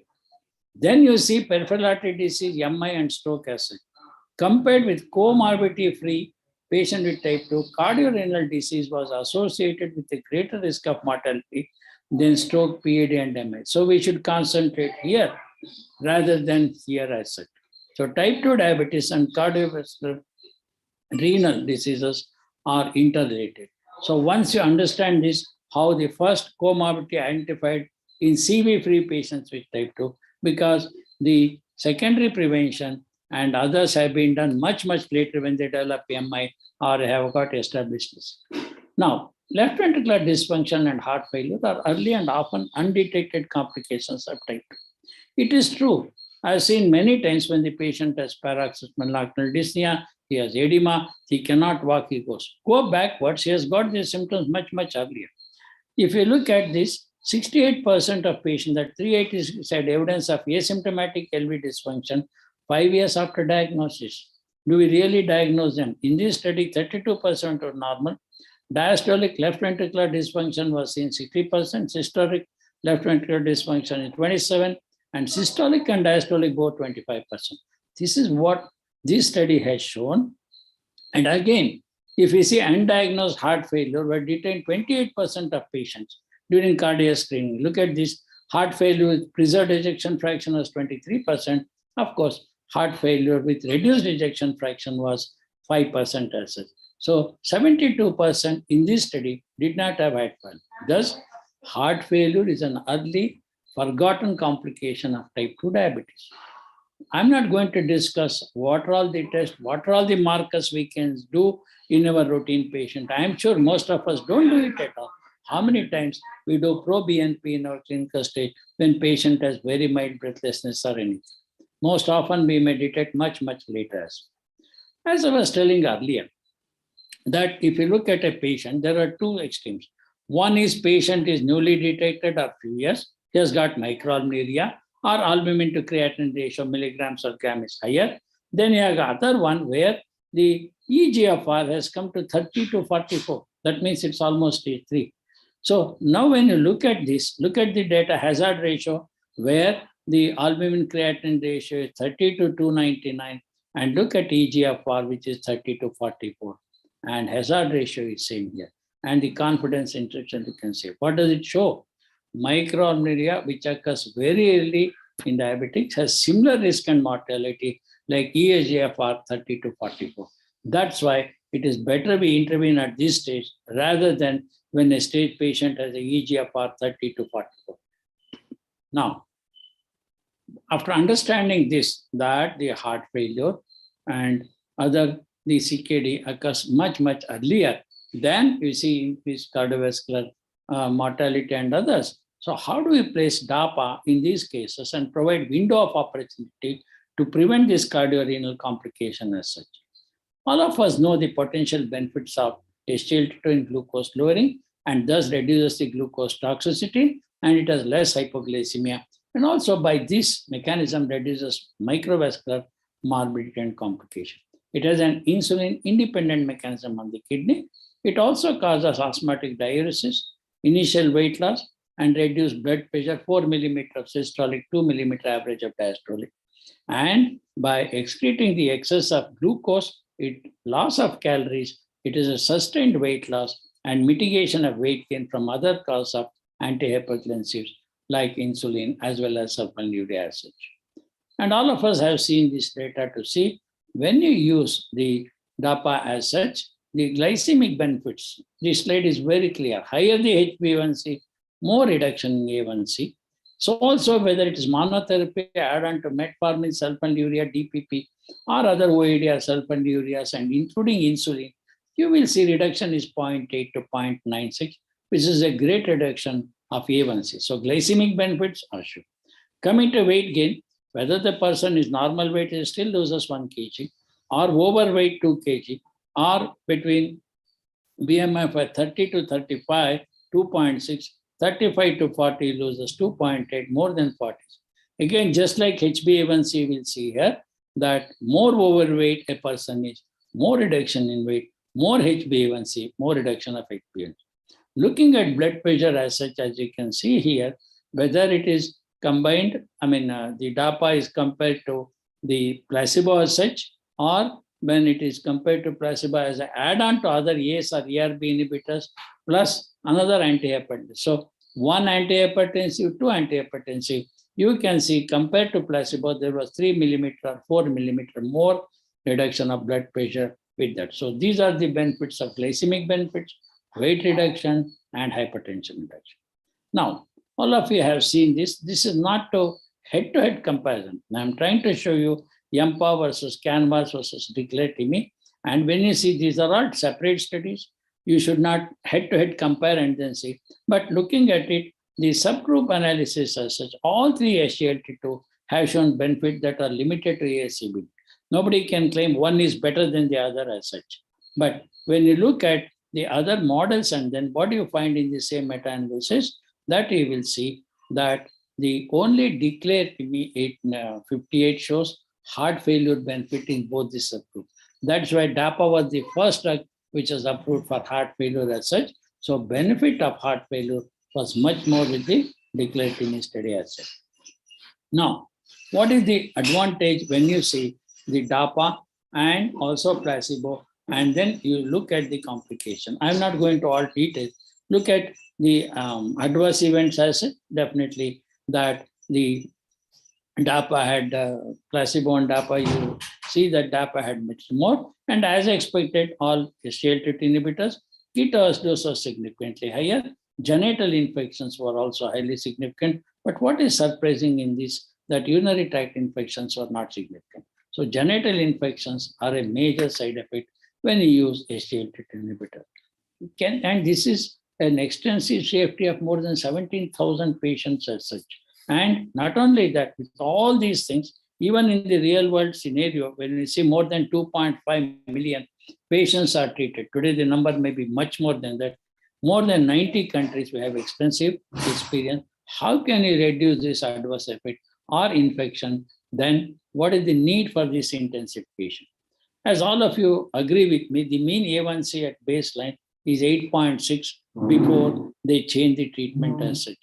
65% of type 2 diabetics in India are not well controlled, and they are at A1C 8.6, even after 4.5 years of the first line of treatment, which is obviously metformin. And the BMI and the average Indians are 27 and 4.6 years. 32% of patients are uncontrolled with metformin, sulfonylurea. This is what we call it as physicians' inertia as such. So what do we need to do that? Better A1C control. So we should have a better glycemic control, 8.6 to below 8, below 7.5. If you even 7 or 6.5 in some, which is possible. Better weight management. As you know, 3 kg of weight loss will reduce A1C anywhere between 0.5 to 0.7. Managing comorbidities like hypertension is very, very important, and safely including low hypoglycemics, because the SGLT2 inhibitors have a least amount of hypoglycemia as such. So what is the advantage of combining the DAPA and SEXA? That's what we're going to discuss today.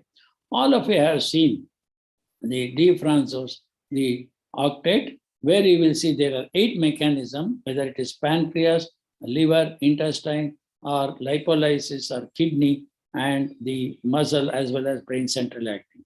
If you take all these things, look at the DPP-4 inhibitors. DPP-4 inhibitors can counter 3 of the 8 mechanisms like alpha cell, beta cells, as well as incretin effect. SGLT2 inhibitors act on the kidney. So if you add SGLT2 inhibitors and DPP to the primary drug metformin, you will see 2 plus 4, 6. So that means 6 out of 8 mechanisms in the octet, the pathophysiology are countered by the combination of metformin, SGLT2, and DPP-4. Meaning that after metformin, SGLT2 should be the second drug and DPP-4 should be third. And as all of us have seen, sulfonylurea have slowly gone back as a 4th line of drug, if at all you are using, or other things as such. So all of you know about DAPA and SEXA combination. Why? If you look at hypoglycemic risk, metformin is low, sulfonylurea has moderate, and glitazones are low, whereas DPP and SGLT2 have low. Weight, when it comes to the sulfonylurea and glitazones, we don't use much because of weight gain. Of course, metformin is neutral, but DPP-4 neutral, SGLT2 has an advantage of weight loss. CV safety, yes, we have got these things, and systolic blood pressure, all of them neutral, whereas SGLT2 reduced. So taking this combination of DPP-4, SGLT2, as you can see almost 6 which are green, 2 are neutral. That is why this combination is good. Apart from the studies which we'll show you later on, where the side effect of SGLT2 inhibitors and some of the other adverse things, what happens in the metabolism, are also countered by the DPP-4 inhibitor.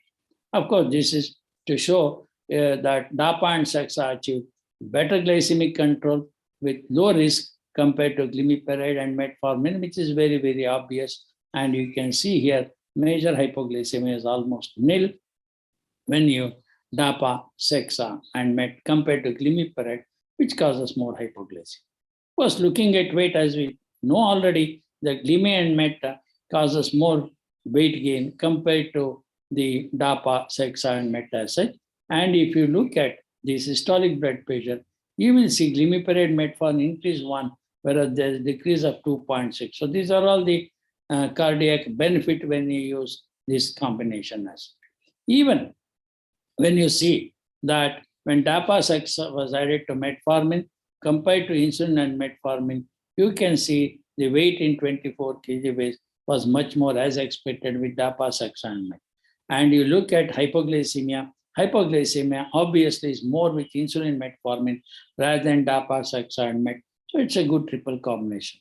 These studies have shown glycemic control with the triple combination of DAPA, SEXA, MET is as good as insulin, but without hypoglycemia, with a weight loss of 3.6 kg. This is what these studies have shown. This is what I was trying to say, safety profile. Look at hypoglycemia when it is SEXA, DAPA, metformin, and SEXA, metformin, and DAPA and metformin. And whether it is hypoglycemia, of course, least with SEXA and metformin. And CV events, as you know, are almost similar. Urinary tract infection, highest with SGLT2 as well, and the other things. But when you combine the Saxa, DAPA, and metformin, you will see that it is much less. And when you combine this here with metformin also, meaning adding gliptins will reduce the side effects like genital and urinary infection. These studies have been repeated many ways. So also adverse events, vulvovaginitis and all, as you can see here, when you use SGLT2 to metformin, it is highest, whereas genital infection is much less when you add saxagliptin to the DAPA. This is what we see as it is. So these are some of the advantages. And also SGLT2 inhibitors tend to increase the glucagon, hyperglucagonemia, that is suppressed by the gliptin as such. That's why Saxa is added both at a molecular level as well as clinical level, as well as side effects and efficacy. The advantage in having DAPA and Saxa. And even looking at the DAPA alone or DAPA and Saxa combined, when you see urinary albumin creatinine ratio, also there is a 21% decrease with DAPA, but when you combine DAPA Saxa, there is 38%, very significant as such. This is one more reason why that it gives a CKD prevention and reduces the urinary albumin creatinine ratio. So what did we find this fixed dose combination DAPA Saxa? Good glycemic control, weight management, comorbidities like hypertension, and even low hypoglycemia with other side effects also less. So the story so far is management of blood glucose, avoidance of obesity, treatment of comorbidities like obesity, hypertension, use SGLT2 with caution, and this is as a third and fourth agent. This is what all the guidelines, ADA, EAS, TAS guidelines, and if atherosclerotic vascular disease, CKD predominates, use SGLT2 after metformin for secondary prevention as such. These are how all the guidelines show. Whether you take the ACE guidelines, where it shows patients with a high atherosclerotic disease or renal disease, you have to do SGLT2 inhibitors, and they are the ones, and they are recommended independent of glycemic control in those with high severity. Even if you look at ADA guidelines, same thing you see, you have two choices, that GLP-1 receptor analog or SGLT2 inhibitors. And in renal risk, SGLT2 inhibitors scores over the GLP-1, and the disadvantage of GLP-1, they are expensive and they are injectable, and that is why the acceptance of patients is much less with GLP, but acceptance is high with SGLT2. So particularly, as I told you, when there is heart failure with reduced ejection fraction and a left ventricular ejection fraction less than 45, SGLT2 inhibitors with a proven benefit in this population. So also, when you see this CKD, you should prefer the DAPA or the SGLT2 compared to GLP-1 analog as such.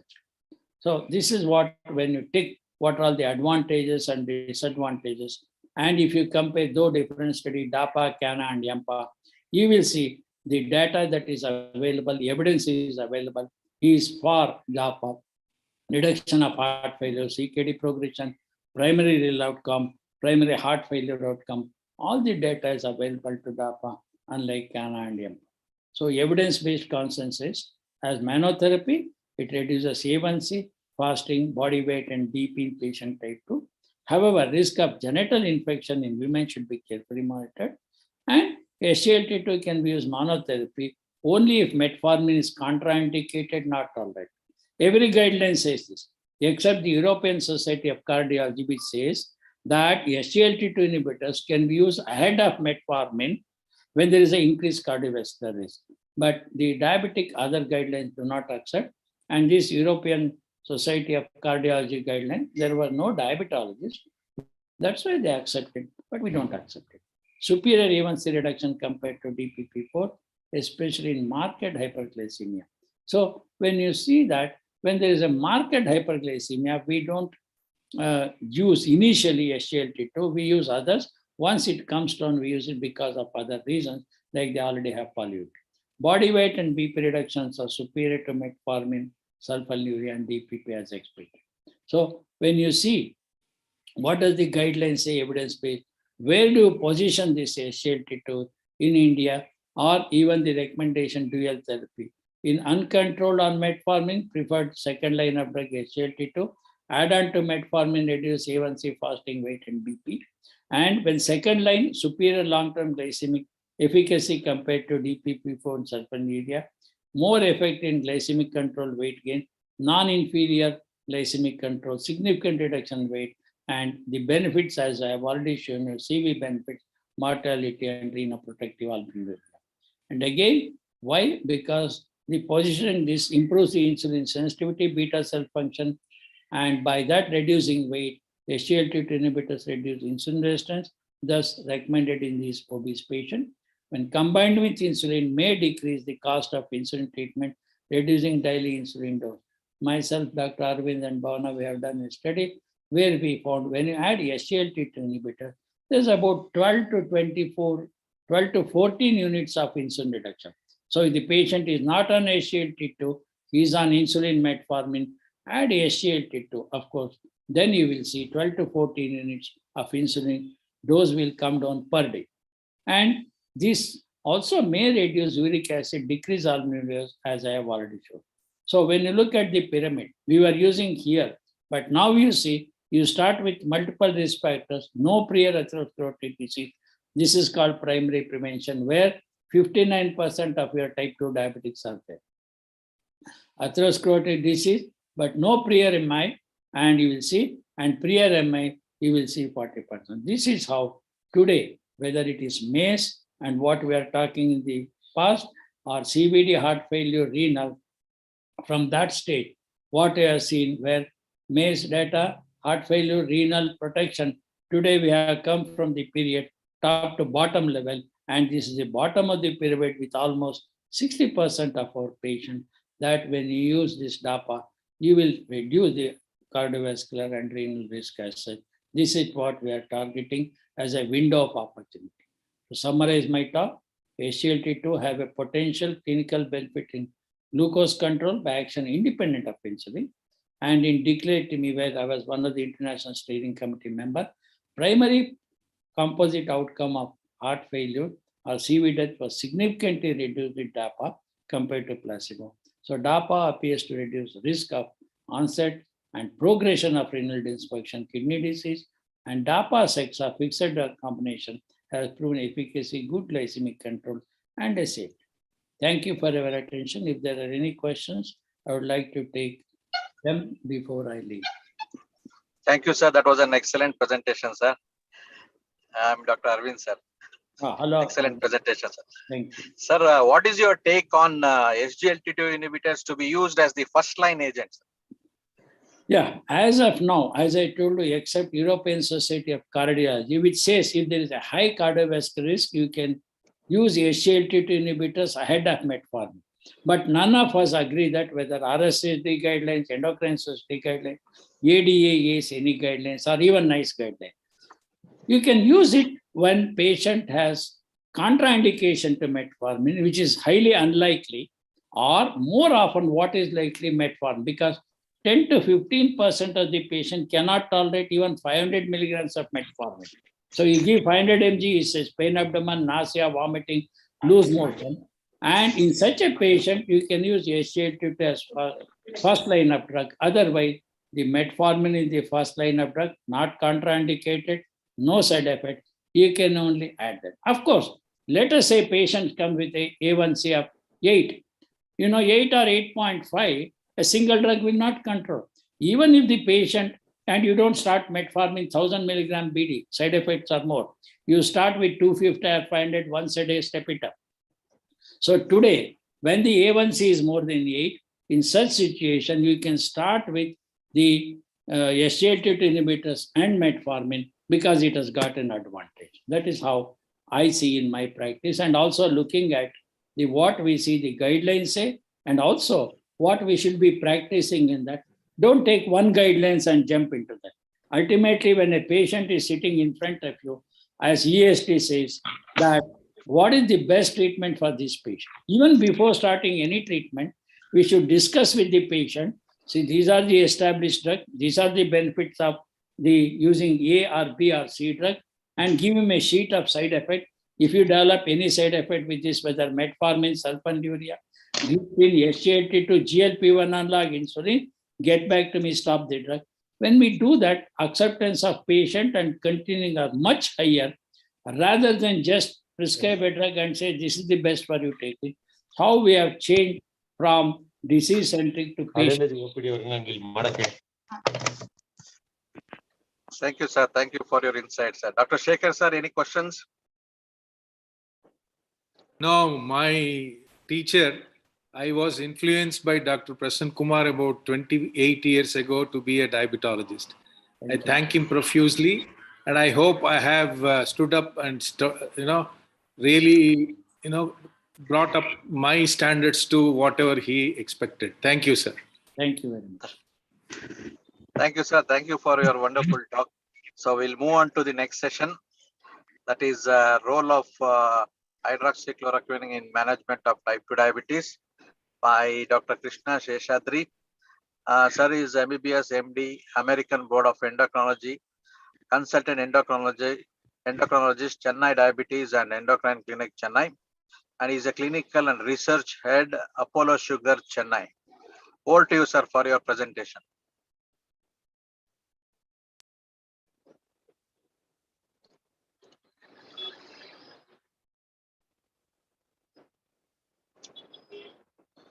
Good afternoon, everyone, and thank you for joining me here at ADORE as we bring close to the end of this conference.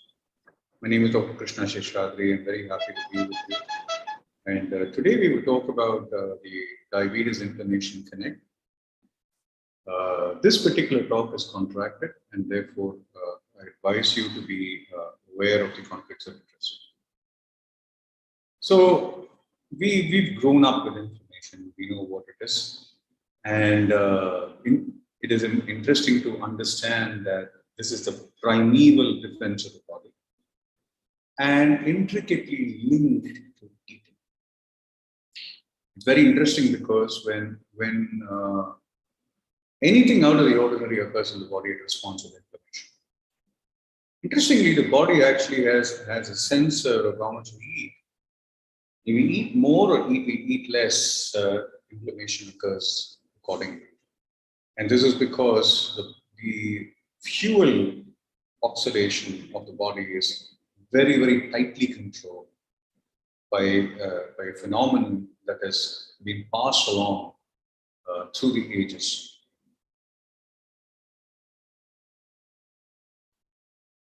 The chronic inflammation is at the root of cardiometabolic.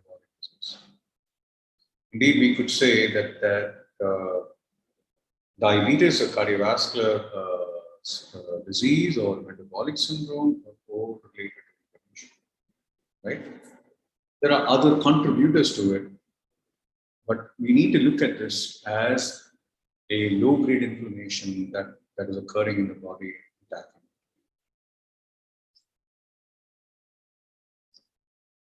So at some point of time, what really happens is there is increase in adiposity.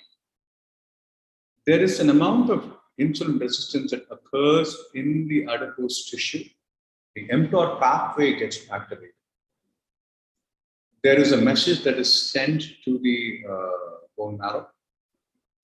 This is predominantly mediated by a very wonderful protein called MCP1, nothing to do with men, monocyte chemoattractant protein.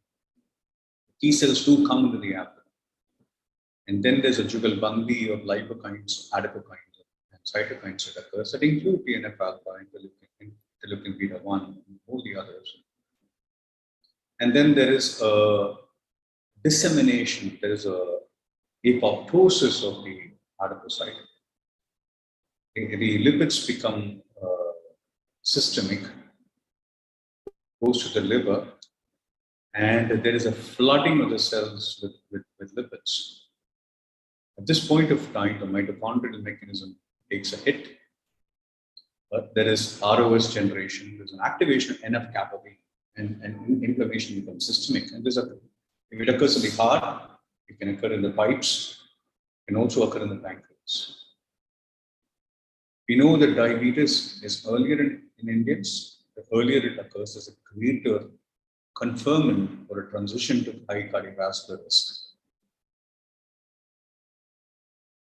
Our thin fat hypothesis, we have a greater amount of central fat, and the greater the central fat, there's a greater amount of uncoupling proteins, and therefore a greater amount of obesity and its consequence of obesity, which is basically inflammation. So this is the European phenotype, this is the Indian phenotype, and what really happens is that there is a inability to adapt to the ratio of the fat mass to the lean mass. And therefore, there's an earlier predilection to diabetes. The central obesity actually drives the inflammation. This is what I explained to you. Increase in free fatty acid, increase in leptin, higher demand for insulin. This occurs both at the liver. Remember, you cannot have insulin resistance unless there's fat in the liver. That's a precondition. And then what happens in the pancreas is pretty much exactly the same.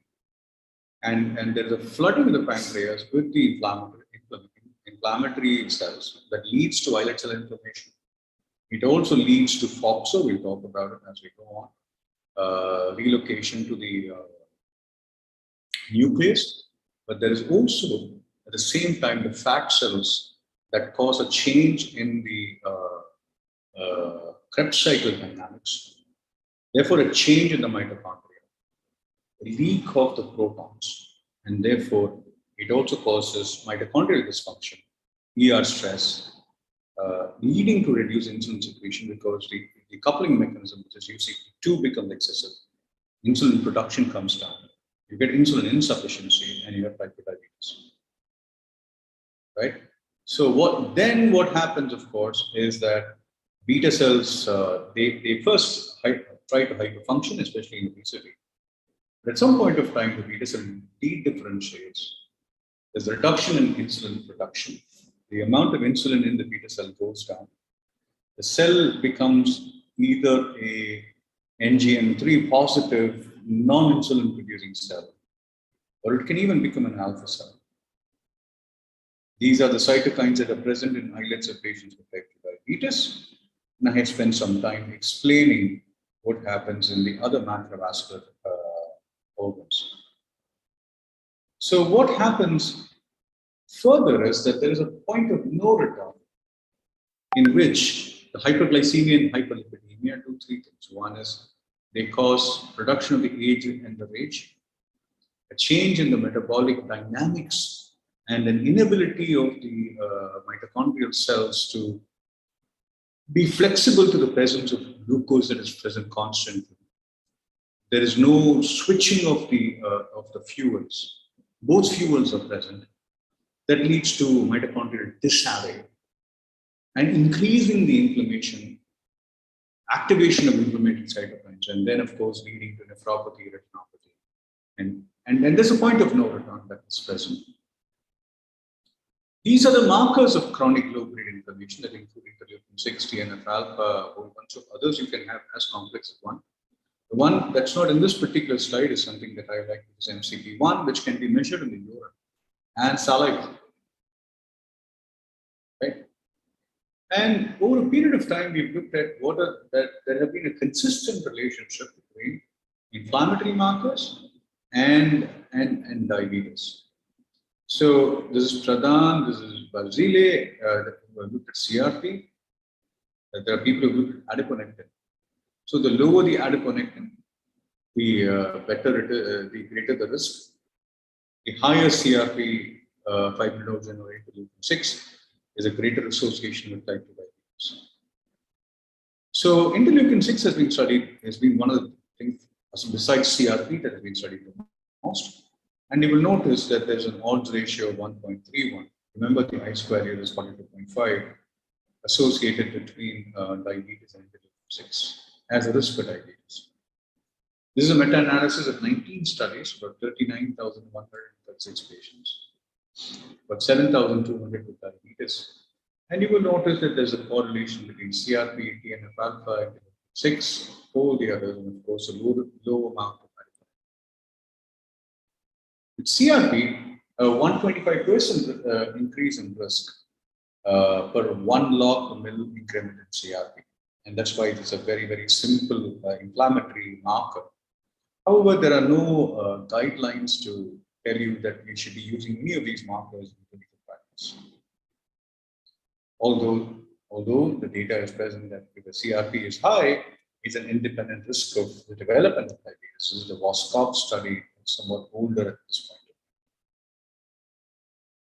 Right? In patients without diabetes, an increase in tertiles of HSCRP at baseline is associated with increase in risk of diabetes in about 3 years. So it's not only a composite of IL-6 and CRP, but in the follow-up of a patient, as the CRP increases, the greater is the incidence of diabetes. So the greater the occurrence of inflammation, the greater the progression of inflammation, the greater is the incidence of diabetes. And this is an Indian study that was published in 2018 that does pretty much the same.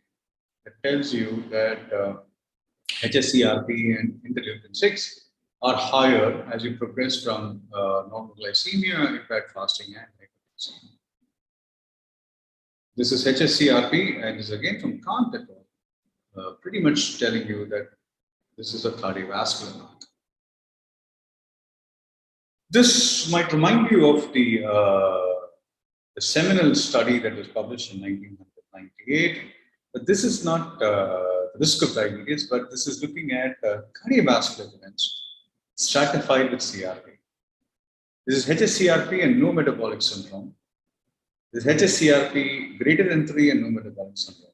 Less than 3, yes, metabolic syndrome. Yeah, greater than 3, yes, metabolic syndrome. This is the Voskovs. It shows you that if you have a composite of higher CRP level and a metabolic syndrome, and there's a greater incidence of cardiovascular disease.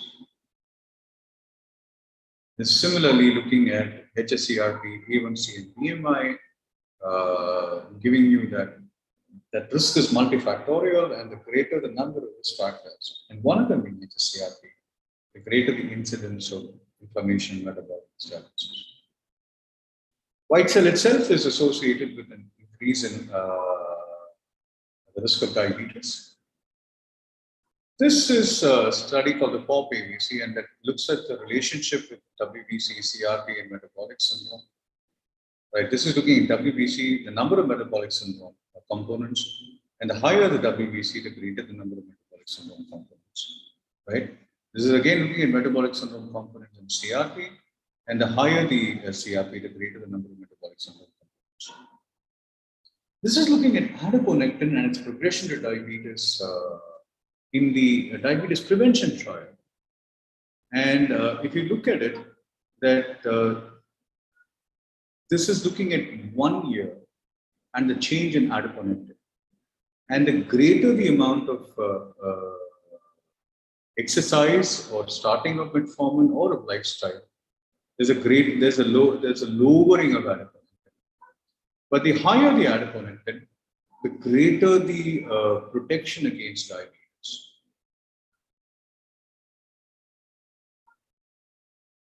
That brings us to hydroxychloroquine. Hydroxychloroquine has the most abundant evidence in terms of a drug that has both anti-inflammatory effect and also reduces glucose.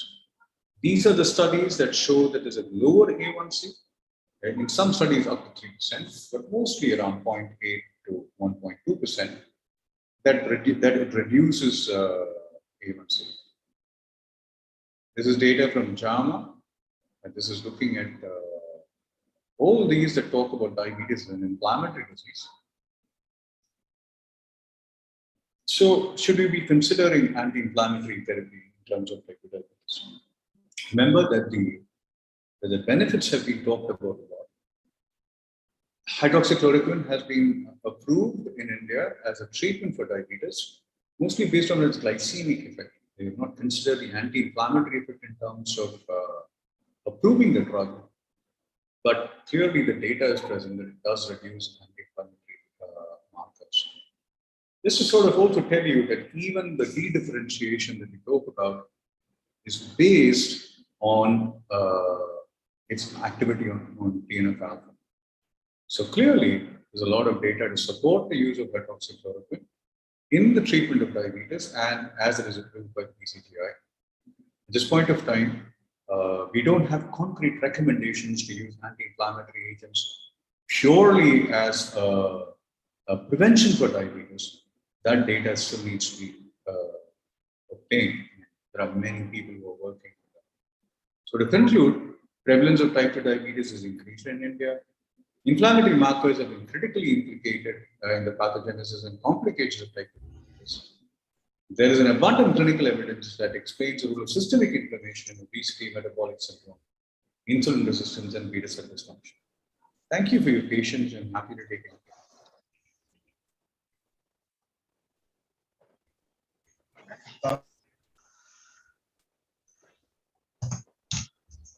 Thank you very much for the talk, sir. Should we take any questions are there from the audience? I don't see anything in the chat box. We can move on to next session. Yeah.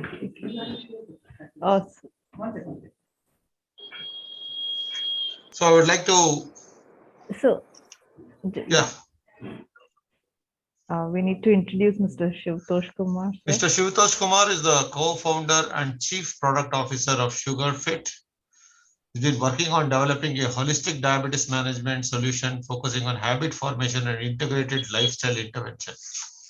Nowadays, we talk about lifestyle, people talk about reversal. I always emphasize on prevention. So let's see what Mr. Shivtosh has to offer to tell us. Over to you. Yeah, thank you so much, sir, for that introduction. What I'll walk you through is how at SugarFit are we trying to help people manage and reverse diabetes wherever it is possible. So let me just share my screen.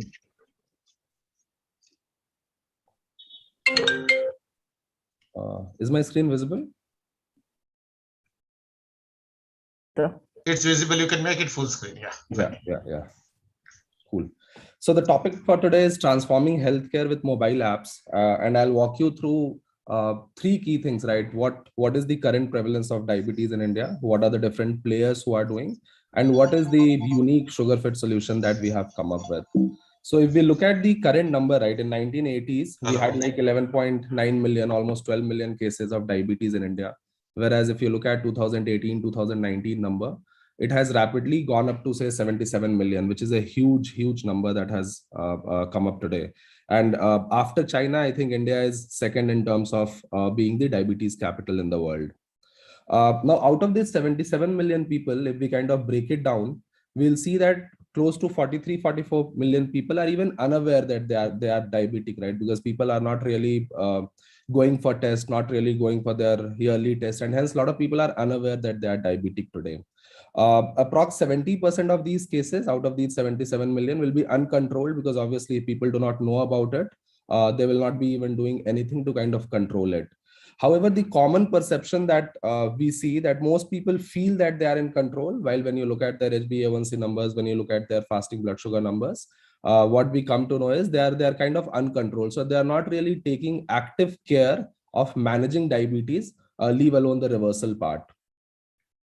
But we all know that diabetes is not like fever which will go in a day, right? It requires a really long-term care. And what that means is it will require a very comprehensive care, which will involve all the three aspects and what we say as the three tripods of managing diabetes. One will be your nutrition, which is the most important, but the other two, which are mostly neglected today, are kind of physical exercise and your mindfulness, your stress. And all three, when combined with some form of medication, is what will give you that relief, which will kind of get you on the path back for your diabetes management, or get you on the path back to reversal. The other thing which we'll have to see is that each patient is very different. There is no generic advice right now. So each patient will have their own metabolism, the way in which their metabolic health is. And hence each patient will require a very personalized kind of intervention in terms of all three: nutrition, exercise, as well as mindfulness. And that becomes very time consuming. And that brings me to the next slide, that what are the key user gaps in the market right now? So right now what you see is, one, even if users understand what they have to do, since diabetes requires a long-term care, what they lack is general motivation and habit formation. While I know for example, that this is something that I should not eat, I should walk for 30 minutes. They do it for a few weeks, for a few months, but in order to keep doing the same thing, what they lack is the constant motivation. The second user gap is, while there are solutions in the market, so we have excellent doctors who will give you advice around, say, medication, who will give you advice around nutrition and even exercise in some sense, but they do not have that much of time to kind of get into the nitty-gritties of personalizing all this nutrition activities or personalizing fitness activities for you. Then you have nutritionists or dietitians who are master in terms of nutrition, but they lack your clinical expertise, they lack your physical exercise component. And then you'll have your physical trainers, for example, who will have a lot of insights, a lot of ways in which to personalize your physical activity part, but they lack everything else, right? So you have solutions, 3 different people giving you 3 different kind of solutions, but all of them are kind of working in silos. And hence, that is one reason why we are not able to get a very holistic solution for a diabetes person. The third one is kind of a sub segment of the second one, where we are saying that today the lifestyle interventions are very generic and it lacks personalization, because if you see, before we have had the CGM, it was very difficult to kind of really understand someone's metabolism by looking at data and build that data-led solution.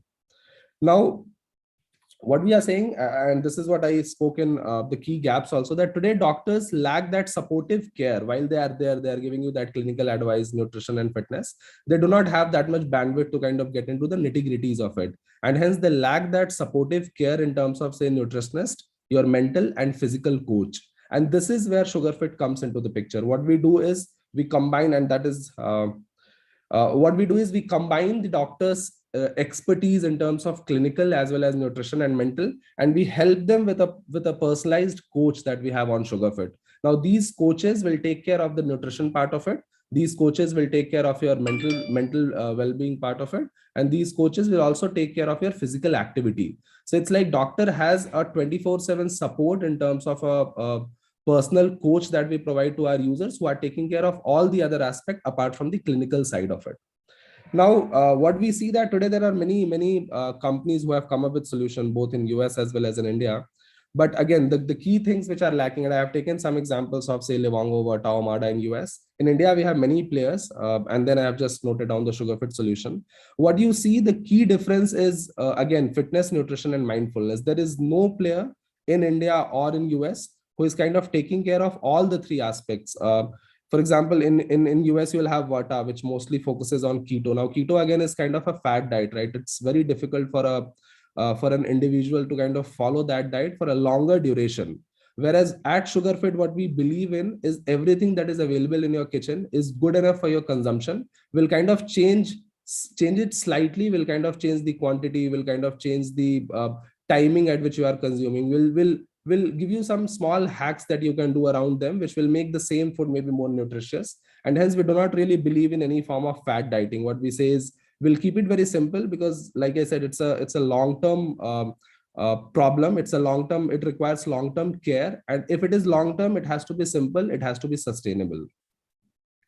Now, with that, coming to the SugarFit solution. So what we have is dedicated diabetes experts who are our coaches, and the deep tech that we have built sits at the center of it. They are the people who are talking to the users on a day-to-day basis, almost on a daily basis. And then you will have your on-demand doctor consultations. Doctors will be taking care of your medicines, the whole clinical aspect of it. We also have real-time sugar level monitoring. So we will provide a CGM, which is a continuous glucose monitor. We are using Libre Pro for now, which will give you that real-time data into your metabolism, the impact of different food, different activities that you are having.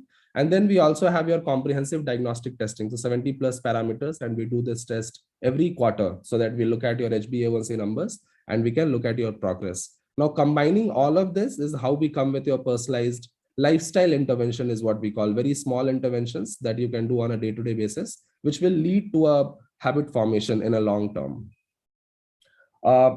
Like I said, we'll have a whole connected ecosystem at SugarFit. So not just your blood test, not just your CGM, we also connect to all your devices. So be it any wearable, so your Apple, Fitbit, Garmin, Google Fit, any of these devices, we'll be able to connect with them, collect data, And then we also collect a lot of data on WhatsApp saying, what is your mood today? How are you feeling? What are the symptoms that you have? So we collect a lot of data, including the connected ecosystem that we have. And based on that, what we are doing is we are just using it to understand how you are doing on a day-to-day basis. And then there is a coach who is making decisions basis this. And a very simple example can be that if we ask you to do, say, 1 hour of fitness, but if we are able to track that you have not been able to do it in the last 7 days, our coach will reach out to you, will try to motivate you, maybe decrease the number of steps or decrease the quantity of time that you have to spend, say, walking. So do those personal interventions, get that personal touch, and these becomes a very good talking point between our coaches and users. And what we see today is close to 60-70 messages that are being exchanged just on WhatsApp between a coach and user, which involves everything from your nutrition to your fitness, mindfulness, daily habits, even recipes. So this is what the connected ecosystem helps us, is to understand your customer in detail, go very deep into their daily habits, their sleep patterns, their medicine timings, and then create a very curated plan. Now with that, I'll just take you through the product flow as well. How does it look for a SugarFit user?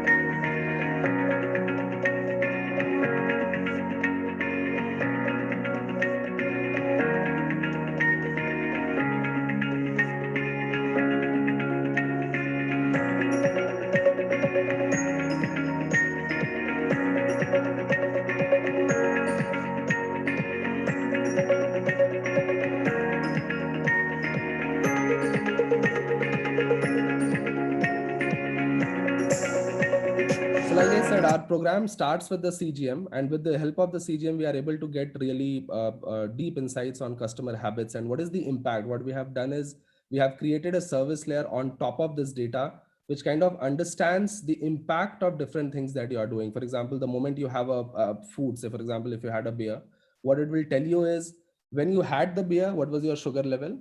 Post 2 hours that, what is your sugar level? And based on this, we kind of give a score to each of the food items that you are consuming. That will tell you whether this food is good for you, whether this food is bad for you. And if you have to kind of do some form of meal sequencing to bring down the negative impact of the food. For example, for example, if it is a beer and your 110 went up to say 145, 150, if you include some walnuts to it, because walnuts are its source of, say, protein, omega-3 fats, the kind of impact it has is much lower than just having beer. So these are the kind of impacts these are the kind of insights that we get based on the CGM and based on the data logged by the user. And that is how we are able to personalize the whole nutrition part of it. So I'll skip and this is a simple example, like I was saying, right, that every individual is very different. And if you look at the impact of food on different individuals, what you will see is maybe having biryani for someone is not that as bad as having biryani for someone else, because their metabolism is very different. And in the end, what we come up with is after the 14-day period is a clear food score for each of the items that you have consumed. And basis that your coach will create a plan saying, okay, these are the items which are good for you and you can consume them, versus these are the items which are not really good for you. So this is on the food part of it. What we also do is whenever we see that, and this happens only during the CGM period, whenever you kind of scan your CGM using the phone, using the NFC enabled phone, we are able to get your sugar levels in real time. And if we see that your sugar levels have gone up, you can reach out to the coach and then you can have your conversations with them. Okay, it's not playing.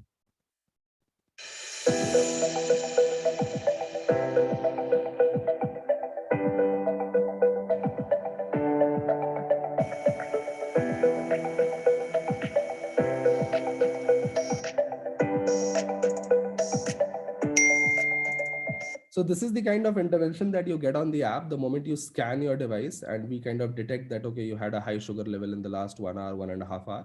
You can click on reach out to the coach now and you can get on the conversation with the coach. Hi, Shubtosh. How are you? Hey, hi. So that's just a sample conversation that you have with the coach, and your coach will be able to kind of tell you what went wrong, and then maybe how can you improve that, maybe kind of try to understand why did you have that, the whole psyche behind that, and maybe customize your plan going forward.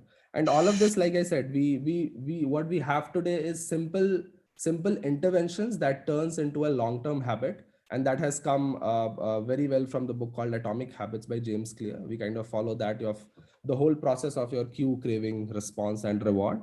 And then basis that, we come up with these kind of interventions for you.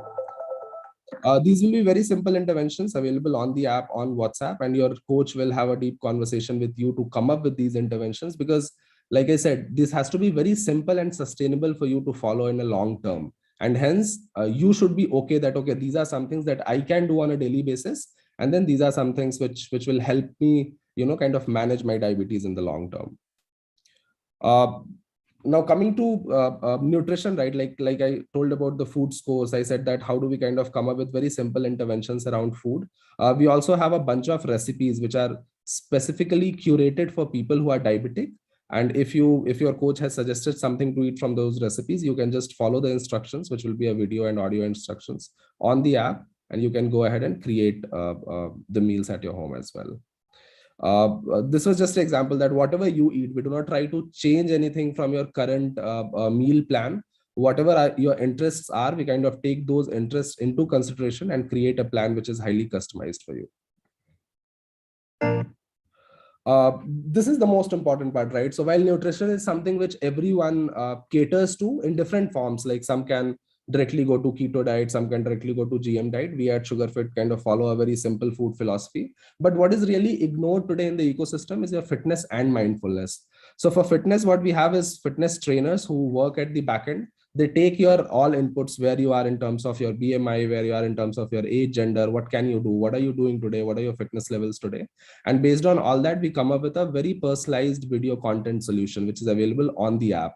And it ranges from anything, right? We have very simple things like walk fitness. We have at least 300-400 programs around yoga for weight loss, yoga for elderly, and different other exercises. If people are little young, 35-40, and if they are willing to go to a gym, we'll have fitness content around that as well. So all of that comes very beautifully on the app. Let me just show that.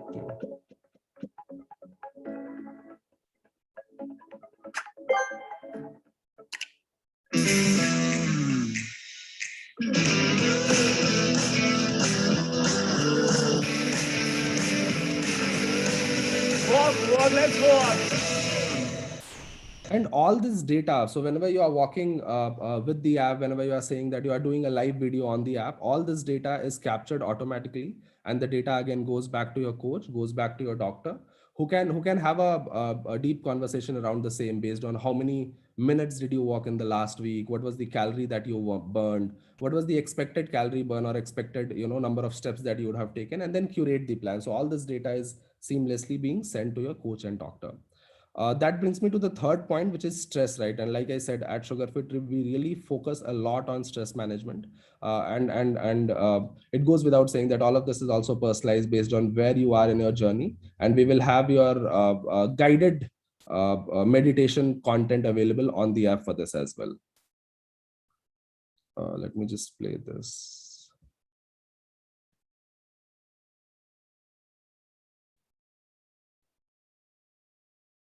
Okay.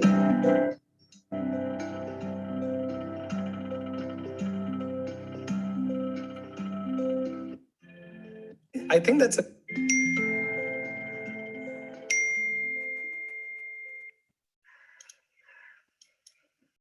So this is a section on the app where you'll have different kind of mindfulness videos. You can have something around sleep, relationship healing, dealing with, say, emotional health and things like that. And your coach will be able to guide you which are the ones that you have to do on a day-to-day basis. And all of these are guided videos where an instructor will be there on the other side of it.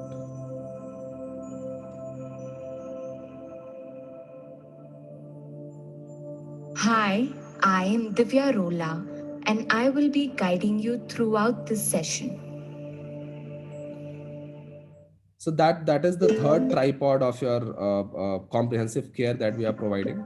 So towards the end, just to conclude, what I have to say is that you have doctors who are at the forefront of the whole program that we have. You have coach, you have trainers, you have therapists who are the guys who are helping doctors deliver the whole program in a much better way, because they will be the one who will be personalizing your lifestyle interventions. And all four combined will be able to create a plan which will help you kind of manage your diabetes and reverse your diabetes, if that is possible.